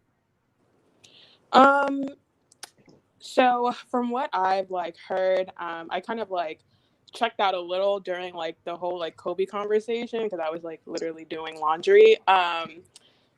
But my happy medium is everyone just taking accountability for their own doings in life and doing their own work before not even before checking other people, just letting their lives be exemplary and making an effort to go out into their community to enact some type of change, whether that is volunteering. I'm not saying that everybody needs to go out and start their own nonprofit, because let's be real, not everyone's going to do that and everyone has the resources to do that. I'm saying do the work in your house and then also make the effort to go out into your community and help do that same work. And full stop there. And I hope that was some answer to your question. Sorry, I literally was in and out of this conversation. Yo, it got wild, Lauren. I'm sorry. I'm sorry. I'm not a very argumentative person, so whenever tensions get high, my anxiety's not built for that. So, but I did have another question. I feel like I keep asking questions. I wasn't sure who was speaking. I think it was Charisse, but she was saying that Black women have become like very masculine. And I keep hearing this. And like I said earlier, like there's been this new wave of, these femininity channels by Black women. And I'm not going to lie, I grew up very privileged. So I grew up, very sheltered and oblivious to a lot of, the ills of the world. So I can acknowledge that at times I do see the world through rose-tinted glasses. I just want some more clarity on what people mean when they say that women, or more specifically, Black women, have become like more masculine. Because in my own personal life, I don't see what people mean. I mean, when I think of like femininity and masculinity, like I think of, very much so like, I don't know, boys playing football, girls like playing in makeup. And I realize that that's not what people are talking about. So I'd appreciate some clarity on that. Yeah, let me try to get that across. Okay. And I'm gonna only talk about my own personal situation, right? So, and this might sound crazy when I say this, but my mom and dad, right, as far as age, they were 30 years apart. My mother was 20, my dad was 50. So growing up, what we saw is 8 kids. What we saw, my mother, she had no education. All she did was stay in the house. She didn't know anything about anything but being that traditional housewife. And we all saw that. So when my dad passed away, my mother was, she got his pension and all that good stuff. But the problem was she didn't know anything about anything. She didn't know how to survive. We had to gather around her and help her. She didn't even know how to use a debit card. And when I say women have become hard, we recognize how my mother was over the years, and we didn't want to be that. And she even put that in us. She was like, you know what? Don't do what I did. She said, if you end up like you're not going to have nothing. She said, go out and get it yourself. And that's what a lot of women have done. We've seen it. And then another thing, my dad cheated on my mother. Like, he didn't give a fuck. But what was she going to do? My mother couldn't do anything about that. And us women, we don't want to get caught in a situation to where as though we got to depend on a man. But see, that's the traditional way of doing it. But we're not traditional no more. It's just not going to, we're not trying to be put in that position. So is the goal to return to that traditional? No. No. Okay, let me ask y'all men. Do y'all want women to return that way? Can I to address Charisse? Charisse, I'm sorry. I want DJ Drama and Troy to get a word in real quick because they just pulled up. And what DJ Drama been here waiting for a minute to speak. And then we'll let Troy say something. Then go to you, Ricky. I just want them to get a chance. Go ahead, DJ Drama. What's good, Q? Peace. What up, though? You always can tell where somebody knows you from by what name they call you. Yeah, I don't know this marqnash dude. I know Q. What up, my J? How you? I'm good, man. Hey, I just wanted to come on. I just wanted to ask a question, and then I'm gonna drop back down. My brother. Go ahead, talk to me. I would like for the ladies on the panel to possibly go into detail on what females or women need to do to improve the relationship with the Black man, and I want the Black men on the panel to do the same. Without just give your point of view on your side. Not it's not about bashing either or, but what is Black men? What do we need to do to improve? And Black women, what do we need to do to improve? And I would like the women to answer for the women and vice versa. And that's about it. I'm holler at you, bro. I love you, my G. Thank you so much for pulling up, man. It means a lot. Yeah, all right, man. I'm gonna holler at you. Hey, look, man, it's crazy when you pull up the show like this today, right? Yeah, man.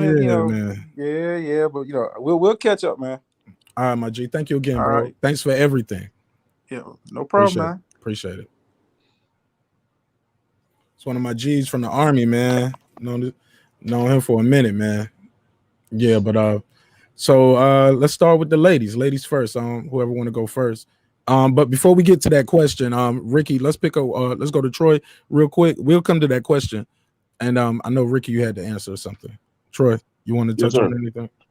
Yes, sir. Yeah, I just want to say I've been hearing these type of conversations for what seems like forever, and it always goes back to what can't be done or what's going on and what's wrong. But I have rarely do I hear how we build into something positive or how we can help the next person get out of the pain that they're dealing with based on certain issues. Because it always goes back to is man against woman and so forth like that. And that's really not the source of it.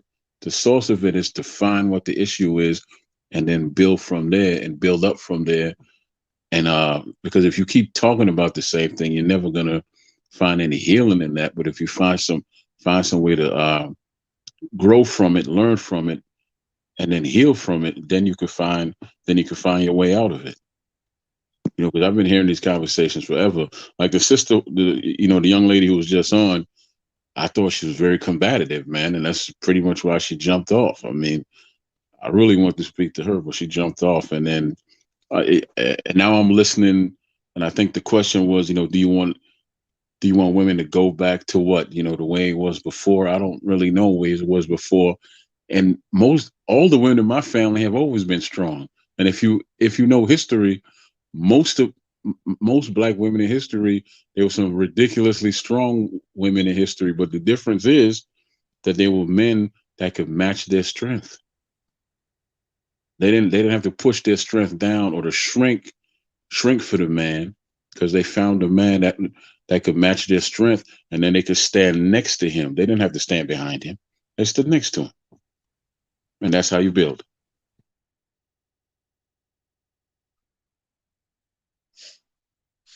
Very well put. The remedy. Oh, Ricky, my bad. Go ahead, God. Go ahead, Ricky. Yeah, man, I got to get out of here because I'm a slave. I got to work in the morning. Don't say that, though. Damn. So, Sharice, great man, great point. Sharice, Lauren, it was great talking to y'all. To all the people in the chat, y'all know what it is, right? So, what Sharice said, how do we want women to go back to that? I think we want a hybrid of it. I'm just being honest. Okay. Right?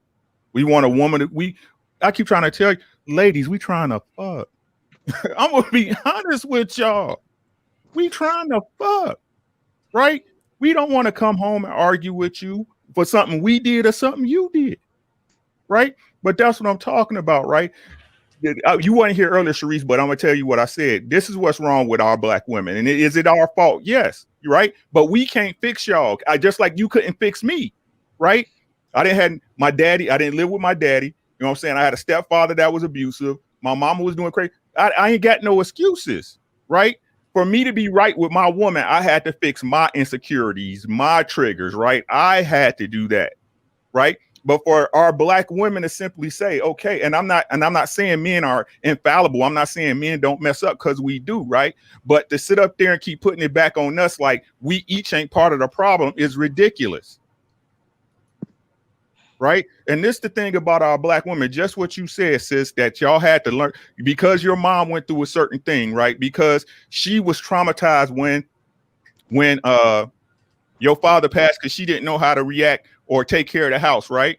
Right. She imputed to you that, okay, this is what you need to do. You don't want to have to need no man, but we need each other. Right. The same thing that make you laugh, make you cry, Sharice. The same thing your mama put into you and helped you become the person you are. When it comes to a man, if you can't recognize a man that you want, that is a high value man for you, right? That'll take that journey in life with you, take these steps in life with you and pour his resources into y'all, right? If you can't recognize that, the same thing your mama did to make your life great, gonna make your life miserable. Right? It starts in your home, ladies and gentlemen. Don't let nobody fool you. That's why they breaking up families. That's why they say it's okay to be gay. So y'all can get married. We don't need no babies. These black babies that's supposed to outnumber us by 2030. I tell y'all every time I'm on this show, make sure y'all follow that man, marqnash, subscribe. You take care of yourself first. Because without you, what is it? Number two, you take care of your family. That's your wife, your kids, your dog, the people that ain't your blood that's riding for you the way you ride for them. And I guarantee you everything else will take care of itself. Y'all have a good night. Peace to the gods and goddesses. Ricky Williams.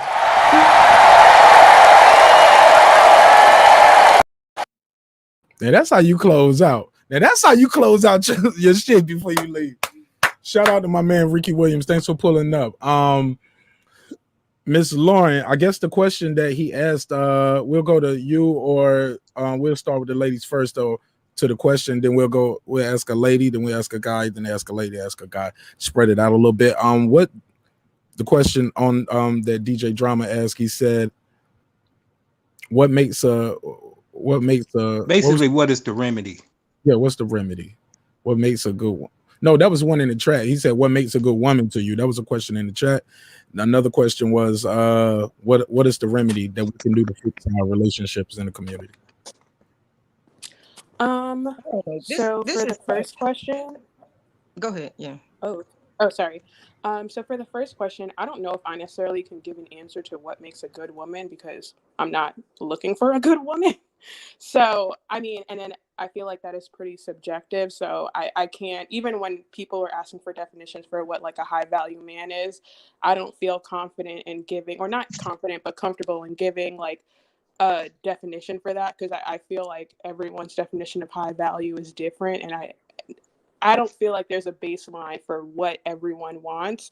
So I'm gonna pass that on to Charisse. And then in terms of like the remedy, I feel like I kind of answered that earlier. I'm sorry, can you repeat that one more time just to make sure I have the question correct? The second question. Oh, as far as the you said I think you answered both of them. The first one, you said you wasn't looking for a woman, right? So you can't answer what a good woman is. But like, do you think you are a good woman for a man? I mean, I do think that I'm a good woman for a man. And why? I guess why. Then? I say that because I'm kind of going, or I guess I'm a part of me still ascribes to kind of that traditional role, being that I grew up in a Nigerian household. Our gender roles are very much so distinct, and just like the way our culture is, the way like young women are groomed, I do feel like I have qualities that make me not only a good person for a romantic relationship, but also for like a platonic relationship. So that's like my spiel on that. And then I'm sorry, I didn't hear the last part. I guess that was it. I was asking you why. Like, were you a good woman? If so, you know, and if so, what makes you a good woman? Because I guess that was the question. Me a good woman. Okay. So I feel like what makes me a good woman is that. Oh, here we go. He put it on the screen. He's still in the chat. He said, "What can women do to improve?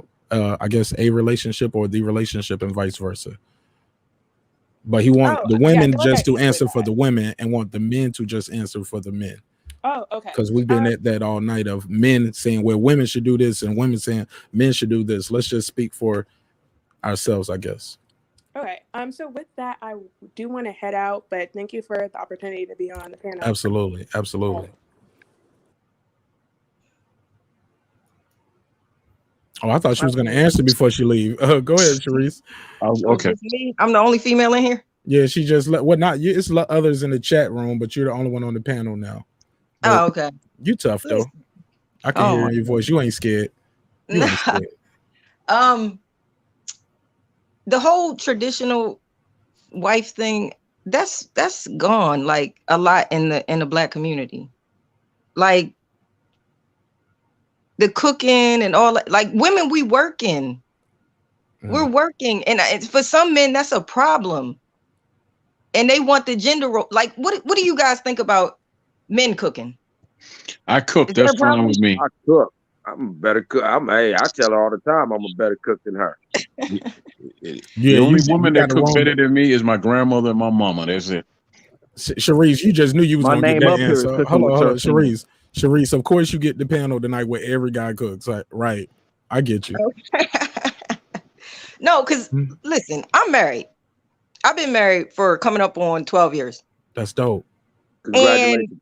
Thank you. It ain't easy, but thank you. And it's really hard. Like, I'm starting to reflect on myself. Like, I do want to be a better wife. Like, I just started like cooking and stuff. Cause I'm gonna tell you what my husband did to me. First of all, me and my husband, we 17 years apart. He's older than me. And he was when he was raised by his mother, rest her soul, but she brought him up to a point where, and a lot of men I notice are being brought up this way, to where as though they don't even need a woman. Like, they self-sufficient anyway. They cook, they clean, they fold their clothes, they do whatever. And he did that a lot for me, and he handicapped me. I don't know if any of y'all got that kind of experience or not, but like, my husband handicapped me. But then later on in the marriage, he was like, well, why don't you cook? And I'm like, hold on, dude. All these years we've been together, what you mean cook? So I don't know. My situation is it's different. So I don't know. But I don't know. I don't even know, like, the traditional roles and all that. If that's what men want, I don't know. I've been trying to self-reflect though, as far as the whole wife role. Can I speak on that? You're gonna answer the question that he put on the screen before you left, right? Before you speak on that. All right, my brother, appreciate it. I think that what we can do as men is focus more on building, as it's been said tonight, and we say often, is that foundation. And not just the foundation of, okay, we'll get enough money to get a house or whatever else. The foundation of respect for yourself and intelligence for yourself. That if you build yourself up to a point where if you can't make a crazy amount of money, that you know how to save money, or you know how to work with your hands, or know a trade or a skill, or communication skills that I can work with somebody else. I can be the middleman for these people. So now when I need something, they can help me. And then I can, and vice versa, help them. If I build a better me and respect myself and hold myself accountable, then I can require a better person. I'll look for a better person, and I'll want a better person. Because 9 times out of 10, you look for what you feel you are. And that's what you usually accept. It's stuff that's on your level, emotionally or mentally. So I feel that's one of the biggest things we can do, is trying to be better individuals as men and helping other men be better men. All right. Go ahead, Eclipse. Yeah, I want to jump in after him. Oh, okay. Go ahead. Mike. Go ahead then, Troy. Yeah, let me see if I had the question right. This is how could men be better? What was that? I don't.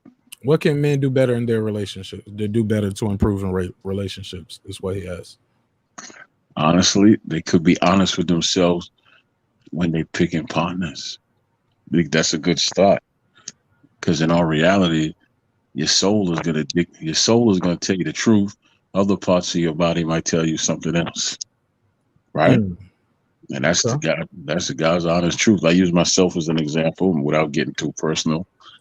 The person I married, my soul never took to that person, but certain other things filled my needs, and then we ended up getting married, and needless to say, divorced 4 kids later and all that. But and also you should always know like that person's family.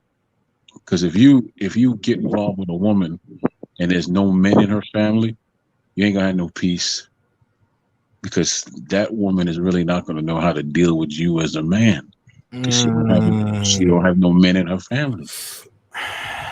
No. Why are you breathing heavy on that? Why are you breathing heavy on that? I'm gonna let you finish. I don't want to interrupt you, but I'm sorry for the ad libs though. Right. Whereas if you meet someone and her family is a little bit more structured, even if the father's not there, but it's uncles that's there, grandfathers that there, and they all get together and they learn and the family as a family and learn how to work things out, then you know that she understands how to deal with men.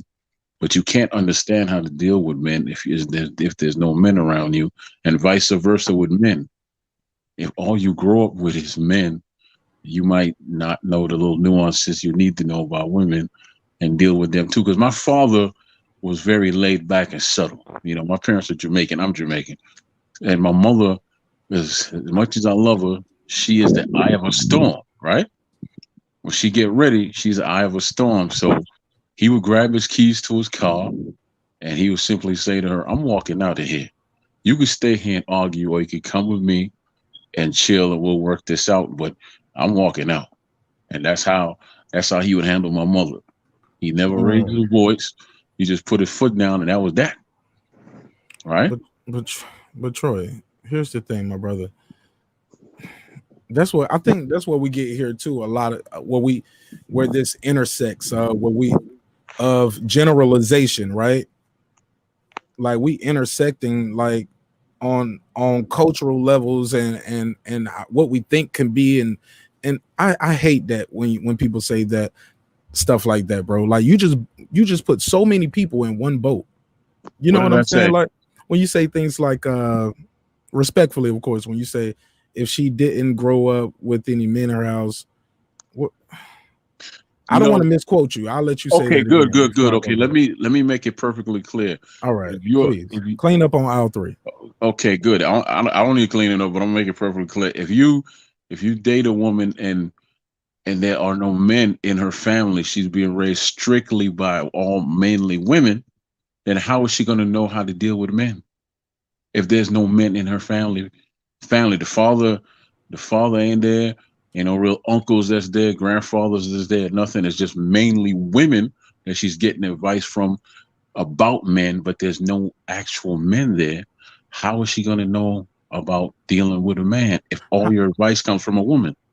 How about men that are raised in a house with all women? I said this. I said that. The same Okay, applies to him. what about a man who's raising all boys? He wouldn't know. He couldn't teach his kids how to treat a woman, love a woman, because it's all boys in the house, or if it's all women in the He could. house, He they could can only. learn. You can. I just feel like people can learn. Like you don't grow. I didn't know how. You won't know how to be a doctor until you learn and go But you through the have to learn from process other and the doctors. steps. But you have to Yeah, learn from other doctors, but correct? it's a process and steps before you even get there Let me give that you you an have to take. example. You get what I'm Let me saying? give you an example. All right. I grew up with my grandmother and my uncle. Right. Yes, sir. So, but my grandmother was the prevailing force in the family. So, what she did, she made sure that uh, I was raised around a lot of strong men. When I went to church, there was Deacon Topper. I got to know him. I know who my father is, and in the summer times, I went home to Jamaica, and I spent times with my uncles and all of that, and I learned from them, right? And I learned from my father as well, obviously, because you know, eventually I went to and live with my parents. So it wasn't just her voice I was hearing to say, well, men this and men that. I was around strong men, and that's how I became one. Okay. Sir, Mike, Asia Mav, get in where you fit in. Yes, sir.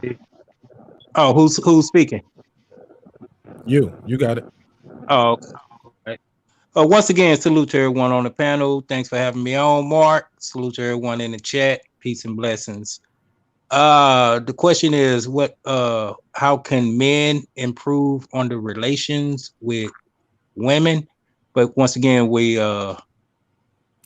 shortening the parameters, keeping it in the black community. I can't say it really any better than what Ricky said. It starts with yourself. But in my own words, I think each individual will have to really recalibrate their spiritualities. When I say spiritualities, some people might gravitate to some type of religion, Catholic, Baptist, and all this. No, spirituality within yourself, within your own chakras, your own level of moral compass. And some a majority of the people, for whatever reason, myself included, we get comfortable to the characteristics that we are, which is probably toxic, bringing toxic elements into a relationship. And then once again, that goes on both sides. I'm just, speaking on myself. I would never dare say I'm perfect, but if I'm gonna start giving out perfects, I'm gonna start with myself. That's a good one right there. Hey, that's real talk. I would never give myself a perfect, but if I am going to be giving out, I'm gonna start with myself. let me let Aeon Jack get in. He calling from overseas, man, all the way from wherever he's at. The town is so little. Whenever he uses the Wi-Fi, somebody stove goes out. Go ahead, brother. You fucking funny. Go ahead, Jack. You got the mic, man. Thanks for pulling up. Hey, I appreciate it. I appreciate it, brother. Come on, Jack. Come on, man. This dude up here just giggling. Okay, look here. You can't be with no woman who does not know how to respect a man. There we go. Let's cook. Like, honestly, you just can't. If she don't know what it's like to have a daughter or a father who took care for her, raised her, and gave her some semblance of respect for what a man does for his family, then how are you going to get respect from your partner? And right now, we're really in a situation to where we have a lot of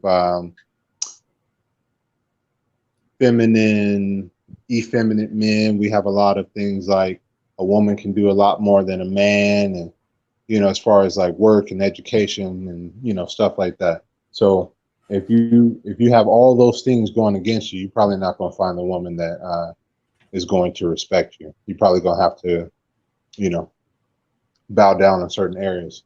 But what I really think is that we as men, we have so many other things that we have to deal with, especially within the Black community. It ain't just our women that we have to get control of. It's our own selves. It's the society in which we're all growing up in and we all are part of. We got a lot of stuff against us. We're going to have to take some corrective actions. If we don't do that, then we just going to talk in circles. So we got to start looking at the causes and then the effects and then start building off of that. I relinquish my time. I appreciate that. Well said. Gotta think of solutions. And like I said, my wife and I, whenever we talk, she hates when I do this, but she'll say you. And whenever she do it, I'll be like you, because I'm teasing her. Like you shouldn't say, hey, well, if you would have did this, I would have did that. A lot of times, I understand we live in a transactional society, but we have too many transactions going on with, especially within our relationship with your lady, man. I feel like we got to tighten up the leash on a lot of that. You pointing fingers. If you would have did this, I would have did this. Well, we do this because you do that. No, still do the right thing. Like somebody else's actions shouldn't affect you doing the right thing. That's what we call integrity, right? Doing the right thing even when nobody's watching. Let's pass it around though. What's Mike, happening, man? Let me get on this, man. go ahead, get in there, man. cook it up. To answer the question, I really think that men need to be more unapologetically men. I know right now masculinity in all of its forms, positive, negative, passive, overt, all those forms of masculinity are on the spotlight under a microscope, and more importantly, it's being attacked. And so a lot of men, we feel weird. It's hard for us to, like you saw how that conversation earlier, it went from us trying to support everything that all the sisters were saying. And all we were saying is, okay, now let's just get accountability on your side. Let's not just turn this into a male bashing thing, because you're talking to a panel of men, fathers, people who influence not just their household. And so we're with you. And so as positive men, we got to stop apologizing and feeling like, well, you know what, I don't want to be arguing or whatever, because certain times we've got to realize that is why it's like, as the sister Sharice, I believe her name was, or Shanice, I'm sorry. Sharice B. Shout out to Sharice. Okay. Yeah. But shout out to her, like she was saying, women are getting emasculated is for so many reasons. May it be systemic racism in the West, where a black man couldn't be a black man without getting buck busted or somehow broken down by society. You know, and so now women have just got to speak more and do more. And so now when it's time for a man to be a man, sometimes he can't. Like I used to always say, it's hard for a sapling to grow in the shadow of a redwood. You feel what I'm saying? Sometimes, you know, sometimes, you know, you got to be able to fall back. And that goes with men too. But also, if you're really being a man, you've got to be unapologetic in that. And that's what I'd say to that one right there. You know? Yeah, man. I just Can feel I like, can I answer the question she asked in the chat? yeah, sure. Also, answer the question Sugar, I mean, DJ Drama asked when he said, what do men need to do better to improve the relationship? Yeah, I already answered Because, that. I bro, answered that. like right after Oh, okay, Ricky. okay. Yeah, yeah. Answer the question. Yeah, I don't care. Like I said, man, when y'all check the playback, the whole shit was cool.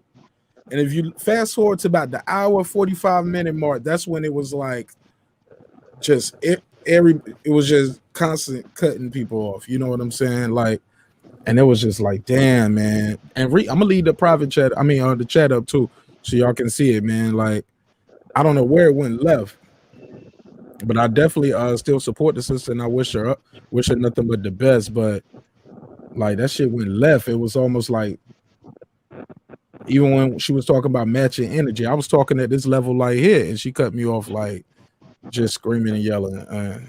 I just thought like, wow, yo, what happened to I match the energy that I get? Because that's not all the energy. I check the playback. Everybody is calling everybody miss this, sister, that, queen, that. It's all respect. You know what I'm saying? And then it kind of went somewhere left, you know, but way left. You know what I'm saying? Way left. But I appreciate you guys still not. You know, I know who I got up here. I know how y'all move and how it could have went. But I respect everybody for respecting me enough. So even if you disagree with what she was saying and how she was kind of characterizing some of the things, you guys didn't get off the hand and didn't disrespect her, didn't call out her name, because then we have a whole different kind of show. And I'm like, yo, this shit ain't about to turn into Jerry. Oh man, Tiffany, how does my wife respond? She be telling me, shut the fuck up. How you think she respond when I tell her, she'd be like, ugh. She don't like it. I tease her a little bit, you know what I'm saying? But it is what it is. That's why I didn't have. You got a different type of bucket on today too. I see you got flavors, right? Yeah, man, I got a bunch of buckets, man. Got to have the different ones to match the merch. Shout out to my boy Sir Senior over there. He got the one of the pieces on. Drinks require sleep, ghosts require effort. You can go to marqnash.com and get that. Yeah, man. She said, somebody said that's why they didn't even jump on the panel. Think I missed because I definitely trying to recoup from the other night. Yeah, right, Shay Marie. We had a good conversation the other night. But you know, it gets a little heated, but I felt like we could have kept it a little more cordial. Like I had the clock up. We was talking about, like, she was the only one. If you check it, she was the only one I was letting really go over the 2-minute time clock and everything. You know what I'm saying? But it just seems like we hit a left when we got to the Kobe thing and about who you leave your money to, and yeah, it is what it is, man. I mean, but you can't please everybody. But hey, I'm proud of myself because I know how loud and rude I can get, how rude you guys can get sometimes, you know. Oh, we know how rude. But respectfully. But you know what I'm saying, like because then you'll become everything. Like it'll be a self-fulfilling prophecy. The black woman's the most unprotected. Look how they just bashed the woman over there. And we're not gonna do that. We're not gonna let that narrative be created, because exactly. I definitely respect that lady, because I tell people all the time, look, everybody got a YouTube channel. If you over here watching me now, right? Like create your own channel, cut that damn camera on or cut the camera off, but vent your feelings, get your thoughts out. And I get it. Most of the people I have over here on the panel a lot of times are other YouTubers and content creators. People who don't, some people call in, The number's on the screen, by the way. If you want to call in, you don't want to be on the panel, 678-381-1938, 678-381-1938. It's on the screen at the bottom. Yeah, but like I said, long story less long. I don't want it to be a self-fulfilling prophecy where we're just talking negative and disrespectful. But when y'all check the playback, it's all love all the way through till about 1:45 or something. I'm like, hold up, man, you just keep cutting people off. What up? But like I said, this is what I was about to say. When you have a lot of content creators over here, you're dealing with a lot of people who are used to just talking into a camera by themselves for X amount of time. So I get it. You can get a little anxious. You want to get in. You want to cut people off. But, man, we got to have some decorum. Now, I get it. I allow her to break the rules a lot of times, but I had to. I invited her here, and she's a woman. But it started getting out of hand, man. Like, as soon as you hear something you disagree with, you just blurt out. Like, that doesn't make for good content. Granted, people like that kind of shit. They like Jerry Springer was huge because of the chaos. But you know what I'm saying? I'm gonna give you numbers right now, man. Oh yeah, it's dope, and I appreciate it. She did like an 8-hour live yesterday. She let me on a panel. We chopped it up a little bit over there. She went live today. She was live for like mad hours. She had her people over there blasting it out, saying, "Yo, we're gonna go to marqnash over there." But I get it now. What she mean now? Maybe when she was like, "Yo, we're gonna go over there and cut up." I was like, "Is that?" Because she had some people in the chat that was like, "Y'all just being negative. Everybody's being respectful to her, but." Some of the people who came over from her channel seemed like they wanted it to go somewhere, and I'm like, damn. Hey, Mark. Oh well, it is what it is. Hey, Mark. You said, but we still gonna respect you, and we still gonna love you, whether you like it or not. Hey, Mark. You know how you said the people keep saying that the black woman is the least protected. The black man is the least protected, bro. We get cussed out by the females. Cussed out by the white folks. You know what I'm saying? Our women, our folks kill us. You know what I'm saying? We kill each other. You know what I mean? So the black man is the man that attacked the most. If we could just keep it real, bro. Because just off today, you protected her because she said some shit that was off the wall and you know what I mean? Off the cuff. And you protected her because you didn't allow us to jump on her. That's protection. You know what I'm saying? Because she was saying she was going off. I had to just throw you the deuces, man, and said I'll holler at you later. Because I mean, you couldn't even get a word in. You couldn't. He couldn't even. He was in the middle of a damn sentence. And she cutting him off, cutting him off. So it's like, man, all right, man, I'm gonna holler at y'all later. Plus, my kids running around crazy, so I had to make a decision. But for me, man, if we're gonna talk about Kevin Samuels, though. I feel like the people that's going to come on a panel, they should do their research, though. Not just clips and clickbait. Actually watch the whole show in its entirety. Don't just say, oh, this clip, that clip, and come on a show and just talk about those two clips. Like, you gotta talk about the whole entire show. And that's what they fail to do every time. And I don't think, and I told her, even her, I don't think she even listened to the man. You know what I mean? Because all we want is cooperation, though. Mark, that's all we want from our women is cooperation. You know what I'm saying? So, and she wasn't cooperative at all. So, she was just, she kept going. So, and every time I click back in to check to see if I can jump back on the panel, she was still on. talking. I was like, fuck it. You know what I mean? So I'll just stay off. And then when I seen that it was just y'all on here, I said, I'm gonna jump back on. So yeah, I feel she was real disrespectful when she said my homeboy Eclipse didn't have any morals or ethics. I wonder where did that come from? What gave her the authority to speak on that man's character like that? I think that was very, very rude and disrespectful. That's why I felt like everything took a left at. I feel you, Asian Math, but honestly, like, that's why I didn't even I feel Mark for protecting her, but you didn't have to protect her for nothing. We all men here, and if you can't respect yourself, you can't disrespect me, man or woman. Fact. Yeah, man. I think that where it really I think it was the Kobe thing. And we were talking and it was almost like she was trying to make it seem like I was saying something I didn't say, but then she would cut me off before I get there. But my whole point is this. Kobe mama shouldn't need his widow to pay for her mortgage. He could have took care of that. Like we can't get mad at the man. We don't know the intimate relationships of every household. I'm not saying no Antoine Fisher shit might have happened to the dude, but you don't know. Like they were not on good terms. And how do you expect his widow to do something for his mother that he didn't do for himself? That he didn't do for himself when he was alive. And then once and then they start getting, we kept going, and I wanted to just switch it off of Kobe. And I was like, hey, look, man, the dude is dead. He's deceased. And when she get, I don't care, or so, I checked the playback. I believe it was so. And I was like, so? I was like, well, it does matter. Let's have some respect for the dead. It does matter. No, it don't. Okay, it does matter. He died with the child. It matters. We're not going to do that. Let's keep it moving. And it was no account. And that was what I think she realized in that moment. This makes me look bad because I did just say that. Check the playback. And I think she was like, you know what? I can't be a part of this no more. I got my own show, got my own live. I can sit up there and talk all night for 8 hours if I want to, uninterrupted. And I respect that. And I respect her audience, and I respect her for sharing her audience with me tonight.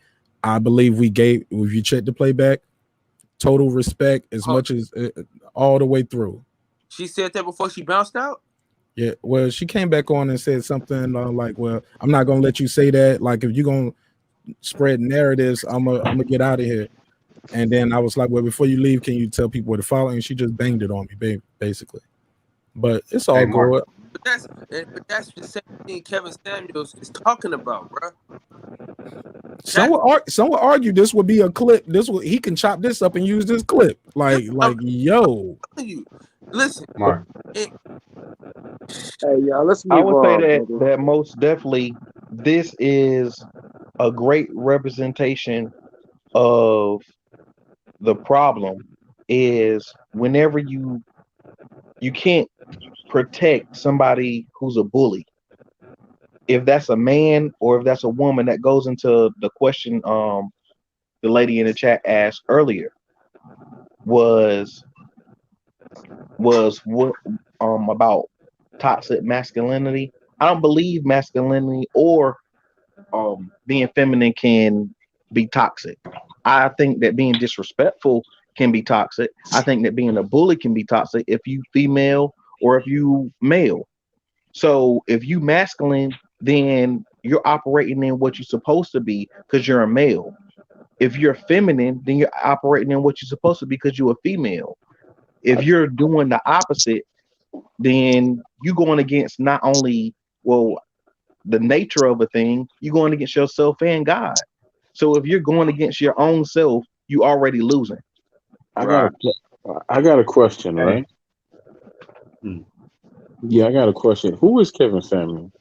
I mean, I know who he is, but who is he to be giving advice to anyone? Who is he? I mean, he's a content creator. Like I follow Kevin Samuels. I follow him for a while. It's a handful of people I follow like that. And Kevin Samuels is a content creator. He's been doing it for a while. His first 3 years, he talked almost solely to men, unless it was in a private situation. So the same way he goes at women, and he usually only go at women when they act how the lady did tonight, respectfully.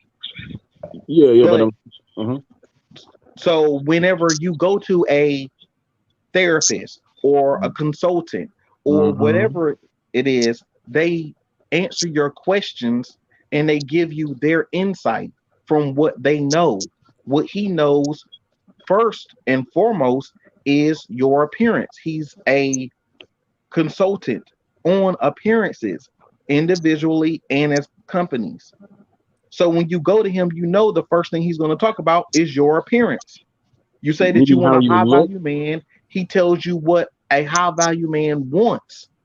So what you have to do is like when you apply for a job, they tell you what the requirements are. That's what he does.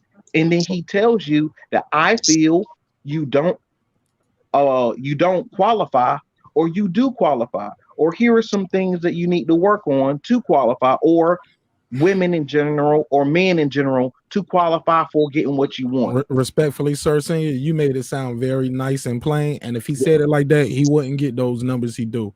He don't say it like that. Yeah, he does, not all the time, but he does. I've watched just the other night. Okay. There was a girl who said she was Beyonce, and he talked respectfully to her the entire time. Minutes, bro. He gave her tens of minutes. I wasn't done with my question, but go ahead. Go ahead, Troy. Sorry about that, bro. Yeah, because I keep hearing about this high value woman, high value man.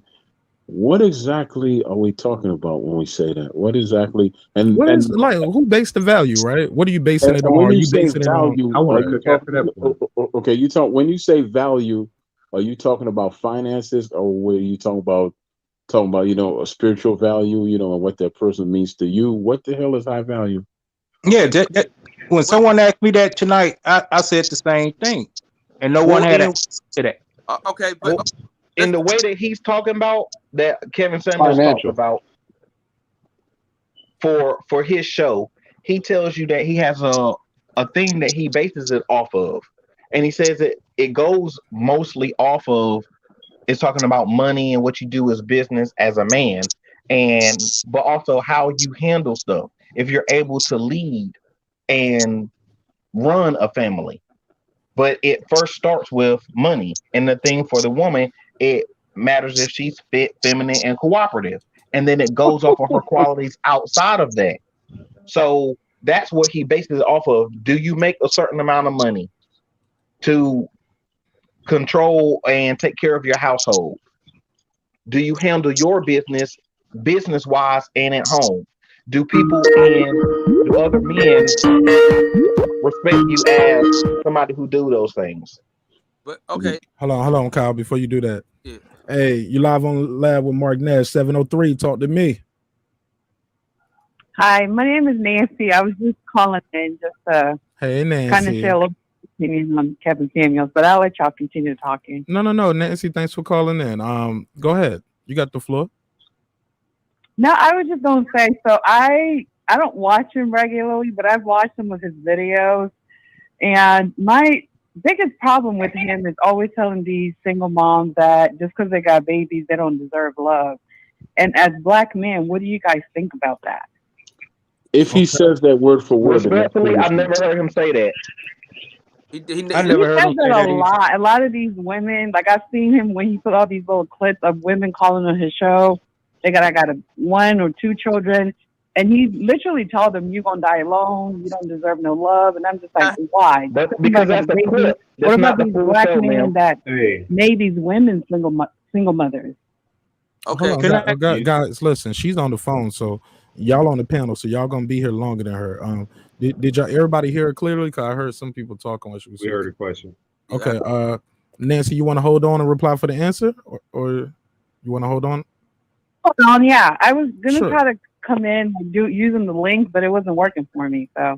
Oh, you using Safari as your browser? It don't work for Safari. You got to use like Google Chrome or.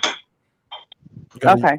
Somebody chopping up some coke on the platter or something. What y'all got going on? Who that? That would be me. Okay. He said, "Yes, I'm doing that." I said somebody chopping up coke on the platter. My man said that would be me. He said, "This is an interesting conversation."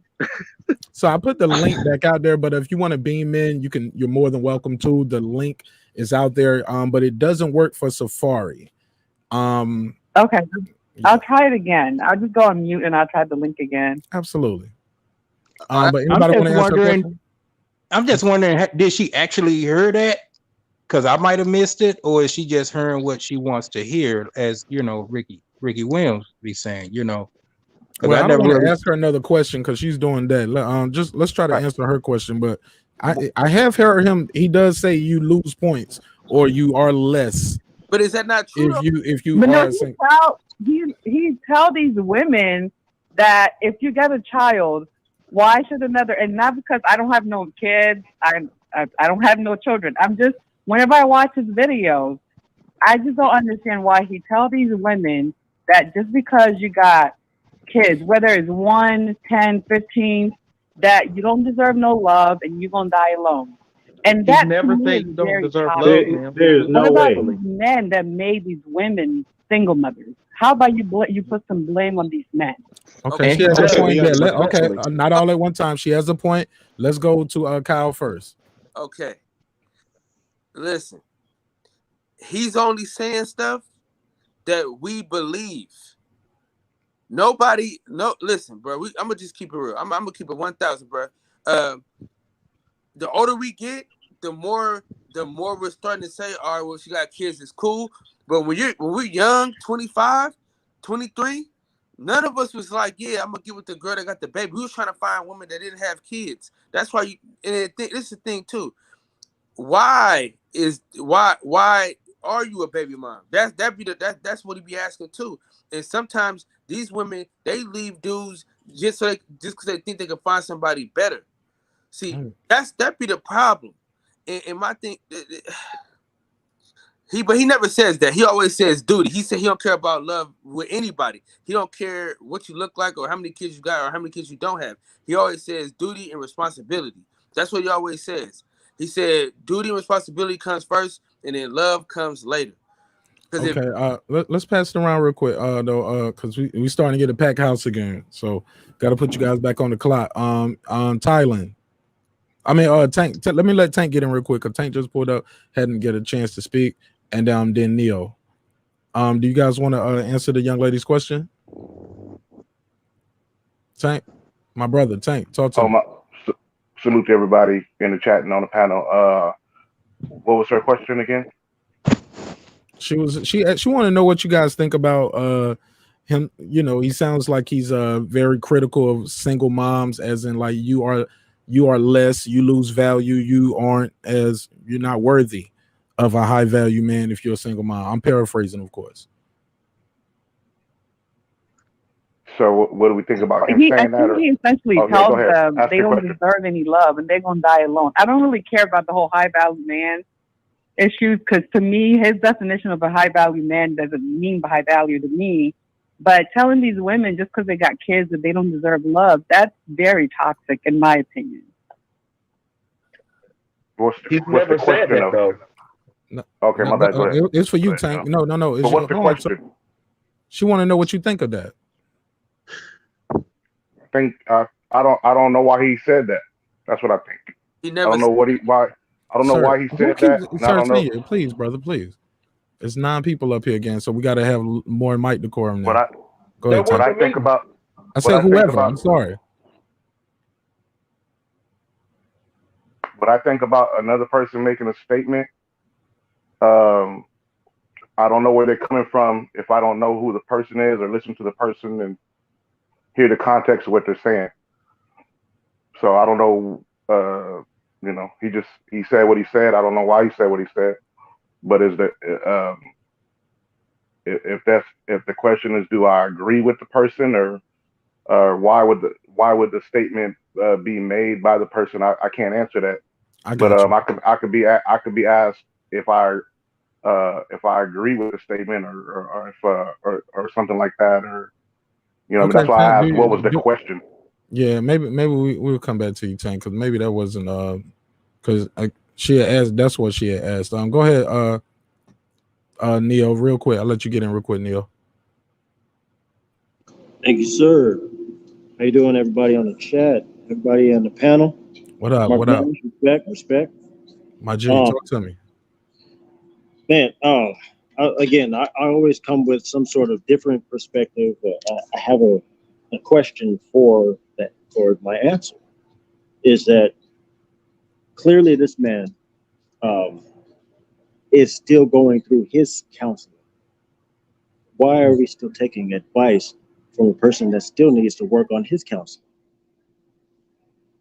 I mean, like, clearly he has some mommy issues. Educated mommy issues, but he's got mommy issues. And he's giving out advice to men who have broken pickers for relationships that are based off of women picking with a broken picker. I'm still lost. why people are still seeking advice from this person without seeking it full-on counseling, like one-on-one counseling for themselves. You can't get counseling off of YouTube. That's not how that works. But yet everybody seems to be flocking to a YouTube content creator for counseling advice. No, that needs to stop, in my personal opinion. But not to throw off the argument or topic or anything, but you know how I do. I just come in and speak my mind, right? But yeah, I digress. I'll be here for a minute. I'm parked. I wanted to jump in there. Respectfully, can I say something real quick? Because I'm a slave, like Ricky said. I gotta be to work in a couple hours. Y'all gotta stop saying that, man. Even if y'all feel that way, don't say that. Don't put that energy out like that, man. Please. But respectfully, Kevin Samuels always tells every person, male or female, to deal with your issues with a professional, with a counselor, with a therapist, with a licensed therapist who actually has your type of values. If you want to be married, then somebody who is married or wants to be married or have those marriage values. That's what he blatantly says every single show, if it's a YouTube or on his Instagram. So to say that, oh, well, he's going through his issues and he's not telling you, he tells you blatantly each time to, if he doesn't say it to every single person, he says it on every single show, to go get therapy for your issues. But don't let a therapist just use you and keep you there forever. But it should be a process. You got to put in the work and go to somebody who's going to help you put in the work. So, and for the thing of saying that they keep saying, oh, well, he says, oh, person with children, a woman with children don't deserve love. He never said that. He's never said that in the years of all his shows. I went back and looked at countless shows that he's had for years. He's never said you don't deserve love. So that lady just pulled that out of nowhere, you saying? Yeah, that's something that's said by women. She got that from other women or in other men who hate or don't like Kevin Samuels. He does say that women will die alone. He says either you get on the plane with a man or you get on the plane with another woman or you die alone. That's what it is. Either you live with a woman or you live with a man, either in the same house or collectively, or you die alone. That's his thing. Get a dog and die alone, and he'll play woof woof, and that's what he does. Okay, let's let the sister reply to that. You want to reply to that? Can y'all hear me? Yes, ma'am, Miss Nancy. Welcome to the show. How you feel? And I'm on my bed, so if y'all hear any noises, it's me moving around. But like I said, I don't know which shows of his you watch. I don't watch a lot of his lives. I've seen some of the videos he posts, and I've seen a few of his lives after the fact. And he literally tell these women that maybe we're just seeing two different things. Maybe from a man's perspective, you hear something different, and I hear something different. But he tells them, and I understand why he would ask them, why would you want another man to raise your kids with a different man? I understand that part. But then he literally tells these women, you don't deserve love because you got kids. Like, nobody deserves to be raising your children. But like the question I asked before, and I may have missed it when I was trying to get on it through the link, but why do we not put blame on men that made these women single women? They didn't make these babies by themselves. They had. Oh, can I answer that, Mark? The woman does choose to be pregnant and have birth, though. But go ahead. Go ahead. I'm stepping after him. Words right out of my mouth. But can you do us a favor, Nancy? Can you please show us the exact video that was? I gotta see it for myself. Please, if you can find I've seen several. I mean, I would have to go back and look, but I can find one and send it later. I'm on my phone right now, so I can't. I'm not on my computer. But I've seen, like I said, I don't follow his channel, but I've seen some of his videos on his channel, and I've seen some of his live. And there are a lot of women that call in. And for me, like, I don't hate Kevin Samuels. I know some of the stuff he says has value, but sometimes the way he treats these women, it's like, to me, sometimes he comes off as he has no respect for black women. And yes, he tells it like it is, however you want to take it. But you can criticize somebody without necessarily demeaning them. And sometimes that's how he comes off as. Like I said, I don't have a specific video right now. I can look at it after the fact and send it. I don't know who I'm gonna send it to, but I've seen videos of him telling these women that on his channel. I didn't take nobody's video they posted anywhere. These videos were on his YouTube page. Okay, did you see the did you see the video where he coached a young lady about get some therapy, and he said contact me after so I can help you get some help. Did you see that video? I did, yeah, and I thought that was a great video. Like I said, I'm not saying everything he says is bad. 'Cause sometimes when he says certain things, I'm like, he's right. But most of the time, the way he talks to these women is very demeaning. And then maybe because I was raised different, I just sit there and I'm like, why do these women call in his show knowing how disrespectful he can be? And maybe I was raised different. Men in my life, my dad, my brothers, my guy friends, nobody would ever talk to me like that. And they all tell me the truth, but they don't talk to me the way he talks to these women. And I don't understand why people continue to call into his show for him to disrespect them like that.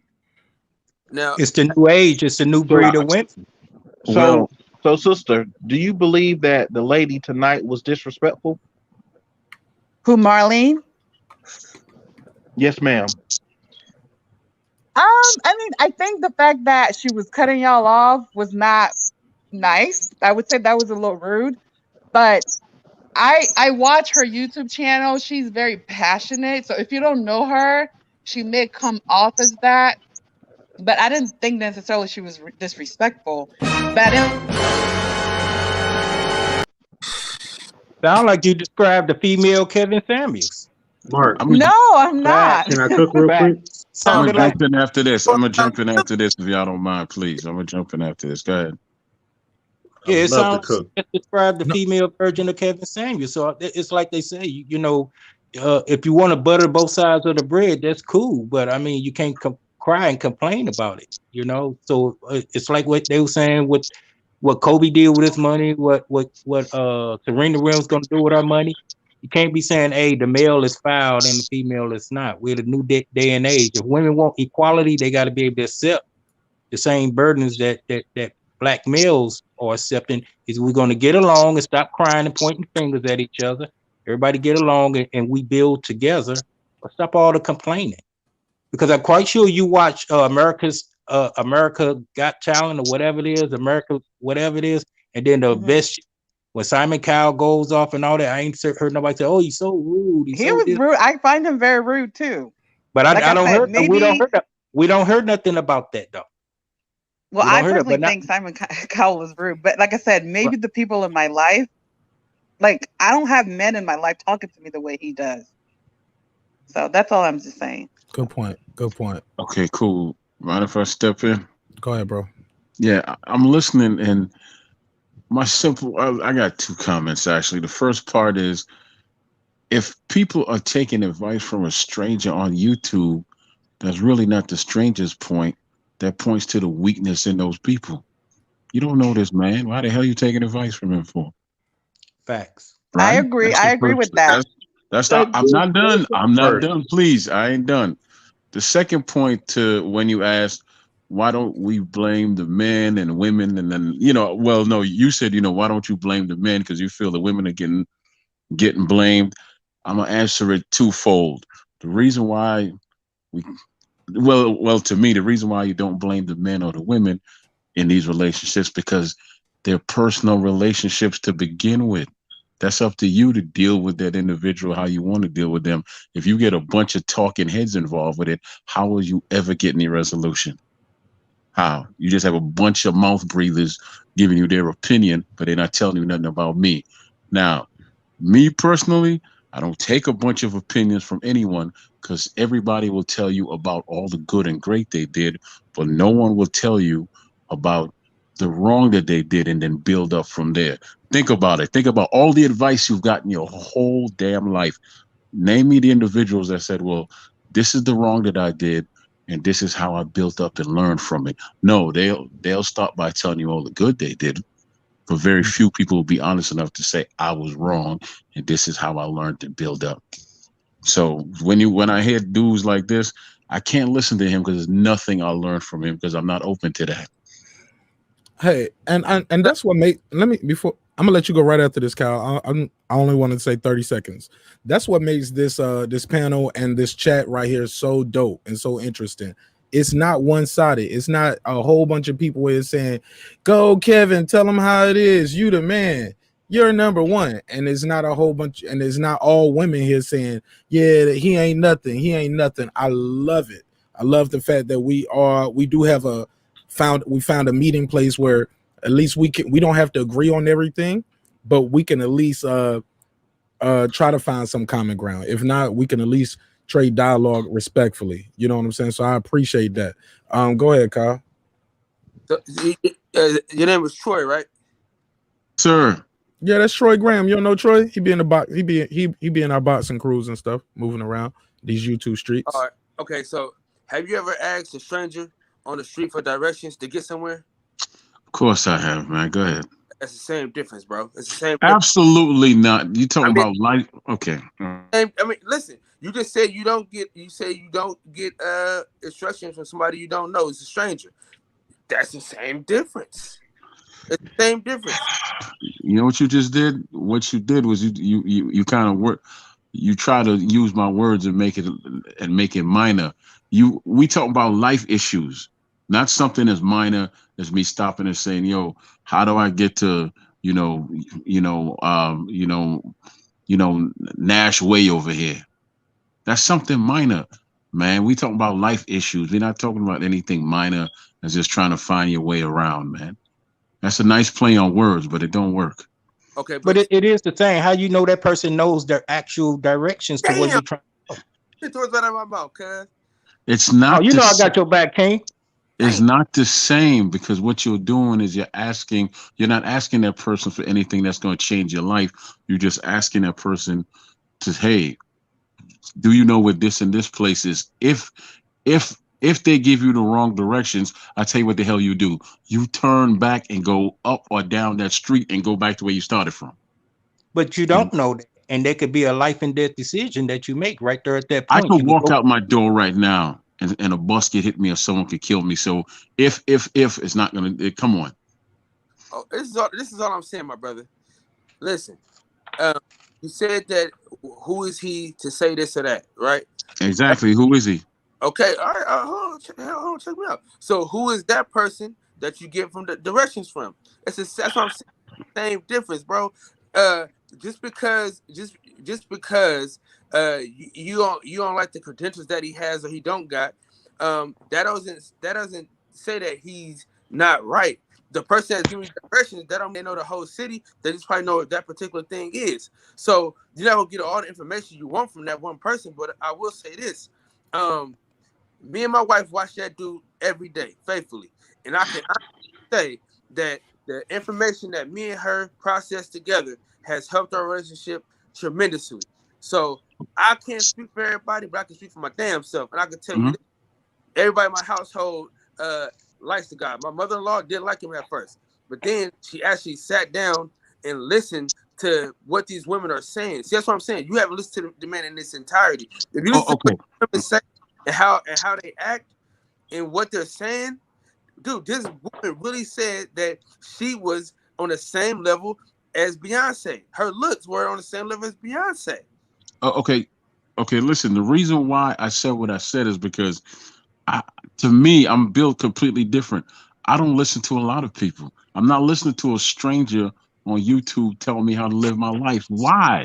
When I have my own faith and I have my own beliefs and I have people who've known me for 40 years, 30 years, 20 years, why wouldn't I turn to them and say, brother, you know, I'm in some pain or I have some questions. Why don't you help me out? Because you actually have experience with me and you actually know me. Why am I listening to this cat who I don't know at all? I don't listen to anybody on YouTube. I'm sorry, I just don't. I'm not built like that.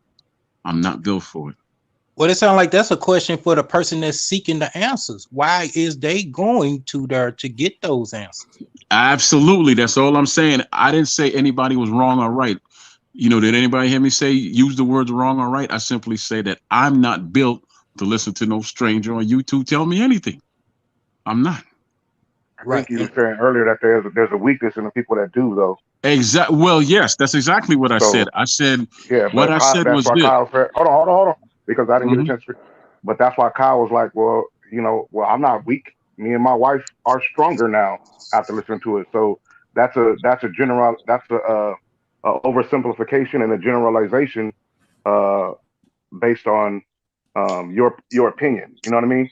And I was gonna ask the people who do watch him, do they watch him for entertainment or something else? And then Kyle kind of answered that his situation is different. Somebody else may watch him for entertainment, but my thing is the people that don't rock with the dude, don't respect his opinion, don't respect his takes, dislike the way he talks to the people that are guests on the show or call in or beam in or whatever the case may be. Why do you watch him? Why do you follow what he does? Why do you even give his energy a chance to get and infiltrate your energy if you don't even rock with that type of energy? I just never understood that. Can I answer that for you, Tank? Because your haters are your biggest marketers. Those are Also, some can I cook facts. after that But point? this, hey T, now, listen. This is all I'm saying, bro. He You froze up, Kyle. The thing is, the man has great points, and a lot of us on this panel, we think the same way as it pertains to females You got in to speak certain for yourself, though. You situations. can't just say that respectfully. You didn't ask Exactly. it Thank you. because everybody up. We've had Correct. people up here already who don't agree with them. And I don't know nothing about the dude. I ain't never Leo watched don't. him. I ain't interested in watching him. Thank you. So you got Tank, Troy, Neo. Like that's just three right there. It's people up here that say they don't agree with everything you say. So I just wanted to just check that right there for you, bro. No. You know marqnash, the fact checker. No. Check what I'm saying though. Everybody on the panel. You need to do the after party, bro. We go. What time you going live? Damn show doing after party. We doing it at 12 for sure. We gonna listen. Nigga, what time Eastern time, bro? It's 2:00. Yeah. Okay. All right, go ahead. But this is all I'm saying though. Everybody on the panel, let's keep it real, bro. Everybody on this panel, they want three things from their women, bro. Cooperation.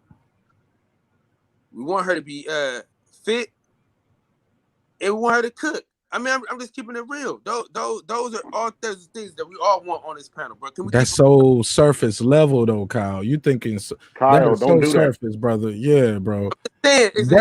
Kyle, did don't you do that just until say? you ask everybody on the panel what they want. I think That's his all I'm phone was saying. Speak for breaking up because yourself. I couldn't quite hear what he Just said. speak for yourself and make your points. Everybody should speak for themselves. Make your point. If you have a position, defend your position. But don't impose what you think or what you know what I mean on everybody else. That's not fair. If Right, you and have an opinion, you have a position, stand on that position, stand on that opinion, and defend that position. But don't be like, well, I know you and everybody. Come on, man. Unless you took that poll and talk to everybody individually, we don't know what everybody wants. You may think or assume, but why even do that when you know what your opinion is? I thought you made a great and valid point by already saying how it helps you and your situation. You don't need to add. You know what I'm saying? right. You Don't don't need group to do us. that. Yeah, don't Yeah, group don't have to us. group us like that. You already did a great job. I thought you did a magnificent job that disproves part of what Troy was saying when he said, well, anybody who watches this or takes advice from somebody that's outside it needs to look at the weakness in themselves. And you're like, well, in a way, you're like, well, look, we look at it and it's a different thing. We look at it to help strengthen what we already got. It doesn't mean that you were weak. It just means that you want to strengthen something that you already got. There's some people that bench 500 pounds and they want to get 550. It don't mean that they was weak for benching 500. They just want to get stronger. You know what I'm saying? Just let's stick to our points and defend our positions. You know what I mean? But because I don't listen to the dude, I don't know nothing about this cat. I don't know nothing about this cat. Go ahead, go ahead. He don't got shot. He don't cut his camera off. You hurt Kyle Phillips. Cut your camera back on, Kyle. It's okay. No, go ahead. Oh, My bad, Kyle. Hey, Mark, with all due respect, I did. Not gonna. But the only reason I say that is because some people don't put certain things on. Well, my wife is sick. My wife got to cook. My wife, you know what I mean. That's not for everybody. That's all I was Right. saying. Look, bro, you Kyle know. look. Kyle's my brother. Kyle Tank, know you what ain't I've gotta been. be Tank, you ain't gotta be with her the point. Like I feel you, bro. 1,000,000%. Go ahead, Kyle. What about cooperation? Kyle, just make your points for you, All right, brother. okay. Because there's too many people to go step by step with all of those things. I want to let everybody get a chance to speak. And I got people in the background that's still trying to get in. But go ahead, Kyle. Hey, all I'm saying is cooperation. From the people that I know, I'm gonna say that. I'm gonna say for the people that I talk to about Kevin Samuels, we agree on that we all want a woman that's cooperative. So I mean that's what I'm saying. Okay. Well, I'm gonna clear up what I said about weakness. My point is, if you only getting all your information from this source right here, then you have to ask yourself why that is. Because to me, that is a form of weakness. It just is. I'm a different type of person. I question things when I feel that they need to be questioned. Just like the other brother said, I've never listened to the man because I have no reason to listen to him. I have a father. I have uncles and people who know me for years. Why the hell am I going to listen to some dude who don't know me? Because he's not going to tell you the truth about you because he doesn't know you. So how the hell are you going to get the truth out of a stranger? That was my point. Well played. Man. Hey, I want everybody to come to my live stream after this, man. We was going to talk about The Wire, but we got to talk about this. You know what I mean? This just necessary. Drop the link, Kyle. I'm about to go make it right now. I put the link in the chat, but marqnash won't give me no wrench on this channel, boy. You ain't got no wrench, Kyle. I mean, Tank. You know what? You don't be over here like that, man. I'll be listening. I don't put in the comments a lot, but I had to do it tonight. Yeah, man. Matter of fact, while I'm over here, let me do this real quick. Let me show some love. Shout out to Patricia. I'll be watching on the replays. Definitely got to give Patricia one because she's definitely been lit. And shout out to Tiff too. I appreciate y'all. Y'all keeping the chat lit, representing for the ladies. Yeah, shout out to Tank and the ladies. Get your wrench on. Shout out to Rebecca. Let me. I'm the replay king. Y'all hold it. Yeah, man. Go around and wrench it off. We're gonna have nobody. If so many people haven't even watched his shows, like why does everybody have such a dramatic or deep-seated opinion on him if you haven't even watched his shows? You know a tree by the fruit it bears, right? Plus, if you ain't seen or tasted the fruit, how would you know? Man, I think the ladies that were speaking on it actually watched they were speaking on what they saw. I believe they were speaking on the things that they saw. Each one of them said they never watched the full show. They didn't watch full shows. That's what I just said. They're speaking some of his 2-hour live videos. Oh, we got a lady. I said they're speaking on what they saw. Right, and Sir Senior, respectfully, like they don't have to watch a full 2-hour show. Like Tank said, if he's only talking to this girl for 5 minutes, I saw the whole time he talked to this girl, and I heard what I heard, and I didn't like it. So they rose that way. So they reacted that way. Go ahead. Like I said, he's not always wrong because sometimes he tells you the truth. But personally, my biggest problem is he's just disrespectful to these women, and I don't know why they keep calling on his show just for him to disrespect them. Because they want some drama. Yeah, I don't think that's what it is. I think sometimes too, it's a self-esteem issue, but I would never call on his show because I don't need his advice for anything. But it just makes me sad watching how he talks to these women. But it was the same way the lady earlier talked to us, and we stayed on this show. But you see what you just did right there? That's what we was talking about earlier, sir. Well, she did it. He did it. No, I'm saying I'm showing her the point. They actually called, but they called to his show asking questions on trying to what the topic is, but most of the time it's about high value men. That's usually his main topic, or rolls into black families and high value men is usually his topics. That's his what he talks about. Okay, So well if look. you're calling in to try to find a high value man, you're going to call in to ask somebody who's telling you how to do it. You're going to go to a mechanic to find out what's wrong with your car. And But that's simply what they're but a doing. mechanic is certified. Like you don't Yes, he's you certified don't high know this value. guy. You don't know if this guy is a certified is that he's not certified as a relationship guru. He's certified telling you if you look nice in a suit, right? But before we get there, we got a lady just pulled up, Rebecca. Hey. Can you hear me? Yes, ma'am. Yes, ma'am. How you doing? I'm all right. Welcome to the show. Thank you. This is my first time actually ever being on a live.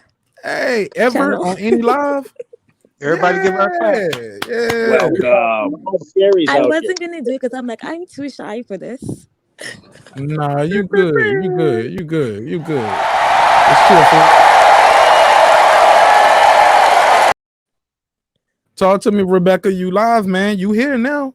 You're No here now, turning Rebecca. back. I Welcome to don't your even first know live. where to start. Oh my Get god. in where you feeling. Let me ask you the question of the day. Do you think Kevin Samuels is helping or hurting the community? As far as especially the black community when it comes to relationship and communication between the males and the females. I Loaded. have been watching Kevin Samuel for a very long time. So trust and believe, I've watched his videos and I know exactly what he says. My sister thinks I'm crazy for watching him. But to me, I just feel like I get what he's trying to do. He's trying to focus on like the high value men and trying to like attach them to, high value women. But the thing is, my problem with him is his delivery. Like there's a way to say things to people and a way to address people. I'm sorry, but that's basic. For me, it's common sense. And what annoys me the most is when he judges women for having an education. Because me, for one, I'm West African, just like Marlene. French is my first language, so I felt offended because I'm like, wow. So me having a degree is an issue because you consider me as being a PhD, which to me, it's stupid. So basically, he's trying to tell me that having an education is worthless. You should be focused on finding a man. It doesn't make sense to me. So for me, that's the main issue with Kevin Samuels. Thank you. So have Hey, look, real because quick, you real watched quick. him Hold on. for a long time. So Hold you on, hold on, see hold on. the Sir Senior. Before you do that, I just want to say, Rebecca, for your first time ever being on any live ever, what an opening statement. You did good. Your voice wasn't real shaky and all. And man, you did good. And I thought you did a good job. Thank you. Thank you. Stay with us though, because now they're about to get you though. And are Oh Go you ahead, boy. from Sir Senior. Nigeria? Are Oh you from boy. Nigeria, or where Um you from in West Africa? Man, you trying to um holler, man. This is our first time up No, here. no, no, no, no, no. I'm No. just curious um because I'm Yoruba. That's why I'm asking. I'm Yoruba. no, I'm actually from Cameroon. Okay. Born in the States, but I'm in Toronto. I live in Canada. Yeah, right Dope, now. dope. Yeah. The six. Go ahead, Sir Senior. What was you about to say? Yeah, my question was that since out of pretty much everyone else, you're someone who actually watched them for a while. Mm-hmm. So you haven't noticed that the women who come in the chat, the women who come on the lives, who are, you know, the women who have the PhD. I'm a PhD, as he says. They usually um think about men in a certain way and think about themselves in a certain way. Have In you this, noticed like the connection with that? yes, there is somewhat of a connection. So he's not always talking. Now he does talk to an individual person, but he's talking on an average and most of the time as a generalization. So most women in those categories who come on his page who deal with regular men or trying to get high value men, they think because they have a PhD that makes them better than everyone else, better than the men who would normally want them or they should be going after. So it was that type of thing, you know where I'm going, right? I don't think, yeah, I get where you're going, but I don't think that's what they're aiming to do, these women. I feel like they're genuinely calling, most of them I've noticed, they're genuinely calling to get advice, which I wonder why. For one, I would never call his show. To be honest, I just listen because it's entertaining to me. But I feel like they want genuine help and advice. But one thing I've noticed with him, when you call in and ask for advice, he will give his spiel and then he won't even give you advice directly. He'll tell you, oh, you know my website, but you're trying to advise women, judging women, rating women. Why? I just feel like for me personally, because I've done my research on him, there is nothing based on my research that like forces me to believe that he's licensed to give such advice, to be honest, because everybody can carry themselves, like they can just create that brand for themselves and say that, okay, I'm an image consultant. I can say that too. I dress well. You can't tell me anything. I dress well. So everybody can do that. But there is no proof of it. There isn't. If that's your avatar, yes, you do dress well. But let me ask you this: so you watch the show often? I believe Nancy said she's caught enough for her to have an opinion on what she has seen. Um, and both of you say that he is very disrespectful for a significant period of time. Am I wrong on saying that? Yes. Well, you're not wrong. He's Mhm. disrespectful. Okay, so he's disrespectful for a But Rebecca, significant period of time. said I'm she didn't like his delivery. That's what she that's what I said. was getting ready. I was getting ready to I ask would her. say So he's Go ahead, and Rebecca. Go Rebecca, ahead. Go ahead. you said that, and Rebecca, you specifically said that it annoys you the way he talks to women, right? Yes, I would say his delivery. I feel like he's trying to do good, right? Because I've watched his old videos like 2 years ago. I just to test to see his tone. He has changed, okay? And here's the thing: his delivery is my issue, and I feel like he should be focused on other things rather than just asking basic. Oh, let me rate you. Let me do Okay, this. It's like, okay, give I'm straight going somewhere with advice. this though. I got you. Okay, Yeah. sweet. All right, no sweat, no sweat. So if that's the case, and you said that you watch it for entertainment purposes, does No, that entertain you? no, when Watching the I man disrespect the women, no, that watching the man no. Let her talk answer, to the women Tank. the way that. No. Let her When I answer say what? I haven't finished the question yet. Well, don't compound the question too much because, like I said, this is her first time on any live ever. So let's take baby steps with it. She sounds pretty intelligent, but go ahead. Go ahead and um, answer that part. what was the first question again? See, No, that's because you interrupted. When if I would have been able to finish what I was saying, she would have been able to go right after I finished talking. Um, I Oh, was you said asking you. entertainment You said that purposes. you said that he's disrespectful, annoying. You don't like the way he answers the questions and deal with the women, Um, but you also said that you find him entertaining. So does um, it entertain you for him to talk to the women like that? no, that's not the reason why I watched the show. To be honest, I'm gonna be honest with you guys. I actually genuinely wanted to listen to him. Like, I actually like listening to him. My sister thought I was crazy, but it's after I really analyzed it, and I'm just like, just his delivery is not good. And when I say entertainment purposes, it's not because I like watching him bash women or speak rudely. It's just like I love hearing people's point of view, like different people calling. For me, I find it interesting. That's why I said what I said. Okay, so I don't want to compound it. So you like people's different opinion. Now you understand now. Do you think that you have a pretty good grasp on who he is and what he does with his platform at this point? I know that he's speaking for high value men, but here's the thing, like, why doesn't he just stick with that and stick to the women? Like, he can contact, like, or he can reach out to other high value women and speak to them. Like, I just feel like he puts this how can I put this? Sorry guys, French is my first language, so it's kind of hard for me sometimes. But No, take your time. You get it. You got it.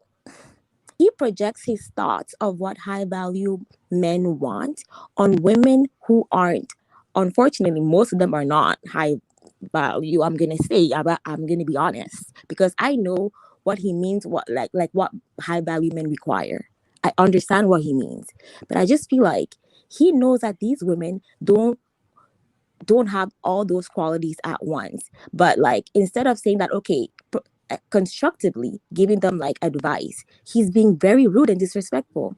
Like, I understand what he's trying to do, but like, there's a way to say things. I'm sorry, I can't. Even my mom, and she, like, people around me, they're like, wow, is that a man speaking to a woman like that? Even people listening to what I'm listening to say it. So I'm not crazy. Can I say something real quick? Absolutely. Go ahead. So I'm West African too, so I understand where you're coming from. So Now, culturally, Marlene like I brought the said, whole West African crew over here. I appreciate that. Are you from I'm Nigeria? from Ghana, so Okay, Ghana. but Shout out to Ghana. so even when he has some of these women calling his show, educated women, that I've even seen some videos where, because sometimes, like I said, he's not always wrong.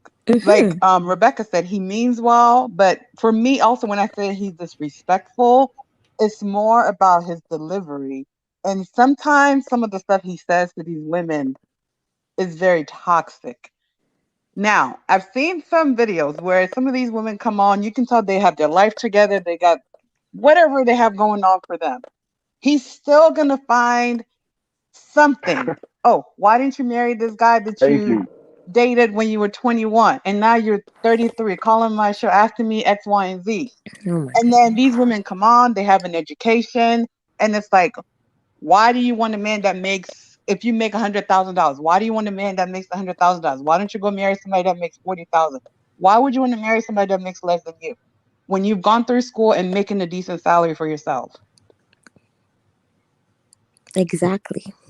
And I live in the DMV area, and making six figures in this area is very easy to do. I know plenty of men that make six figures.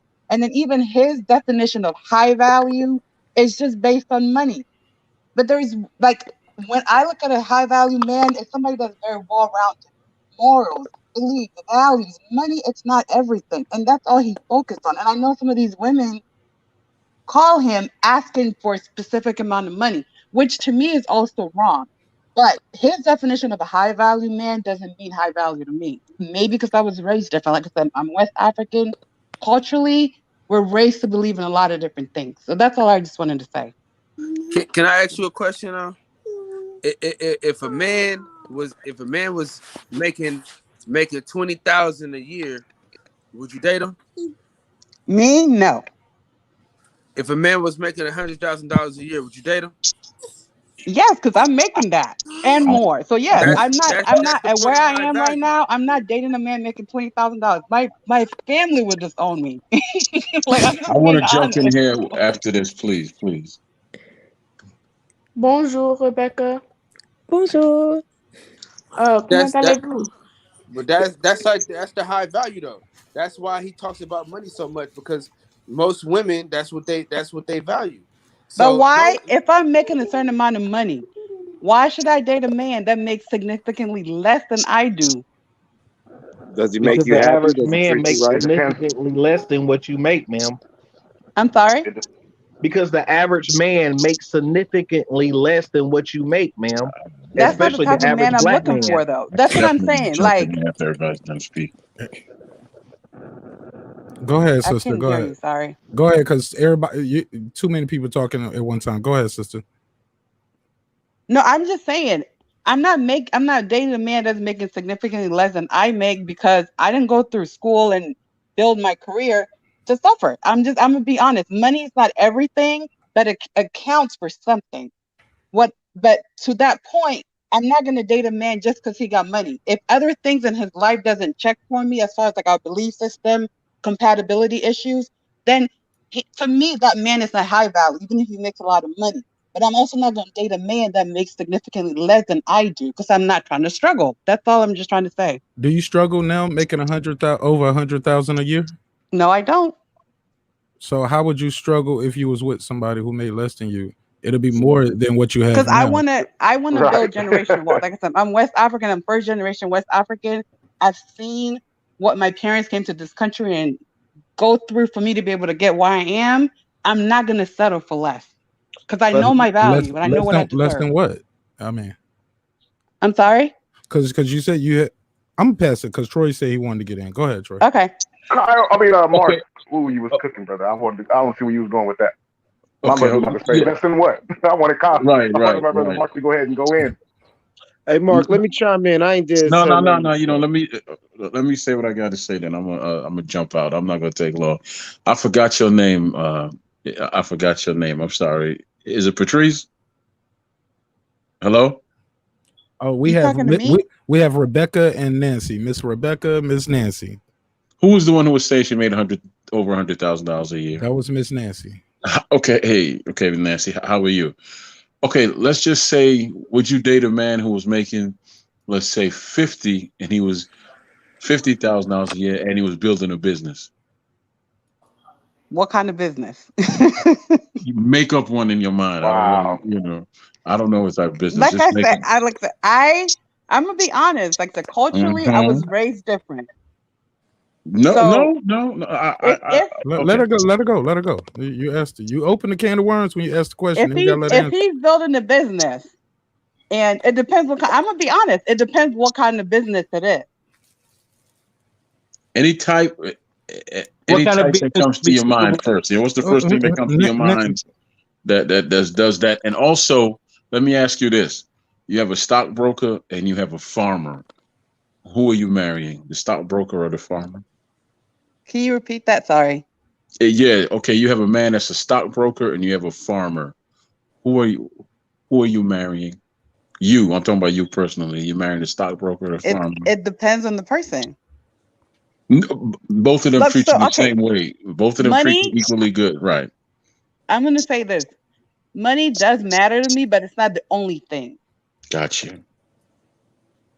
Yeah, because in all Like honesty, like we have to have some type of foundational compatibility, and then the money. Because I can meet somebody if you make $200,000, but if you're an asshole, excuse my language, that's not gonna work for me.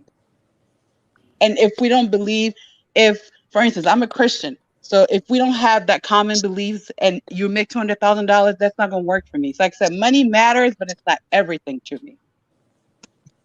Hey, Troy. What? Troy. This is the same thing that Kevin Samuels is dealing with, bro.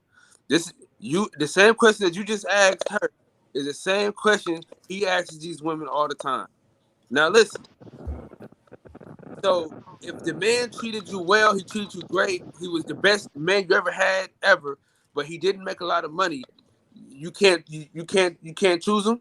What do you like I said? What do you consider a lot of money? Because like I said, if I'm making $100,000 and you're making $30,000, $40,000, it ain't gonna work. But I'm gonna just be honest about that, and what I'm if not gonna lie about that. That's not gonna work for me. okay, listen, what if he treated you so did everything for you? He washed your feet when you got home. He get massages. Your clothes is ready. Everything was good. He worked hard every day. He worked what? He worked 12 hours a day to try to what I mean to do whatever he could to take care of you. He made sure. Why are you making such low money? And if you know that your Hey, salary is not that high, what are you That's doing to well, no, achieve a higher salary? but that's hey, the wait, Kyle. Let's not even go that far. I got a question for you, real quick, Nancy. Uh-huh. Now, You guys okay, are on a fishing expedition here. Like, no. Now, does that same logic, does that same train of thought that you're coming from, does that apply in the reverse for a man, for a woman? A man's making well over $100,000 and he's got a good girl, but no, she's 20, 30,000 at best a year. Yeah, that's what I. If I Okay, were a can man, we I no, you wouldn't turn choose over. that for no, no, myself. no. But He asked the woman. Let the woman speak, please. if I were a man, that wouldn't be an option for me. Like I wouldn't choose a woman like that. But if that's what you choose to do, then that's your choice. But I personally wouldn't do that if I were a man. Thank you for that answer, Queen. I actually do Thank you. respect your stance because at least you understand the knife cuts both ways. I love and respect your mind. I hear your voice. Shout out to you, Rebecca. Welcome to online. I'm looking at your avatar. You killing them in that yellow dress, looking like Ocean in the flesh. I see you, girl. Thank you. All right. Would you consider him an asshole if you make 100,000 and he makes 200,000, and then he's a good dude, you're a good woman, and then you let him know, you know what, I make $100,000 a year. I put in this work to become this successful from my perspective of what success is, and then he says, you only make $100,000 a year. Oh, I can't date you. I can't. We can't even have another date after this. Would he be That considered an asshole to honestly, you? Would he be that considered would an not. asshole to you? And I'm being very honest. That would not bother me because in life, I believe that we all have preferences and choices to make. So if that's not gonna work for you, that's okay. Because like I said, I wouldn't date anybody that's also making significantly less than I do. So I would understand that. So it seems like you should be on the Kevin Samuel show, letting them females know that's feeling like they coming with, I ain't gonna call it baggage, but with a lot of situations, but yet feeling they deserve this 6-7 figure male. You should be the catalyst on there to say, hey, no, you need to work on yourself before you can't demand what you can't provide. Nah, she need to be right where she at over here with your boy Martinez, doing what you doing right now. Appreciate it. She can reach him over here. I got a question for you, Nancy. What's up, my G? He can go first. Brother can go first. He can go first. He been waiting. Go ahead. You muted, fam. Can you hear me now? I got just one question. Something just kind of like registered in the back of my head real quick. If this man was making less than you, but ringing your bell every night, would that Can you change repeat something? the last part?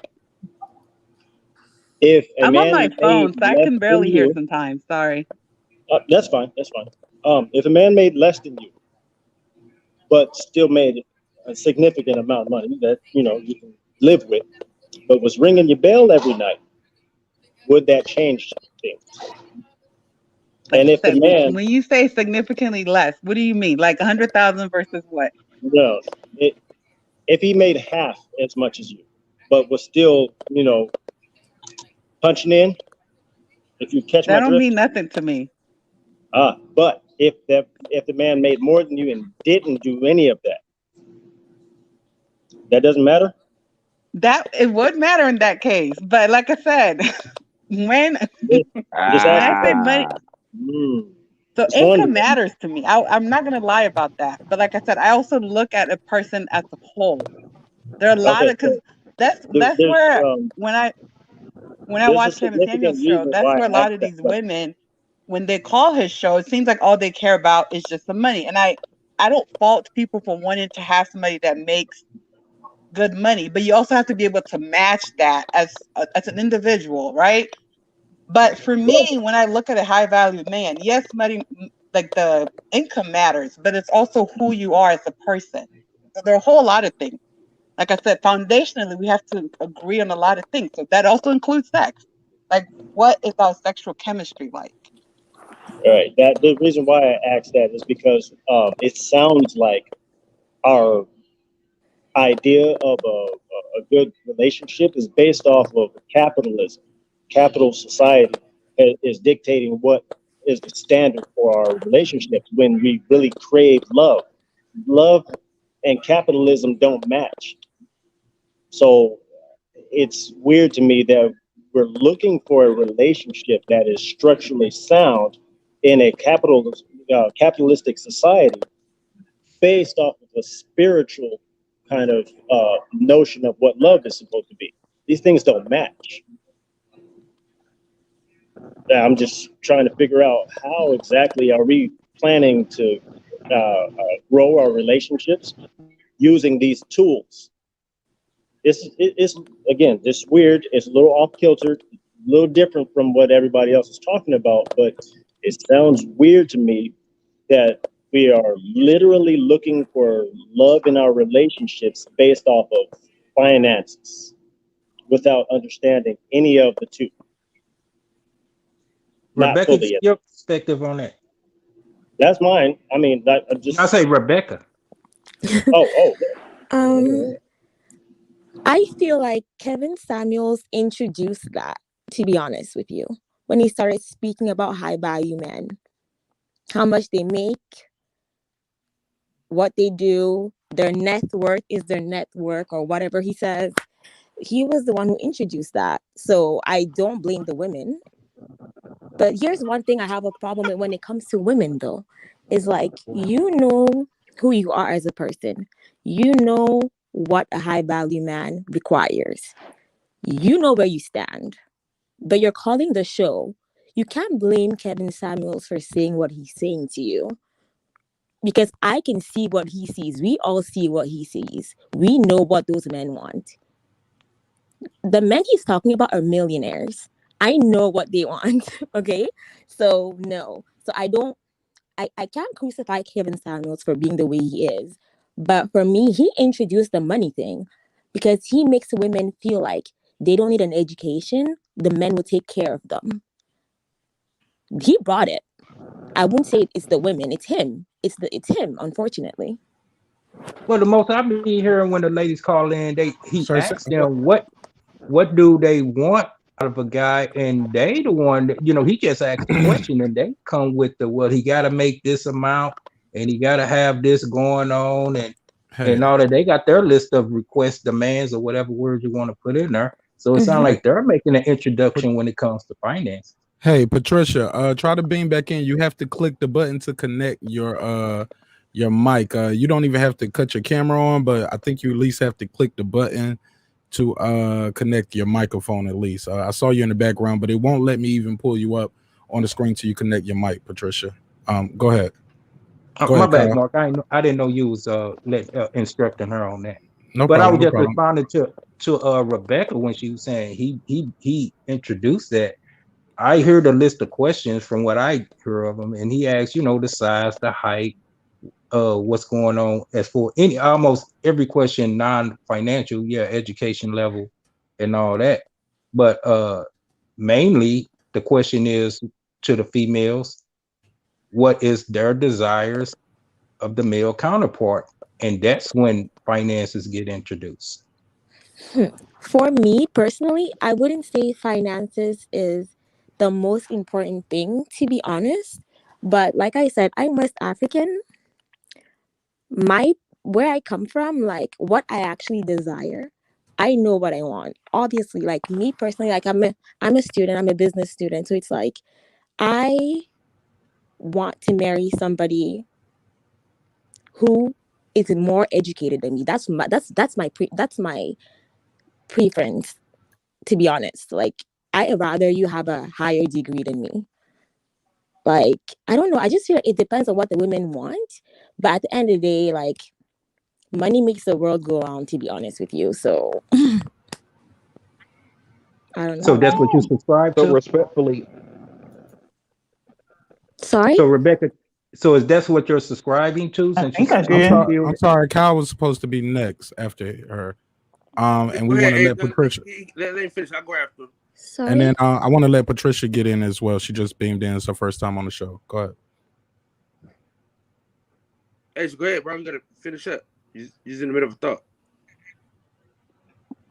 Well, I was just unclear if education was a priority to Rebecca, or is it? She She said money makes the world go round. No, she said I mean like education. it's all those things like education. Obviously, if you have education, you will most likely have or acquire a position that pays well. That's obvious to me. That's how I see it. That's my preference. Like I rather date somebody who has a higher education than me, and that's my choice. Just like those women who called in, they want a high value man, but not all of them are going to get it. Unfortunately, there's like less than 10% of men that are in that range. So most of these women calling are not going to get them. That's why it frustrates me sometimes, and I can't blame Kevin Samuels for going off on them because you know where you stand. How about you go where you can reach? Like that's how I see it. All right, let's get Patricia. Let's get Kyle. Then we let Patricia in. Okay. Mark, remember I told you at the beginning of your show when you first started. What I say? Unrealistic expectations. All right. Number 2. Did Bill Gates, did he graduate from college? Anybody? Can anybody tell me? I don't know, but just go ahead, bro. We got too many people up here for got too many people up here for rhetorical questions, man. All right, okay. And I don't want everybody to unmute their mic after I just muted everybody's mic, so you can talk, please. He dropped out of college. So you saying that that a man has to be you want him to have a higher education than you, but Bill Gates would have a lower education than you, but he has damn near he got billions of dollars. This is what I'm saying, man. Go ahead, Mark. Go ahead, bro. Well, look, it's an exception to every rule. I get that. Let's pass it around. Let's get Sister Patricia in. How you doing? I'm good. Can you guys hear me? Absolutely. You sound like you standing right here beside me. Welcome to the show. Welcome to the show. Welcome, everyone. And I know earlier you guys were talking about Kevin Samuel. Now, I will say I am one of those people. I first heard about him through Facebook, and that was because people kept talking about him and the comments that he would say about some of the people that called in. Then I saw the video. So I watched the whole clip with the young lady who made 6 figures, and he said that she can't have standards, well, to the effect. And then I watched the other whole video of the guy that he was talking about and asking about his penis size and how much he makes, and basically asking him, what does he bring to the table to have such a demand for what he wants in a woman?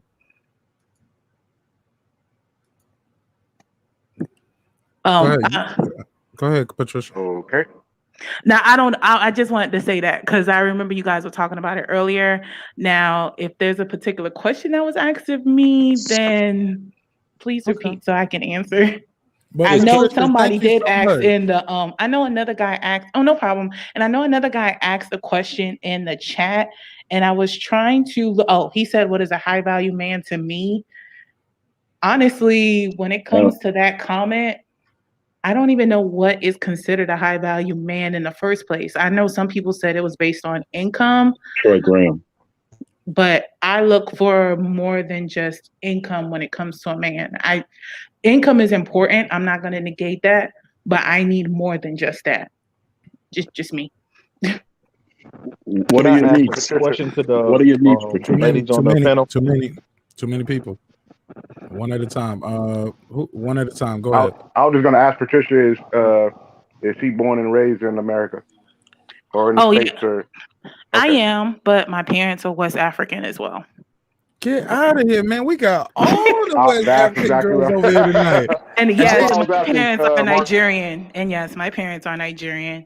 And I think it was Troy that was asking about Yoruba. It was definitely it was definitely me. But I mean, I don't shy away from from my question. What are your needs? You kind of dropped off, and when you said, for me, my needs, and then you dropped off. So, what are your needs? Oh, for me, no, because you said the high value man, and I don't just base it on income. Like, income matters. I'm not gonna lie, it matters to me. But I want a man who believes in monogamy, that's faithful, that's ready for that step. Because so many times when it comes to dating, you have people that are on 2 different pages. You may have someone who's not ready to settle down versus somebody else who is. And sometimes when they're not ready to settle down, some people would stay with them anyway with the hope that they can convince them to settle down or change their mind or even get pregnant. Not to say that this is everyone. So for me, I want monogamy. I want someone who is ready to settle down. I want someone who's going to be a provider, who's going to be the father to our children and be there for them. Okay. And steady employment, legal steady employment, while I add. Okay, so can I ask a question to the women on the panel? Yeah, go ahead. I think you're muted, man. Okay, so my question is this: since money is the first, you said it's not the only, but it's the first thing that you guys think about. If you have children or after you marry, what percentage of the household bills would you like to be responsible for? Me, Half. I would say half at max, but me personally, I feel like the man should be responsible. But that doesn't mean that if he falls on hard times, I'm not willing to be there. Because if he falls on hard times, I'm there. I'm there. I'm there like a like white on rice. I'm with you. I'm here. Like if he falls, I'm here, babe. I'm willing to step in and pitch in. But I damn sure don't ever want to be that woman that becomes a housewife and can't fend for herself if God forbid something happens to her husband. Oh God, I pray never. Okay, okay. I just need one favor from Mark, if you don't mind. Mark, you still there, brother? Mark, What's your favor, man? can you I'm put a fresh picture out. back? I'm fresh Oh, out of favors, nigga. Oh, brother, I'm sorry, man. My right, bad. right, right, right, right, right. Can you put her picture back up real quick? Patricia has a black screen up right now. Okay, okay, okay. You're hiding. Okay, No, well, no, don't do that. I told no, her I'm she don't just have playing with to. her. It's late night. She a lady, and she I'm might. just playing with her. I'm just playing with her. But I want to ask you a And you question, got your Patricia. camera off all night too, Troy. While you talking? Right, right, right. That's because I'm. That's because hey, I walk around my house. How I walk around my house. But I was gonna ask the sister. Yo, What's your age group, if you don't mind me asking? I am 35. Okay, okay, yeah. And that really leads me to exit the door. But you're very intelligent, and Thank I you. like what you were talking about. You have an auntie that's in her 50s. This dude trying to holler. I knew it. I called it earlier. I told you guys earlier. This dude was up here trying to holler at the panel members. I knew it. Trying to holler at Rebecca G. But I do have an aunt in my 50s. Yes. Well, hello. Hey. Tell her I was born in Jamaica, but hey, I am Yoruba, man. I have a brother who's Yoruba. He grew up in Nigeria, and Troy, yeah. this is not the Troy this trying to is get not him the and his time. brother Troy, hooked up. thank you for Trying to get pulling the whole up. family linked in. Troy, drop your email in the chat and send the She picture. lives in got an uncle. Atlanta, sir. She lives in Atlanta, so just keep that in mind. That's even perfect because ain't no men down there. They all sweet. No. Yeah.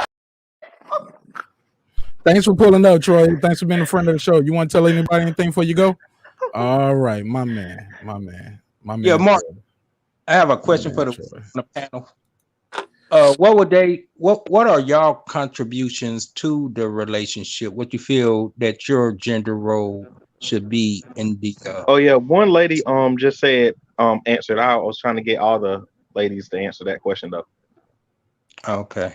Well, you want to ask it? Well, I guess I ask it. Yeah, what would y'all say y'all position in the relationship should be?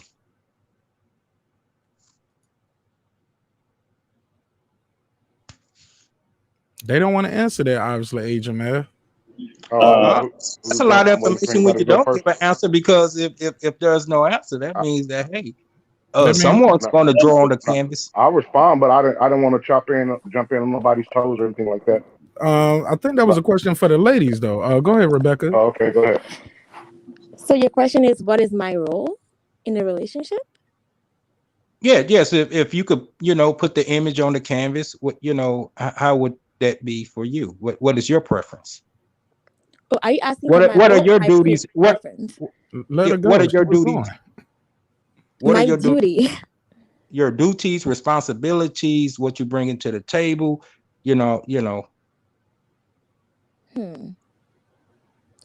Like I said earlier in the chat, for me personally, I would say what I personally bring to the table is like my womanly qualities. Like I'm from a really I learned a lot from my mother and my aunts and my cousins and things of that nature.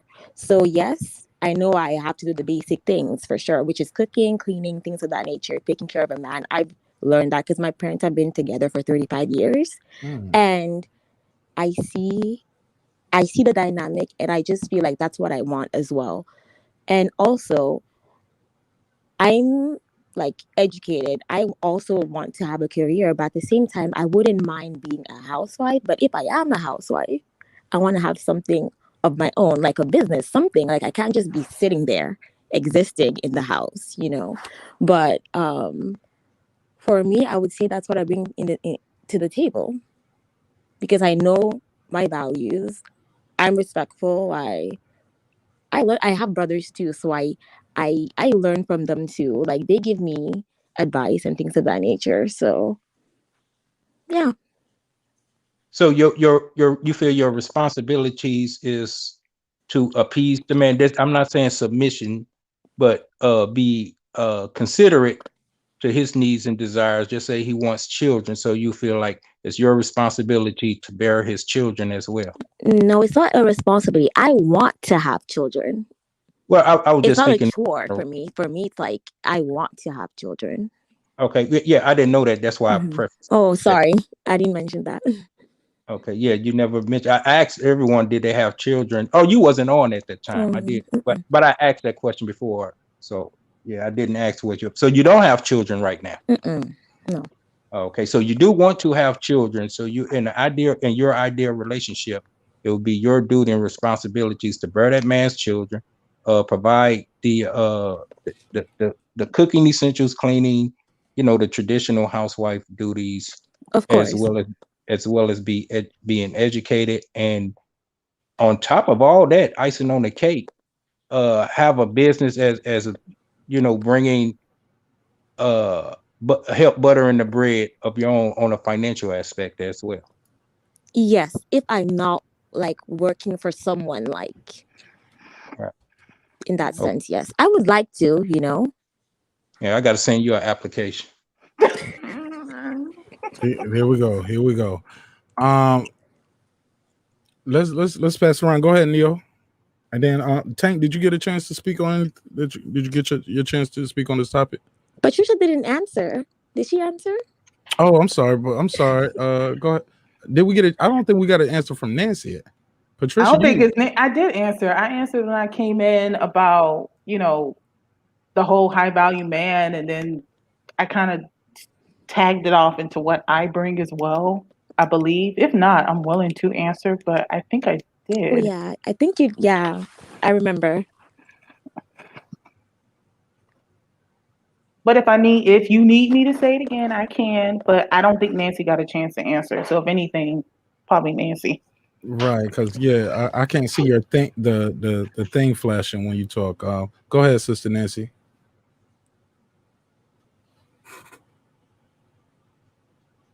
Come on, Nancy. Oh, you got fancy, something. fancy Nancy. Come on. Okay, she might have stepped. She might have stepped away for a second. We'll come back to her. I have Go a ahead. question, Mark. Yes, ma'am. What do you men bring to the table?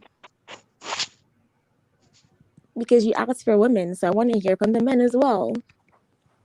Oh, you got to hang of this first time live. You got to hang of this live show real quick. Then she look at Rebecca. Let me see you. Look, you start your channel. I'm gonna be your first subscribe. I'm gonna be right over there when you go live. Good question. And Nancy, when you come back, you got the floor. Anybody want to answer first? Neo, you've been quiet for a minute in that corner. I'm always quiet. Troy, you back? I thought you was going to bed. No, I was going to chill in the chat, but that question pulled me back in. Go ahead, Troy. You can break the ice real quick. I know you got to go to work. No, I'm off until Friday. But what I bring to me personally, what I bring to a relationship is loyalty, and I will definitely love you for all of you. Many times when you get in a relationship, people might love you for how they see you or certain qualities, but loving the complete you, a lot of people don't do that, and that's why things fall apart. Speaking from personal, speaking from my personal life. So me, I'm a very loyal person. And if I see that you have dreams and you want to go to school and everything, I'll make the sacrifice and say, go ahead and go to school and pick up a second job and all that. And go ahead and just keep pushing you until you do your thing. All I ask is that you give me the same loyalty that I gave to you, and you give me the same love, and we'll just build something great. And that's what I bring to the relationship. And I have my own money, and I could cook. and I could cook, and I I don't starve. Let's just put it like that.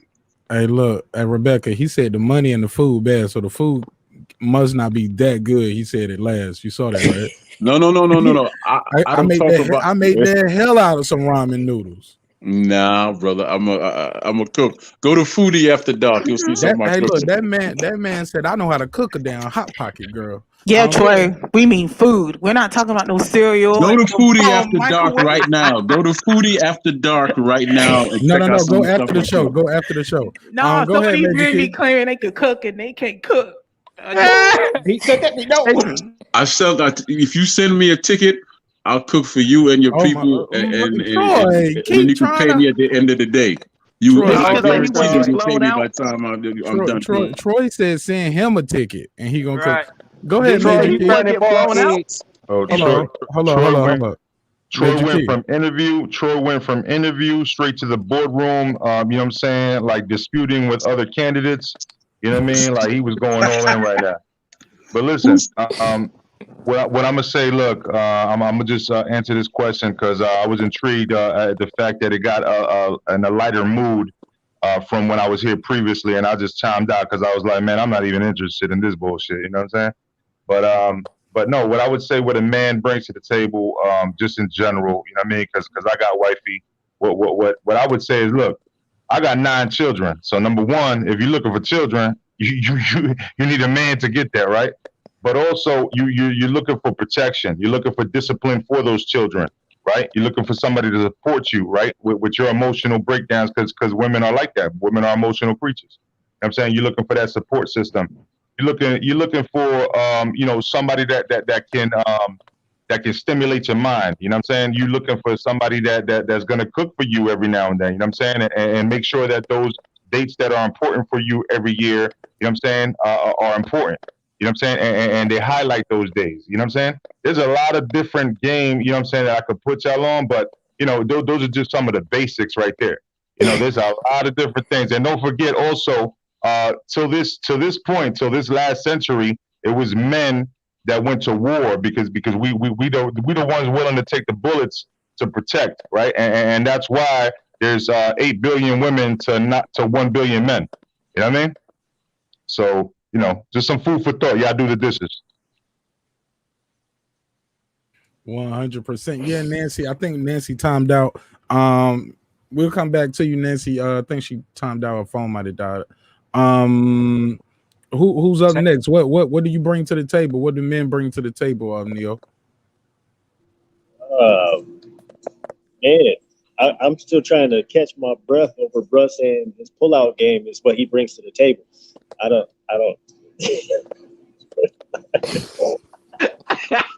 9 kids, my bro. 9. No. I Took got that one it. right there because all I was doing was following directions. See what I'm saying? When it gets intimate like that, brother, when you're doing the right job, you get asked to do that. Hell no.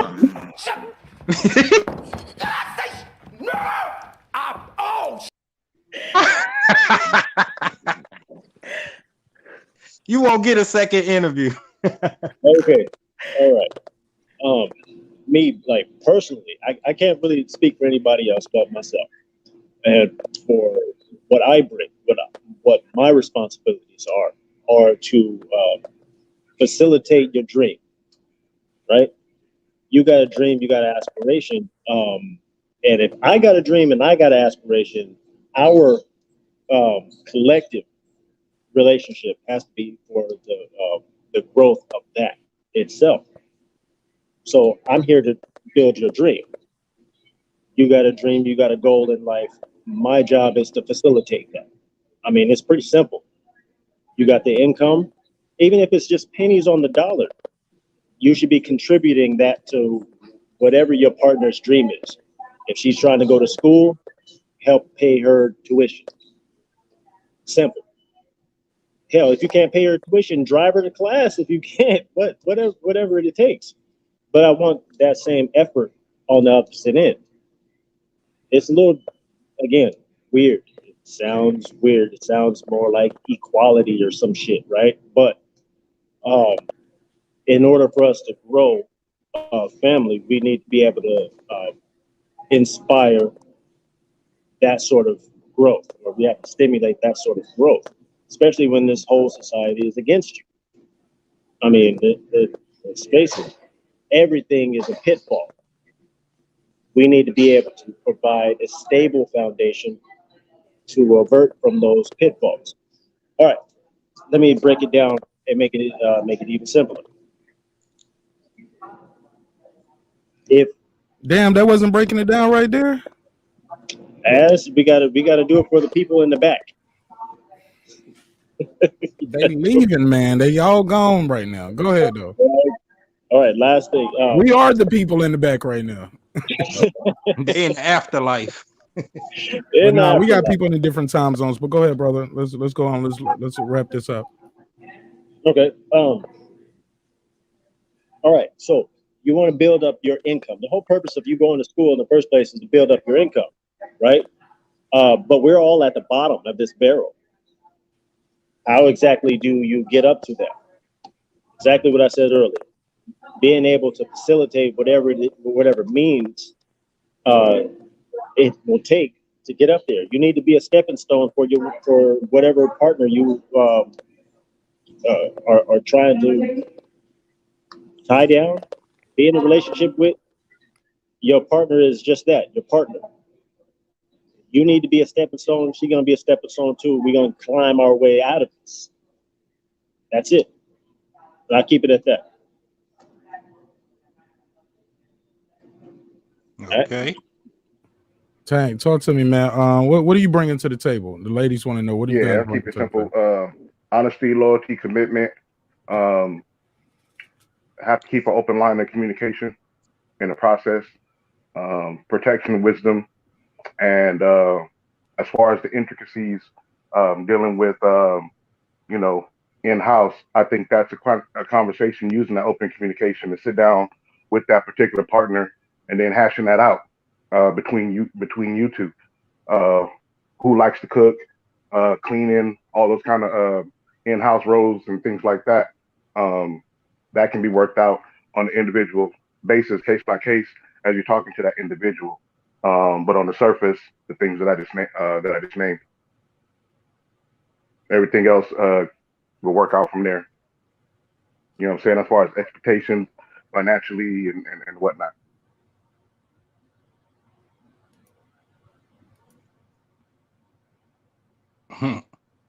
Everybody get a chance yet? Everybody go? They ain't asked me, but I guess it doesn't matter. Go ahead. Kyle, go ahead. Hey, Kyle, put the link for the panel in the chat. So soon as drop that link, please, Kyle. Go and put the link in the. I think I gotta Mark. make him a moderator. Sorry, I gotta make him a moderator real quick if he's not one, so he can put a link in there.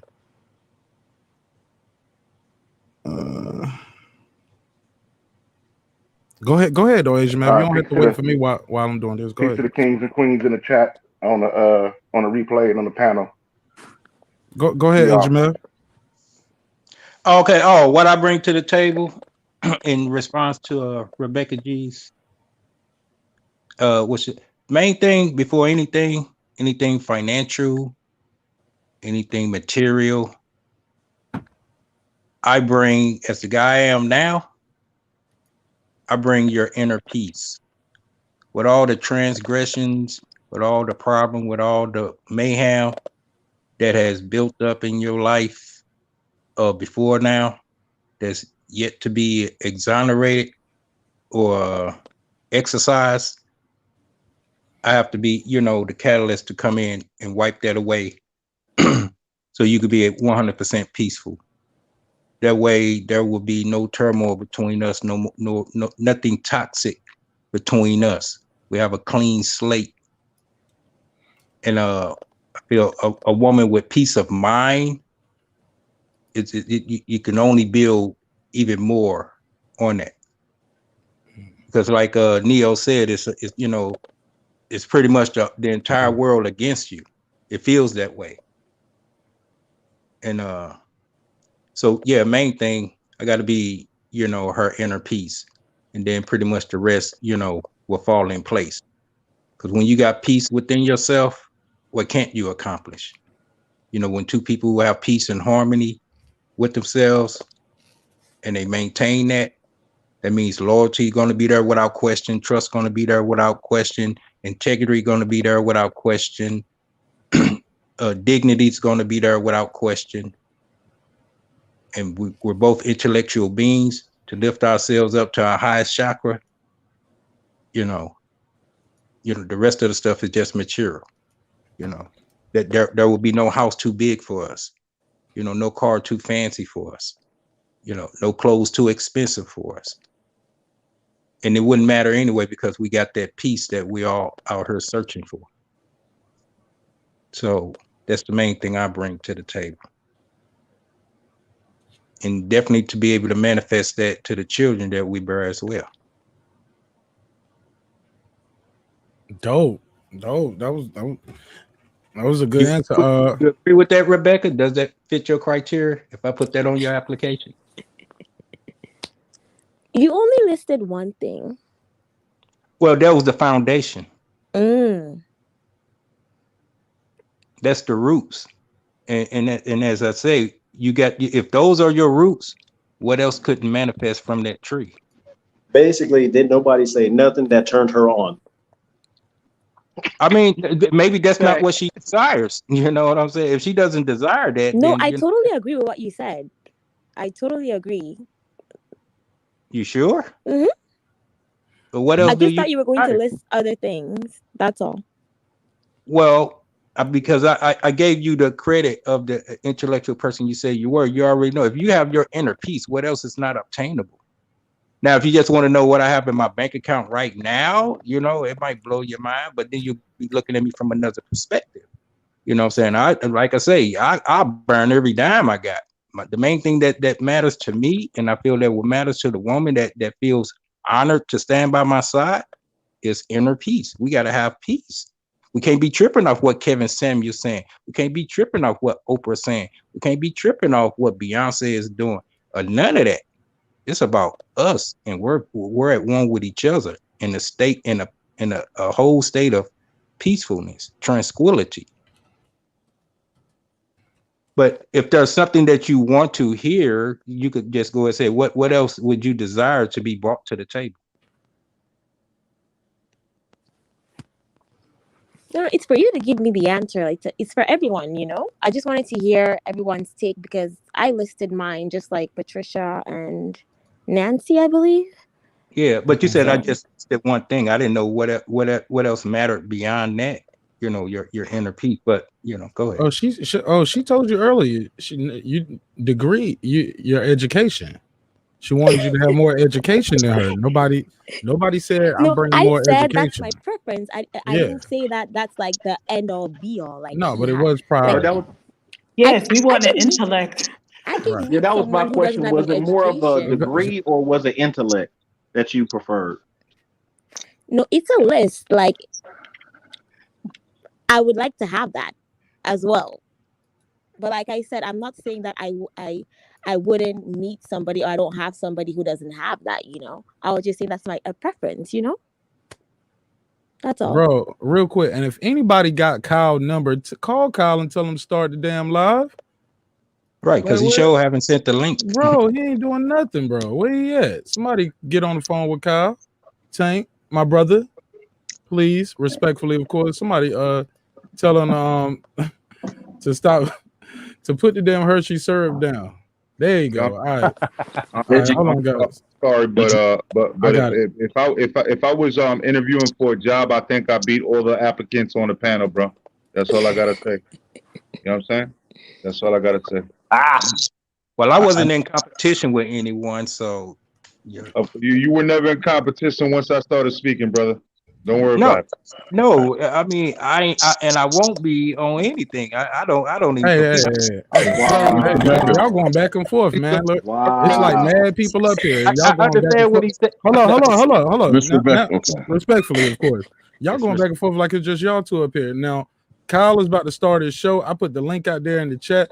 Like, we got a private chat up here, guys. It's a live show, man. Y'all can do that in private chat or on another show. We definitely got ladies here for the first time. I was here earlier. I didn't even get a chance to speak, so I needed to chop it up. You know what I mean? But I'm out anyway. I was really just going to respond one time, but you know, at the end of the day, you know, of course I'm joking with everybody, you know what I'm I saying? know. But you know, Right. It I'm was not just being jokes. argumentative with nobody. You know, so some people were being argumentative with the employer. You know what I'm saying? It's like, you know, if you're an applicant, you know, don't argue with the employer.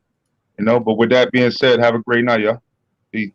All right, thanks, Major Key. Hey, look, real quick, let's go around real quick. Rebecca, how can people follow you, as well as you, Patricia? You guys tell people where they can follow you if they want to get in touch with you. How can they reach you? I'm Y'all got on IG. Y'all got IG. Y'all got a YouTube channel. I don't have a YouTube channel yet, but my Instagram is Becky's Way, BECKYSWAY. Say it again for the people. Becky's Way. So it's BECKYSWAY. All right. And thank you so much. I put the link out there for Kyle's show, and we're gonna go right over there. We're gonna support him, and if you guys still want to chat, and I'll put the StreamYard link for his panel out there too, so you can click and jump right on that panel, or you can click the link and watch the show. Anybody else? Where we at? Go ahead, Cersei. You got a channel. Go ahead, Cersei. You tell people about your channel. No, Patricia. I'm sorry, Patricia. That black box right there is just throwing me off because it's just a black box. I'm sorry. I don't have Instagram and I don't have a YouTube channel, so not really on social media like that. Well, you can find both of these ladies back here at marqnash. They'll come over here and cook it up with the guys. Appreciate That you works. guys. Absolutely, man. Y'all But you did a do hell of have, a job. but you do have an email. Man, y'all guys, look, everybody can't holler at the girls their first time over here. All y'all do out here pitch and woo. Because then we're gonna be typical, like, damn, man. That's why I like to go on the shows with the ladies. I can just get my thoughts off without everybody. Put your camera on. Let me see. What's your number? What's your auntie look like? Fly me out. That nigga said, fly him out. That was for the cooking. That was for the cooking because somebody challenged me on cooking. That was for the cooking. I was saying that for everyone because when a lot of men claim they could cook, and then when you try to ask what, it's basically like frozen food or Foodie cereal. after dark. Foodie after The only dark. Go person ahead and check it out. You said Foodie that. after You dark. said that. But also, God, Jesus Lord, I forgot what somebody said something. That's right. I forgot Call me my Jesus. Call me Jesus. Troy, you ain't even like a regular over here like that. You gotta relax, man. We living in the Me Too movement. These women are correspondents over here. They're trying to do some work, just trying to get their thoughts off. Man, I'm joking. Troy said it's demon time. He said it's 3 a.m. where he at on the East Coast. Troy, you want to tell people how they can follow you and how they can reach you if they want to reach you, or you want to put your email in the chat? Well, actually, I tell you what you can do. You can reach me at 2 places. That Foodie After Dark is where I do most of my cooking videos, and Major Keys Boxing, man. We're working on a partnership. I know Monday night you saw the interview, right? You saw the interview we did Monday night, and we're working on some more interviews together. So Major Keys Boxing is where you'll find me. All right. Thank you so much for pulling up, my brother. Respect. And you pull up over there on Kyle's show. I put the link out there already, okay? All right, I'm going over there right now, and ladies, please show up. Please show up. Oh man, all right. Patricia, are you going? I don't know. I thought about it because Marlene is live. Like she went back on live. I was trying to get her to come back here just so at least I just felt like when she left it was a sour note, and I hate that. Yeah. But she wasn't budging. She felt some type of way with the whole situation when his daughter was brought into it. Even though, Mark, I get your point. Yes, they both. The daughter. Yes, they both died, but it just seemed like once the daughter was brought up, it was already left. It just even went further left. I just wanted her to be able to at least clear up her side. And I know at one point Troy wanted to talk to Marlene, so I wanted him to have that opportunity to also. I just think she needs somebody to wash her feet and her face for her, calm her down. But if you have her link, you can drop it too. I'll go over there and have a nice conversation with her, calm her down a little bit. I'm very charming. I don't think she's gonna. Yeah. Okay. Good luck with that. Her panel don't move like this. Shit, she might talk for 2-3 hours before she open the panel up, bro. Oh no, no, I ain't going over there then. no. She has it open now. I mean, Okay. people can go in there, but What's her name? just know her name is Marlene. But just know she's from Ivory Coast. Just know that you're not finna just like easily smooth charm your way into her. I was That's only all. joking about that, but what's the name of her site? Marlene what? Hey Troy, I have Troy, a link there too. I mean, it's put up it to in the you. chat because we got to wrap this one up, guys. I did. I Like, put it in a private chat. I did put her put it in the main chat, web Patricia. page. Oh, the main one. Okay. Yeah, you can put it in the main. I did also put it there too. So I know that the other guy also has an after dark. So I mean, it's up to you guys what you want to do. Otherwise, it's great talking with everyone. This was an interesting chat, though. Patricia, thank you so much for blasting this out. How do you say your last name? Agboro. Lauren was Agboro. right. Yes, Lauren was right. It's Agboro. I answered her to say yes, but it's Agboro. Thank you so much. You really got this live popping tonight. I couldn't have did it Bordeaux without Graham. you. I couldn't have did it without you, Patricia. You are the MVP and you mean so much to the show. Thank you so much. I hope this is not your last time. You guys know anything about hip hop? We do hip hop talk too, so you guys are more than welcome. But this show was very successful. I see why Kevin do the relationship shows. You get guys and girls in, and it's a polarizing conversation. Some people gonna like it, some people not, but they will be watching, like Rebecca. So with that said, man, anybody got anything else before I land this plane? How often do you do this live, though? Monday, Wednesdays, and Fridays, 10 o'clock East Coast time. There we go. Okay. Thanks for having me, guys. Yeah, Rebecca, did you leave your email? Oh my I want to send her some content. She left her Instagram. It's Becky's Way. Oh my gosh. That's what he tried to slide in starting with that, but sis, he trying to shoot his it's shot, all Becky's right? Way, BECKY. No, I wanted to SWA. send, but I wanted to send her some content. I bet you did. Rebecca, you got one that wants to feed you, so you gonna be stuffed, and you got another one that wants to send you content. It's embarrassing. I was like, I can't take y'all nowhere, man. This is embarrassing. Well, you got another one want to ring your bell. I mean, a lot of stuff going on over here. I don't know, but anyway, it's the dress. Now I remember what I was gonna say. It's the yellow dress. It's the now I remember what I was gonna say. If plus size women aren't your thing, I'm not the one for you. I remember that. That's what I was gonna say. Did you say plus size? Yes, did you say I plus did. size? All right, I now did. you definitely need to reach out to me. Definitely. Rebecca, get your man. He said he want to feed you, girl. Yes, girl. Girl, I'm as single as a dollar bill, lady. So there ain't nobody over me. Hello, can you guys hear me? Yes. Yeah, go ahead. So hopefully, maybe I'll see you on your next live. Who knows? It'll Hey, I look forward to it. I'll be here Friday, 10 o'clock, ladies. Thank y'all so much. Thank you, guys. All right. Respect and bless up, everyone. I'm going. Anybody got anything else for me? We're good. Well, look, man, this has been a great episode of Breaking the Beats. It's your boy marqnash. You already know what we do. We break down the business, entertainment, art, technology, sports, and pretty much anything else I can squeeze into those letters, man. This has been a hell of a show. I want to give a special shout out to Miss Marlene. Thank you again for sharing your audience with us over here. And Miss Patricia, thank you so much for blasting that link out. And again, Marlene, thank you for allowing her to blast that out on your channel. It's all good on this side, sister. We don't always see eye to eye, but long as we respectful, we can come back and do it again. I truly apologize from the bottom of my heart if you were offended by my statements. And hopefully you'll invite me back over. And you always welcome over here. It's always going to be an open channel, open panel, open discussion. Remember, without you guys, I'm just a person sitting in the room talking to myself. You make it a show. So remember, dreams require sleep. Goals require effort. You can get that hoodie at marqnash.com. And I'll see y'all over there in the boxing section. Let's run that outro. Peace. This that squad sound.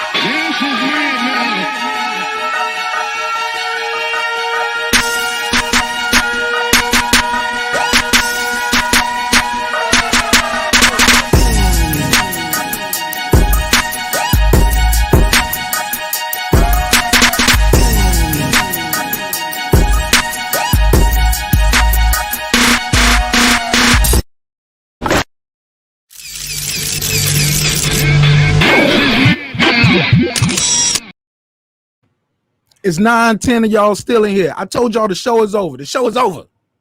I see y'all.